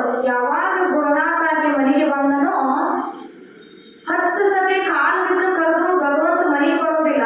ಇವತ್ತು ಏನೋ ಅಚಾನಕ್ಕಾಗಿ ನನ್ನ ಮನೆಗೆ ಭಗವಂತ ಬಂದಾನ ಅಂದಾಗ ಬಸವಣ್ಣಮ್ಮನಿಗೆ ಬಹಳ ಅಂದ್ರೆ ಬಹಳ ಸಂತೋಷ ಆಯ್ತು. ಯಾಕಾಯ್ತು ಅಂತಂದ್ರ ಗುರುವಿನ ಇರುವಿಕೆ, ಅವನ ಬರುವಿಕೆ ಅನ್ನೋದು ಅಷ್ಟೊಂದು ಆನಂದದಾಯಕ ಅಂತ ಹೇಳ್ತಾರೆ. ಒಂದಿಷ್ಟು ಜಗ್ ಹೇಳಕತ್ತಾನೆ, ಪ್ರಸಾದ ಮಾಡೋದು ಲೇಟ್ ಆಕೈತಂತ ಅದಕ್ಕೆ 10 ನಿಮಿಷ ಹೆಚ್ಚಳ. ಇಲ್ಲಿ ಯಾಕೆ ಅಷ್ಟು ಸಂತೋಷ ಆಯ್ತು ಅಂತಂದ್ರ ಭಗವಂತ ಮನೆಗೆ ಬಂದಾನ ಅನ್ನುವಂತ ಸಡಗರ ಅವಳಲ್ಲಿ ಇತ್ತು. ಇಲ್ಲಿ ಮಹಾತ್ಮರು ನಿಜಗುಣರು ಒಂದು ವಾಕ್ಯ ಹೇಳ್ತಾರೆ ಗುರುವಿನ ಮಹಿಮೆಯ ಬಗ್ಗೆ. ಎನ್ನ ಮತಿಯಂಬ ಸಸಿವಳೆಗೆ ಗುರು ನಿರೀಕ್ಷಣ ಜೊನ್ನದೊಳಗೆರೆದು ಸುವಿವೇಕ ರಸವಾಂತು ಚೆನ್ನೆಸೆಯುವಾಗಲಂತದರಲ್ಲಿ ಸಲೆ ಸನ್ನಿಹಿತ ಸಹಜಾನುಭವನಿಲ್ಲೆಂದು ಅಂತ. ಯಾಕಂತಂದ್ರ ನನ್ನ ಮತಿಯಂಬ ಬುದ್ಧಿ, ಇಲ್ಲಿ ಎನ್ನ ಮತಿಯಂಬ ಸಸಿ ಒಳಗೆ ಅಂತಂದ್ರ ನನ್ನ ಬುದ್ಧಿ ಎಂಬ ಸಸಿ ಅದು ಒಳಗೆ ಹೋಗಿರ್ತದ. ಯಾಕ ಕೇವಲ ವ್ಯವಹಾರ ಜ್ಞಾನದ ವಿಚಾರವನ್ನ ಮಾಡಿ ಮಾಡಿ ಮಾಡಿ ಬೆಳಗ್ಗೆಯಿಂದ ಸಂಜೆವರೆಗೂ ಆ ಬುದ್ಧಿ ಒಣಗಿ ಹೋಗಿತ್ತು. ಗುರು ನಿರೀಕ್ಷಣ ಜೊನ್ನದೊಳಗೆರೆದು ಸದ್ಗುರುನಾಥನ ನೋಟದ ಬೆಳದಿಂಗಳೊಡನೆ ಕೂಡಿ ಸದ್ವಿಚಾರವೆಂಬ ರಸವನ್ನ ಹೊಂದಿ ಚಲುವಿಕೆಯಿಂದ ಪ್ರಕಾಶಮಾನವಾಗುತ್ತಿರಲು ಯಥಾರ್ಥವಾದ ಜ್ಞಾನ ತಿಳಿದುಕೊಂಡು ಬೇರೊಂದು ಪದವಿಯ ಆಶೆಯನ್ನು ಮನುಷ್ಯ ಬಯಸುವುದಿಲ್ಲ ಅಂತ ಹೇಳ್ತಾರೆ. ಆಗ ಇದು ಶಾಸ್ತ್ರದ ವಿಚಾರ ಆಯ್ತು. ಗುರುನಾಥ ಯಾವಾಗ ಈ ಮಂದವಾದ ಬುದ್ಧಿಗೆ, ಯಾವಾಗ ಅಲ್ಲಿ ಗುರುನಾಥನ ಸದ್ವಾಕ್ಯಗಳು ಅನ್ನುವಂಥ ಪ್ರಕಾಶ ಯಾವಾಗ ಆ ಅಜ್ಞಾನ ಅನ್ನುವಂಥ ಮತಿಮ್ಯಾಗ ಬಿಟ್ಟು ಸೂರ್ಯನ ಕಿರಣ ಬಂದಾಗ ಹೆಂಗ ಕತ್ತಲೆ ನಾಶ ಆಗ್ತದಲ್ಲ, ಹಂಗ ಗುರುನಾಥನ ಉಪದೇಶದ ವಾಕ್ಯಗಳು ನಮ್ಮ ಕೆಟ್ಟದಾಗಿರ್ತಕ್ಕಂಥ ಬುದ್ಧಿ ಮೇಲೆ ಬಿದ್ದು ಅಂದ್ರ ಆ ಬುದ್ಧಿ ಅಲ್ಲಿ ಅಜ್ಞಾನ ಅನ್ನುವಂಥದ್ದು ಅಳೆದು ಹೋಗ್ತದೆ. ಯಾವಾಗ ಗುರುವಿನ ವಾಕ್ಯಗಳಲ್ಲಿ ಬಂದಾಗ ಅಂಥ ಯಾವ ಸದ್ಗುರುನಾಥನೇ ಆಕಿ ಮನೆಗೆ ಹೋದಾಗ ಆಕಿಗೆ ಅಷ್ಟೇ ಸಂತೋಷ ಆಯ್ತು. ಅಗಣಿತ ಲೀಲಾಮಯನಾದ ಗುರುವಿಗೆ ಸದ್ಭಕ್ತವರಿಗೆ ಬಗೆ ಬಗೆಯ ನಾನಾ ಭಕ್ಷ್ಯ ಭೋಜನಗಳನ್ನ ಸಿದ್ಧಪಡಿಸಿ ಅರ್ಪಿಸುವಂತವಳಾದಳು. ಅವರು ಅದರಿಂದ ಸಂತೃಪ್ತಿ ಹೊಂದಿ ಆ ದಿನ ರಾತ್ರಿ ಅಲ್ಲಿಯೇ ವಿಶ್ರಾಂತಿಗೈದರು. ದೊಡ್ಡವರು ಮಾಡಿರುವರೆಂದು ದೊಡ್ಡ ಮನುಜರು ಈ ರೀತಿ ನುಡಿವರು. ಸಕಲ ವಿಷಯಗಳ ಜಿದ್ದಿನಲ್ಲಿ ಮನಸೋತು ತಿಡ್ಡ ನುಡಿಗಳನ್ನು ಒಡ್ಡಬಾರದು. ಅವರು ಆಡಿದ ನುಡಿಗಳಾಗಿರುತ್ತವೆ. ಮಾಡಿದ ಕೃತಿ ಮಾಡುತ್ತೇವೆ, ಆದರೆ ಅವರು ಹೊಂದಿರುವ ಬೈಗಳಿಂದಲೂ ಬಳಿಯ ಆಯುಧಗಳಿಂದಲೂ ಅದು ಅವರಿಗೆ ಅಂದಂತೆ ಅದರೆಚ್ಚರ ಇರಬಾರದು. ಅಂದರೆ ಈ ರೀತಿ ಮಾಡಬೇಕು. ಒಂದೇ ಅಪಶಬ್ದ ನಮಗೆ ಸಹಿಸುವುದಾಗುವುದಿಲ್ಲ. ಅವರು ಬಡಿದ ಬಡಗಿಯ ಕಾರಣಕ್ಕೆ ತಡೆಯುವುದು ಹೇಗಾಗುವುದು? ಇದು ಬಾಯಿಯ ಮಾತಾಗಬಾರದು. ಅದಕ್ಕೆ ಅವರು ಅವತಾರಿಗಳು, ಅವರಿಂದ ಮಹಿಮೆಯಾಗಿರುತ್ತದೆ. ಇದು ನಮ್ಮಿಂದ ಆಗಲಾರದು. ಏಕಾಂಶಕ್ಕೆ ನಾವು ಬಲ್ಲಿದರು ಆಗುತ್ತೇವೆ, ಸರ್ವಾಂಶವು ನಮ್ಮಿಂದ ಅದು ಸಾಧ್ಯವಿಲ್ಲದಾಗಿದೆ. ಮನುಷ್ಯ ಏಕಾಂಶದೊಳಗೆ ಒಂದೇ ಅಂಶದಲ್ಲಿ ಏನಾದ್ರೂ ಒಂದು ಅಂಶ ಇಟ್ಕೊಂಡು ಮನುಷ್ಯ ಬದುಕ್ತಾನಾದ್ರ ಸರ್ವಾಂಶದಿಂದ ತುಂಬಿಕೊಂಡಿರುವಂತವರು ಮಹಾತ್ಮರು. ಆದ್ದರಿಂದ ಅವರನ್ನ ತಿಳಿದುಕೊಳ್ಳುವಂತ ಶಕ್ತಿ ಅದು ನಮ್ಮಿಂದ ಸಾಧ್ಯವಿಲ್ಲದಾಗಿದೆ. ಅವರು ಎಸಗಿದ ಕೆಲವೊಂದು ಕೃತಿ ನಮ್ಮಿಂದ ಆಗಲಾರವು. ಹುಲಿ ಬಣ್ಣಕ್ಕೆ ನರಿ ಮೈ ಸುಟ್ಟುಕೊಂಡಂತೆ ಆಗುತ್ತದೆ. ವ್ಯವಹಾರದಲ್ಲಿ ಮರೆದೊಮ್ಮೆ ನಿಷೇಧ ಪದಾರ್ಥಗಳು ಉಪಯೋಗಿಸಬಾರದು. ವ್ಯವಹಾರದೊಳಗ ಒಂದು ಪದಾರ್ಥದಿಂದ ಅದು ನಮಗ ತೊಂದರೆ ಆಗ್ತದಪ್ಪ ಅಂತಂದ್ರ ಅದನ್ನ ನಿಷೇಧ ಮಾಡಬೇಕು. ಕುಡಿತಿರ್ತಾರ, ಕುಡಿಬೇಡ್ರಪ್ಪ ಅಂತಂದ್ರ ಕುಡಿಯೋದು ನಿಷೇಧ, ಅದನ್ನು ಮಾಡಬೇಡ್ರಿ, ಅದು ನಿಮ್ಮ ಆರೋಗ್ಯಕ್ಕೆ ಹಾನಿ ಮಾಡ್ತದ ಅಂತ ಹೇಳಿದ್ರು ಕೂಡ ಅದನ್ನು ಬಲವಂತವಾಗಿ ಅವ ಯಾಕೆ ಕುಡಿತಾನ ಅಂತಂದ್ರ ಅದರಿಂದ ಆರೋಗ್ಯ ಹಾನಿ ಆಗತ್ತೆ ಅಂತ ಡಾಕ್ಟರ್ ಹೇಳಿದ್ರು, ಅದರಿಂದ ನಾನು ಬದುಕ್ತಾನೆ ಅಂತ ಇವ ಹೇಳ್ತಿರ್ತಾನ. ಕುಡಿಯಾಡಿಗೆ ಇಷ್ಟ ಅದರ ಆನಂದ ಪಡ್ತೈತಿ ಅಂತಂದ್ರ ಶಾಸ್ತ್ರ ತಿಳಿದಾಗ ಎಷ್ಟು ಸಂತೋಷ ಪಡ್ತಾರೋ, ಗುರುನಾಥನ ಇರುವಿಕೆಯನ್ನು ತಿಳಿದಂತಾರ ಅವನ ಬಗ್ಗೆ ಎಷ್ಟು ಸಂತೋಷ ಪಡ್ತಾರೋ, ಹಂಗ ವ್ಯಸನಿಗೆ ಬಿದ್ದಂತ ಒಬ್ಬ ಹುಡುಗ ಆ ಹುಡುಗರ ಅಷ್ಟು ಖುಷಿ ಆಗ್ತಾ ಇರ್ತದೆ ಅಂತ. ಅಲ್ಲಿ ದೇವ್ರ ಕುಣದಾಗ ಒಬ್ಬ ಬಸವಂತ ಅಂತ ನಾನು ಇಲ್ಲಿ ಬಾಳ ಸತಿ ಬಂದಾನ. ಅವ ಹುಡುಗ ಮಠಕ್ಕೆ ಬಂದಿರ್ತಾನ, ಇಷ್ಟ ಆನಂದವಾಗಿ ಮಾತಾಡ್ತಿರ್ತಾನ. ಕುಡಿಲಾರ್ದು ಬಂದಾಗ ಅಗ್ನಿ ನಾಯಿ ಪುಣ್ಯ ಇನ್ನೂ ಗದ ಮಾಡ್ತೈತೆ ಅನ್ಬೇಕು, ಅಷ್ಟು ಅಚ್ಚರ ಇಷ್ಟು ಬಡ ಗೇಟ್ಯಾಂಗ್ ಇಟ್ಕೊಂಡು ಮಾತಾಡ್ತಿರ್ತಾನ. ಕುಡಿದು ಬಂದಿದ್ದ ಅಂದ್ರೆ ಏನ ಅಜ್ಜನ ಎತ್ತಿ ಕುಂದಿರ್ತಾನ ಅನ್ಬೇಕು, ಹಂಗ ರಾಜಾರೋಷವಾಗಿ ಬಂದಿರ್ತಾನ. ಮತ್ತ ಅವ್ರಿಗೆ ಶಾಸ್ತ್ರದ ಅರಿವಾದವ್ರಿಗೆ ಆ ಶಾಸ್ತ್ರ ಜ್ಞಾನ ಅಂತಂದ್ರೆ ಜ್ಞಾನದ ಪವರ್ ಬಂದು ಅವ್ರಿಗೆ ಖುಷಿಯಾಗಿ ಗುರುವಾಗಿರ್ತಾರ. ಮತ್ತ ಕುಡ್ದಂತ ವ್ಯಕ್ತಿಗೆ ಆ ಕುಡ್ದಾಗ ಪವರ್ ಬರ್ತೈತಿ ಅಂತಂದಾಗ ಅದನ್ನ ನೋಡಿದವ್ರಿಗೆ ಅನುಭವ ಅದು. ಅವ ಕುಡಿದು ಬಂದಾಗ ಹೆಂಗ್ ಮಾಡ್ತಿರ್ತಾನ ಅಂದ್ರೆ ಅಜ್ಜ ಕೆರಿವ್ಯಾಡ್ ಬಿಡಿತಿರ್ತಾರಂದ್ರು ನೆಲಕ್ಕೆ ನಿಲ್ದಂಗ ಅವ ಜಿಗಿತಿರ್ತಾನ. ಸ್ವಲ್ಪ ಕುಡ್ದಿದ್ದ ಅಂದ್ರೆ ಮನುಷ್ಯ ಗಿಳಿ ಹೆಂಗ್ ಮಾತಾಡ್ತಾನ. ಮತ್ತ ಅವ್ರ ಕುಡ್ಕದ ಬಗ್ಗೆ ಹೇಳಕತ್ತಾರ, ಮತ್ತ ಅವ್ರಿಗೇನ್ ಬರ್ತದ ಅಂತಂದ್ರ ನಾನು ಒಬ್ಬರ ಕಡೆ ಕೇಳಿ ಹೇಳಕತ್ತೀನಿ. ಸ್ವಲ್ಪ ಕುಡ್ದಿದ್ದ ಅಂದ್ರ ಗಿಳಿ ಹೆಂಗ್ ಮಾತಾಡ್ತಾನಂತ. ಮತ್ತ ಅದ್ರಾಗ ಒಂದು ಬಾಳ ಕುಡ್ದಿದ್ದ ಅಂತಂದ್ರ ನಾಯಿ ಗಟ್ಟಿ ಓದಿರ್ತಾನಂತ. ಮತ್ತ ಪೂರಾ ಔಟ ಆಗೋ ಕುಡ್ದಿದ್ದ ಅಂತಂದ್ರ ಹಂದಿ ಹಂಗೆ ಯಾರು ರಾಣ್ಯಾಗ ಬಿದ್ದಿರ್ತಾನ. ನಿಜಾನ ಸುಳ್ಳು ನನಗೂ ಗೊತ್ತಿಲ್ಲ. ಹಂಗ ಇದು ವ್ಯವಹಾರದಲ್ಲಿ ಮರದಮ್ಮೆ ನಿಷೇಧ ಪದಾರ್ಥಗಳನ್ನ ಸೇವಿಸಬೇಡ್ರಿ ಅಂದ್ರ ವ್ಯವಹಾರಕ್ಕ ಅದನ್ನು ಉಪಯೋಗಿಸಬಾರ್ದು. ಮತ್ತ ಹಂದಿ ನಾಯಿ ಅಕ್ಕಿರ್ಕ ಅದನ್ನು ಕುಡಿಬೇಡ್ರಿ ಅಂದ್ರು ಅವರು ಕುಡ್ದ ತೀರೇವಿ ಅಂತಂದ್ರ ಕುಡಿರಿ ಅಂತ ಬಿಟ್ಬಿಡೋದು. ಮತ್ತ ನಾವು ಹಂದಿ ಹಾಕೇವಿ, ಮತ್ತ ಹಂದಿಗೆ ಎಲ್ಲಿ ಬಿದ್ದಾನೇನೋ ಕಬರ್ ಬಲ್ಲದ ರಾಡ್ಯಾಗ ಇರೋದು.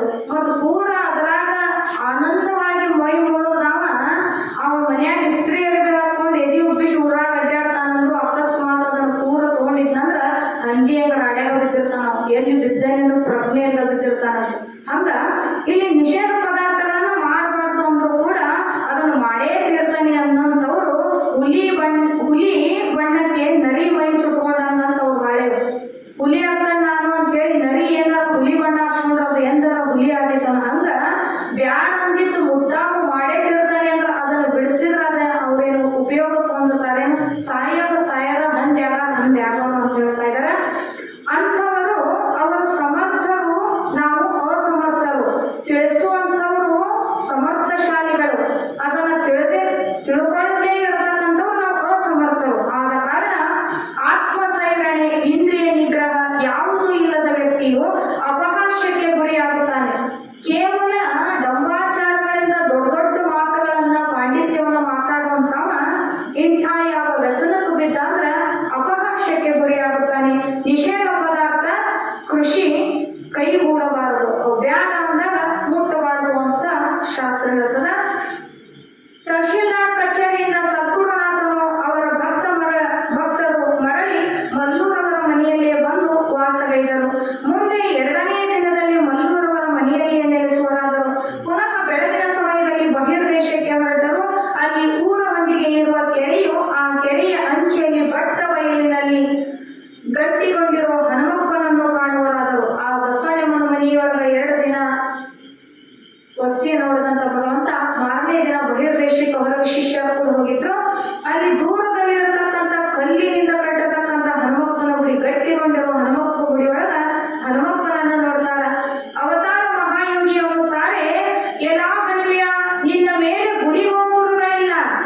ನೋಡ್ರಿ, ಹನುಮಪ್ಪ ಎಲ್ಲರನ್ನು ಉದ್ಧಾರ ಮಾಡೋ, ಊರನ್ನ ರಕ್ಷಣೆ ಮಾಡುವಂತ ಬಲಭೀಮನ ಸ್ವರೂಪದಲ್ಲಿರತಕ್ಕಂಥ ಹನುಮಪ್ಪಗ ಎಲ್ಲಾ ಹನುಮೆಯ ನಿನ್ನ ಮ್ಯಾಲೆ ಗುಡಿ ಗೋಪುರಗಳಿಲ್ಲ, ಬಂದ ಭಕ್ತಾದಿಗಳಿಂದ ಅರ್ಚನೆ ನೈವೇದ್ಯಾದಿಗಳಿಲ್ಲ. ನಿನ್ನ ಶಕ್ತಿಯು ಕ್ಷೀಣಿಸಿದೆ, ಬೇಡಿದ ಭಕ್ತರಿಗೆ ನೀಡುವ ಸಾಮರ್ಥ್ಯ ಉಳಿದು ಹೋಗಿದೆ ಎಂದೆನ್ನುತ್ತಾರೆ. ಯಾರಿಂದ ಸಾಧ್ಯ ಆಗ್ತದ ಈ ಮಾತು? ಅಂತ ಯಾವ ನಿರ್ಧಾರ ನಿರ್ಭಯದಿಂದ. ಹರಿಹರ ಬ್ರಹ್ಮಾದಿಗಳ ನನ್ನ ವಾಕ್ಯವನ್ನು ಸುಳ್ಳು ಮಾಡಿದ್ರ ನಾವು ಮೆಟ್ಟು ಆಗಿಕೊಂಡು ಹೊಡಿತೇನೆ ಅಂದಂತ ಭಗವಂತ ಇವ.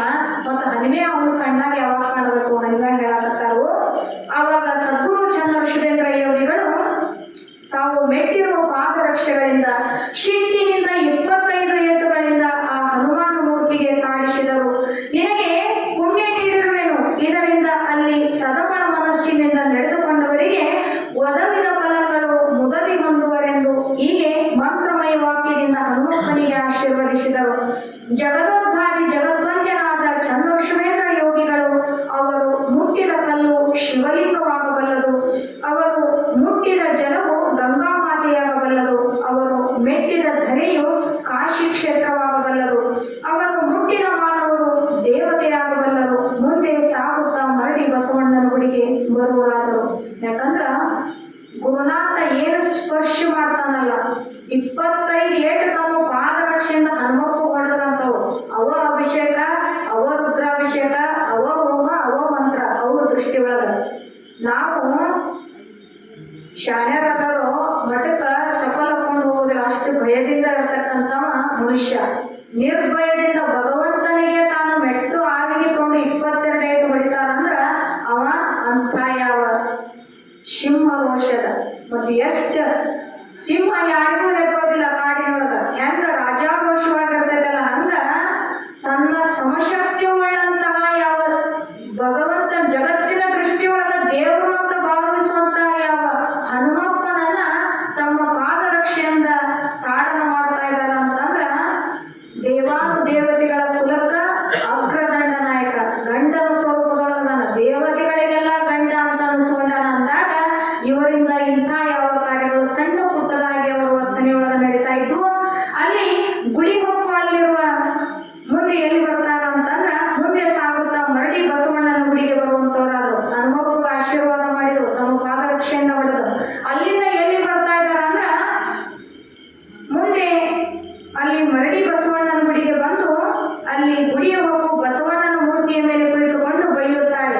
ಇದು ನಂದಿಯಾಗಿದ್ದರೆ ಮುಂದೆ ಸಾಗುತ್ತಿತ್ತು, ಇದು ಶೆಲೆಯಾಗಿರುತ್ತದೆ ಎಂದರು.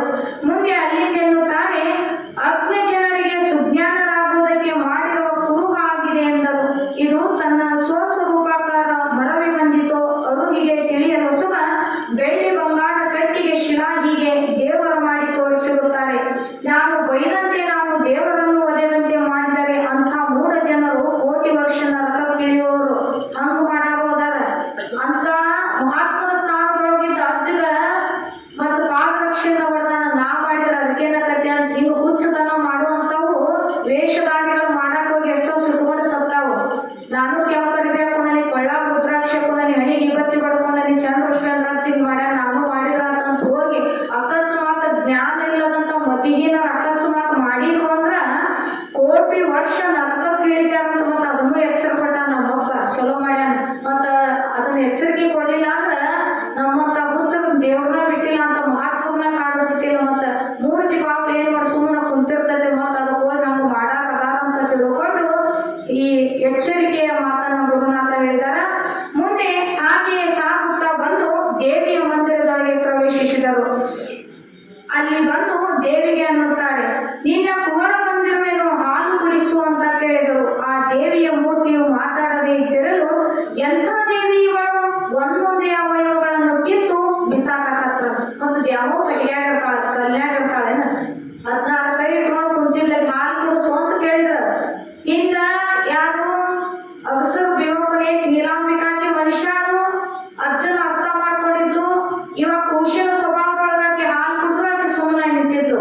ಕಟ್ಟಿಗೆ ಮೂರ್ತಿ ಮುಂದೆ ಬಂದು ದ್ಯಾಮ ಮುಂದೆ ಬಂದ ಹಾಲು ಕುಡಿಸಂದ್ರ ಆಕೆ ಕುಡಿಸ್ಬೇಕು, ಆಕೆ ಕುಡಿಸ್ಲಿಲ್ಲ. ಅವಾಗ ಏನ್ ಮಾಡಿದ್ರು ಅಂದ್ರ, ಎಂತ ದೇವಿನ ನೀನು, ನಾ ಹಾಲು ಕುಡಿಸಂದ್ರ ಸುಮ್ಮನಾದಿ ಅಂತ ಹೇಳಿ ಆಕೆ ಒಂದೊಂದೇ ಅವಯವಗಳನ್ನು ಕಿತ್ತು ಕಿತ್ತು ಕಿತ್ತು ಆ ಮೂರ್ತಿ ಭಕ್ತ ಸಿಗದ ಕಟ್ಟಿಗೆ ರಾಶಿ ಮಾಡಿಟ್ಟಂತ. ಮೂರ್ತಿಗಂತಾರ ಇದು ಕಟ್ಟಿಗೆ ಗೊಂಬೆ, ಬಡವರ ಮನೆಗೆ ನೀರು ಕಾಯಿಸಲಿಕ್ಕೆ ಅಡಿಗೆ ಮಾಡಲಿಕ್ಕೆ ಯೋಗ್ಯವಾಗಿರುತ್ತದೆ ಎಂದು ಬೈದರು. ಆಗ ಅವರೆನ್ನುತ್ತಾರೆ, ಮತ್ತಂತಾರ ಬಡವರ ಮನೆಗೆ ನೀರು ಕಾಸಕ್ ಯೋಗ್ಯ ಕಟ್ಟಿದ ಕಟ್ಟಿಗೆ ಅಷ್ಟ ಅಂದ್ರು. ಪುನಃ ಮತ್ತೊಂದು ವಾಕ್ಯ ಹೇಳ್ತಾರ, ನಾವು ಮಾಡಿದಂತೆ ಮಾಡಿದರೆ, ನಾವು ಬೈದಂತೆ ಬೈದರೆ ಅನ್ಯರು ಮಾಡಿದ್ದಾದ್ರೆ ನಾ ಹಿಂಗ್ ಮಾಡೇನಂತ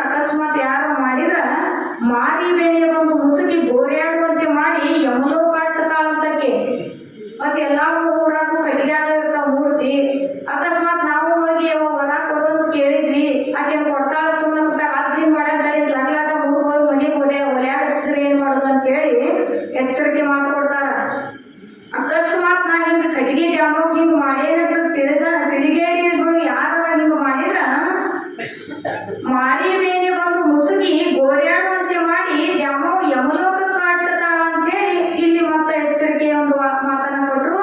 ಅಲ್ಲಿ ಸದ್ಗುರು ಚನ್ನಬಸವೇಂದ್ರ ಬಂದಿರುವುದನ್ನು ಕಂಡು ನೇಕಾರ ಜನರೆಲ್ಲರೂ ಬಂದು ಸದ್ಗುರುನಾಥನಿಗೆ ನಮಿಸಿ ಸಾಷ್ಟಾಂಗವನ್ನು ಹಾಕಿದ್ರು. ಅಲ್ಲಿಂದ ಬಿಟ್ಟು ಪುನಃ ಮತ್ತೆ ಕೋರ್ಟಿನ ಕೆಲಸಕ್ಕಾಗಿ ಗುರುನಾಥ ಶಿಷ್ಯರೊಡನೆ ಕೋರ್ಟಿಗೆ ಹೋಗ್ತಾ ಇದ್ದಾರೆ. ಅಲ್ಲಿರುವ ತಹಶೀಲ್ದಾರರನ್ನ ಕಂಡ್ರು. ತಹಶೀಲ್ದಾರರು ಬಾಗಿ ನಿಮಿಷ ಒಂದು ಕುರ್ಚಿಯನ್ನು ಇರಿಸಿದರು. ಯಥಾ ಪ್ರಕಾರ ಮತ್ತೆ ಕೋರ್ ಬಂದ್ರ ಅಂತ ಹೇಳಿ ತಹಶೀಲ್ದಾರ ಎದ್ದು ಒಂದು ಕುರ್ಚಿಯನ್ನು ಕೊಟ್ಟು ಮತ್ತೆ ನಮಸ್ಕಾರ ಮಾಡಿ ಕುಂತ. ಆ ಕುರ್ಚಿಯಲ್ಲಿ ಆಶೀನರಾದ ಸದ್ಗುರುನಾಥರು ಎನ್ನುತ್ತಾರೆ, ನಾವು ಯಾವುದಕ್ಕೆ ಬಂದಿರುವೆವು? ಕಟ್ಲೆಯ ಸಲುವಾಗಿ. ಆ ಕಟ್ಲೆಯನ್ನು ಈಗ ಪೂರ್ತಿಗೊಳಿಸು ಎಂದರು. ಇವರಿಗೇನು ಹೇಳಬೇಕು ಎಂದು ಯೋಚಿಸುತ್ತಾ ತಹಶೀಲ್ದಾರರು ಮತ್ತು ಬರೆಯತೊಡಗಿದರು. ಏನ್ ಹೇಳಬೇಕು ಇವರಿಗೆ ಅಂತೇಳಿ ಮತ್ತೆ ತನ್ನ ಯಥಾ ಪ್ರಕಾರ ಬರೆಯಕತ್ತ. ಅವನ ಮುಖದಿಂದ ಏನು ಉತ್ತರ ಬರ್ತಾಯಿತು. ಆಗ ಯತಿವರೇಣ್ಯನೆನ್ನುತ್ತಾರೆ, ಬರೆಯುತ್ತಲೇ ಕುಳಿತುಕೊಂಡೇ ಕೂಗಿ ಏನು ಉತ್ತರ ಹೇಳು ಎಂದರು. ಆಗ ತಹಶೀಲ್ದಾರರೆನ್ನುತ್ತಾರೆ, ಸದ್ಗುರುನಾಥ, ನಾಳೆಯ ಸಂಜೆಗೆ 4 ಗಂಟೆಗೆ ಬಂದಿರಿ. ನಿಮ್ಮ ಕೆಲಸವನ್ನು ಮತ್ತು ನಿಮ್ಮಲ್ಲಿರತಕ್ಕಂಥ ಕೇಸನ್ನು ಏನೆಂಬುದು ತಿಳಿಸುತ್ತೇನೆ ಅಂತ ಹೇಳಿದ್ರು. 4-5 ದಿನ ಆಗಿತ್ತವರು ಮೊದಲು ಬಾವಿಯನ್ನ ಬಿಟ್ಟು. ಇವಾಗ ನಾಳೆ ಬಾ ಅಂತಿದ್ದ. ಅವತ್ತಿನ ದಿನ ಹೋದ್ರು ಕೂಡ ನೀವು ನಾಳೆ 4 ಗಂಟೆಗೆ ಬಂದು ಭೇಟಿಯಾಗ್ರಿ, ಏನನ್ನೋದು ನಿಮ್ಮ ಕೇಸಿನ ವಿಷಯ ಹೇಳ್ತೇನೆ ಅಂತ ಮಾತ್ರ ಹೇಳಿದ ತಹಶೀಲ್ದಾರ. ಗುರುನಾಥ ದೇವಾದಿ ದೇವನಿಗೆ ಸಿಟ್ಟು ಬಂತು. ಅಲ್ಲೋ, ಬಂದಾಗೊಮ್ಮೆ ನಾಳೆ ಬಾ ಎನ್ನುವಿ, ನಿಜವಾದ ಸಂಗತಿ ತಿಳಿಸ್ತೀಯೋ ತಿಳಿಸುವುದಿಲ್ಲೋ? ಇಂಥ ಊರೊಳಗೆ ನನ್ನೊಡನೆ ಬಂದವರಿಗೆ ಅನ್ನ ನೀರು ಯಾರು ಕೊಡಬೇಕು? ಬಂಡ ನೌಕರಿಯ ಮುಂಡೆ ಮಗನೇ, ನಿನ್ನ ಅಧಿಕಾರವೆಂಥದ್ದು ನೋಡು. ಇವಾಗ ನಾಳೆ ಬಾ ಅನ್ನಕತ್ತಿ. ಇಲ್ಲಿ ಈ ಊರಾಗ ನಮಗ ದಿನಾವತ್ತೂ ಊಟ ಯಾರು ಕೊಡಬೇಕು? ನಮಗೆ ಯಾರು ಇಟ್ಕೋಬೇಕು? ಬಂಡ ನೌಕರಿಯ ಮುಂಡೆ ಮಗನೇ, ನಿನ್ನ ಅಧಿಕಾರದ ಎಂತಾದೈತಿ ಅಂತ ತಮ್ಮ ಅಧಿಕಾರವಾಣಿಯಿಂದ ಅಂದ್ರು. ಇಂದಿನ ಪ್ರಸಾದ ನಮ್ಮೆಲ್ಲರಿಗೂ ಕಂಜೂಸ್ ಮಗನೇ ನೀನು ಮನ್ಯಾಗ ಆಗ್ಬೇಕು ಅಂದ್ರಂತ. ಕಂಜೂಸ್ ಮಗ ಅಂದ್ರ ಬರೀ ನಾಲ್ಕು ಇನ್ನೊಬ್ಬರ ಮನ್ಯಾಗ ಉಳಿಸಾಕತ್ತಿ. ನಿನ್ನ ಮನ್ಯಾಗ ಉಳಿಸಿ ಮಾಡಿ ಹಾಕಿದ್ರೆ ನಿನಗೆ ಅವಾಗ ಮಾಡಿ ಹಾಕುದೇನಂತ ಗೊತ್ತಾಗತ್ತಿ. ಕಂಜೂಸದಿ ನೀನು. ಇವತ್ತಿನ ಪ್ರಸಾದ ನಿನ್ನ ಮನ್ಯಾಗ ಆಗ್ಬೇಕು ಅಂದ್ರು. ತಹಶೀಲ್ದಾರ ಅಂಜಿಕೆಯಿಂದ ತಹಶೀಲ್ದಾರ ಸಾಹೇಬರು ಎದುರ್ಕೊಂತ, ಆಗ್ಬಿಡ್ರಿಯಪ್ಪ ನೀವು ಅಂದಂಗ ಇವತ್ತಿನ ಪ್ರಸಾದ ನಮ್ಮ ಮನ್ಯಾಗ ಆಗ್ಲಿ ಅಂತೇಳಿ ಅಂಜಲಿ ಬದ್ಧನಾಗಿ ನುಡಿದನು. ಮುಂದೆ ತನ್ನ ಮನೆಯಲ್ಲಿ ಹರ್ಷಮಯರಾಗಿ ಷಡ್ರುಷ ಪಾದಗಳಿಂದ ಸಂತುಷ್ಟಿಪಡಿಸಿದರು. ಬಹಳ ಪ್ರೀತಿಯಿಂದ ಪಂಚ ಪಕ್ವಾನಗಳನ್ನು ಮಾಡಿ ಸದ್ಗುರುನಾಥ ಮತ್ತು ಅವನ ಶಿಷ್ಯ ವರ್ಗಕ್ಕ ತಹಶೀಲ್ದಾರ್ ಮನೆಯೊಳಗ ಪ್ರಸಾದ ಮಾಡುವಂತ ವ್ಯವಸ್ಥೆ ಮಾಡಿದ್ರು. ತಹಶೀಲ್ದಾರ್ ಸಾಹೇಬರು ಶಂಶಾಟ ಇಲ್ಲದೆ ನಿಮ್ಮ ಕೇಸು ನನ್ನ ಅಧಿಕಾರದಿಂದ ಪೂರ್ತಿ ಮಾಡುವೆನೆಂದು ಓದಿ ಹೇಳಿದರು. ಆಗ ಪರಮ ದಯಾನಿಧಿ ಆದಂತ ಸದ್ಗುರು ಚನ್ನಬಸವೇಂದ್ರ ಯೋಗಿಗಳು ಮತ್ತು ಅವರ ಭಕ್ತರು ಹರುಷಮಯರಾದರು. ಬಹಳ ಸಂತೋಷ ಆಯ್ತು. ಇಷ್ಟು ದಿನ ನಾವು ಎಡತಾಕಿದ್ದಕ್ಕೂ ಮತ್ತು ನಮ್ಮ ಕೇಸು ಯಾವುದೇ ಒಂದು ತೊಂದರೆಗಳಿಲ್ಲದ ಅದನ್ನ ಪಾರು ಮಾಡಿ ಅಂದ್ರ ಬಹಳ ಚಲೋ ಆಯ್ತು ಅಂತ ಶಿಷ್ಯರಿಗೂ ಖುಷಿ ಆಯ್ತು, ಸದ್ಗುರುನಾಥನಿಗೂ ಅಷ್ಟೇ ಹರ್ಷ ಆಯ್ತು. ಮುಂದೆ ಕೆಲವೇ ದಿನಗಳಲ್ಲಿ ಯಾವಾಗ ಗುರುನಾಥನಿಗೆ ಹರ್ಷ ಆಯ್ತೋ ಅವಾಗ ಒಂದು ಆಶೀರ್ವಾದ ಆಯ್ತು ಅಂತಂದಂಗ. ಮುಂದೆ ಸ್ವಲ್ಪ ದಿನದೊಳಗ ತಹಶೀಲ್ದಾರ್ ಸಾಹೇಬರಿಗೆ ಪ್ರಾಂತ ಸಾಹೇಬರ ಪದವಿ ಒದಗಿ ಬಂದಿತ್ತು. ಆ ತಹಶೀಲ್ದಾರನಿಗಿನ ಹೆಚ್ಚಿನ ಒಂದು ಅಧಿಕಾರದ ಕೆಲಸ ಅವನಿಗೆ ಸಿಕ್ತು. ಹೀಗೆ ಈ ಮಹಿಮಾ ಪುರುಷರ ಗ್ರಂಥವನ್ನು, ಅವರ ನಾಮವನ್ನು ಭಕ್ತಿಯನ್ನು ಭಜಿಸಿದವರಿಗೆ ಆರೋಗ್ಯ ಸಂಪತ್ತು ನಿತ್ಯದಲ್ಲಿ ಬಂದುವರೆಂದು ಇದು ನಿಜವಾಗಿ ಎಂದು ಅರಿತು ಆಲಿಸಿ ನಡೆದುಕೊಳ್ಳಿರಿ. ಯಾಕಂದ್ರ ಅಂಥ ತಾಕತ್ತಿನ ಮಹಾಪುರುಷ ನಿಮ್ಮೆಲ್ಲರಿಗೂ ದೊರೆಕ್ಯಾನ ಅಂತಂದ್ರ ಕೇವಲ ಅವರ ನಾಮವನ್ನ ಭಕ್ತಿಯಿಂದ ಭಜಿಸಿದವರಿಗೆ ಅಂತ ಹೇಳ್ತಾರೆ. ಶ್ರದ್ಧಾ ಭಕ್ತಿಯಿಂದ ಭಗವಂತ ನಿನ್ನ ಬಿಟ್ಟು ಅನ್ಯರ್ಯಾರು ನಮ್ಮ ದುಃಖವನ್ನು ನಿವಾರಣೆ ಮಾಡಕ್ಕೆ ಸಮರ್ಥರಿಲ್ಲಪ್ಪ, ಎಲ್ಲಾ ನೀರು ಪಾದಕೋಕ್ಷಣೆ ಅಂತೇಳಿ ಆ ಭಗವಂತ ನಾಮವನ್ನ ದಿನಕ್ಕೆ 1 ಸತಿ ಯಾರು ಪಠಿಸ್ತಾರಲ್ಲ ಅಂಥವರಿಗೆ ಆರೋಗ್ಯ ಭೋಗ ಭಾಗ್ಯ ಸಂಪತ್ತುಗಳನ್ನು ಸದ್ಕಾಲದಲ್ಲಿ ಗುರುನಾಥ ಕೊಡಲಿಕ್ಕೆ ತಟಸ್ಥವಾಗಿ ಅವರು ಈ ಶ್ರೇಷ್ಠವಾಗಿರ್ತಕ್ಕಂಥ ಪುಣ್ಯಕ್ಷೇತ್ರ ಕಾಶಿನ ಅನ್ನುವಂಥ ಬಾವಿ ಆಳದವರು ನೆಲೆಸಿದ್ದಾರೆ ಅಂದಾಗ ಅಂಥ ಗುರುನಾಥನ ಕೃಪೆಗೆ ನಾವು ಎಲ್ಲ ಪಾತ್ರರಾಗಿ ಅವರ ಒಂದು ಆಶೀರ್ವಾದವನ್ನು ಪಡೆದುಕೊಳ್ಳೋಣ ಅಂತ ಹೇಳುತ್ತಾ ಇವತ್ತ 27ನೇ ಅಧ್ಯಾಯಕ್ಕೆ ಸಂಪೂರ್ಣ ಮಂಗಲ ಮತ್ತು ಓಂ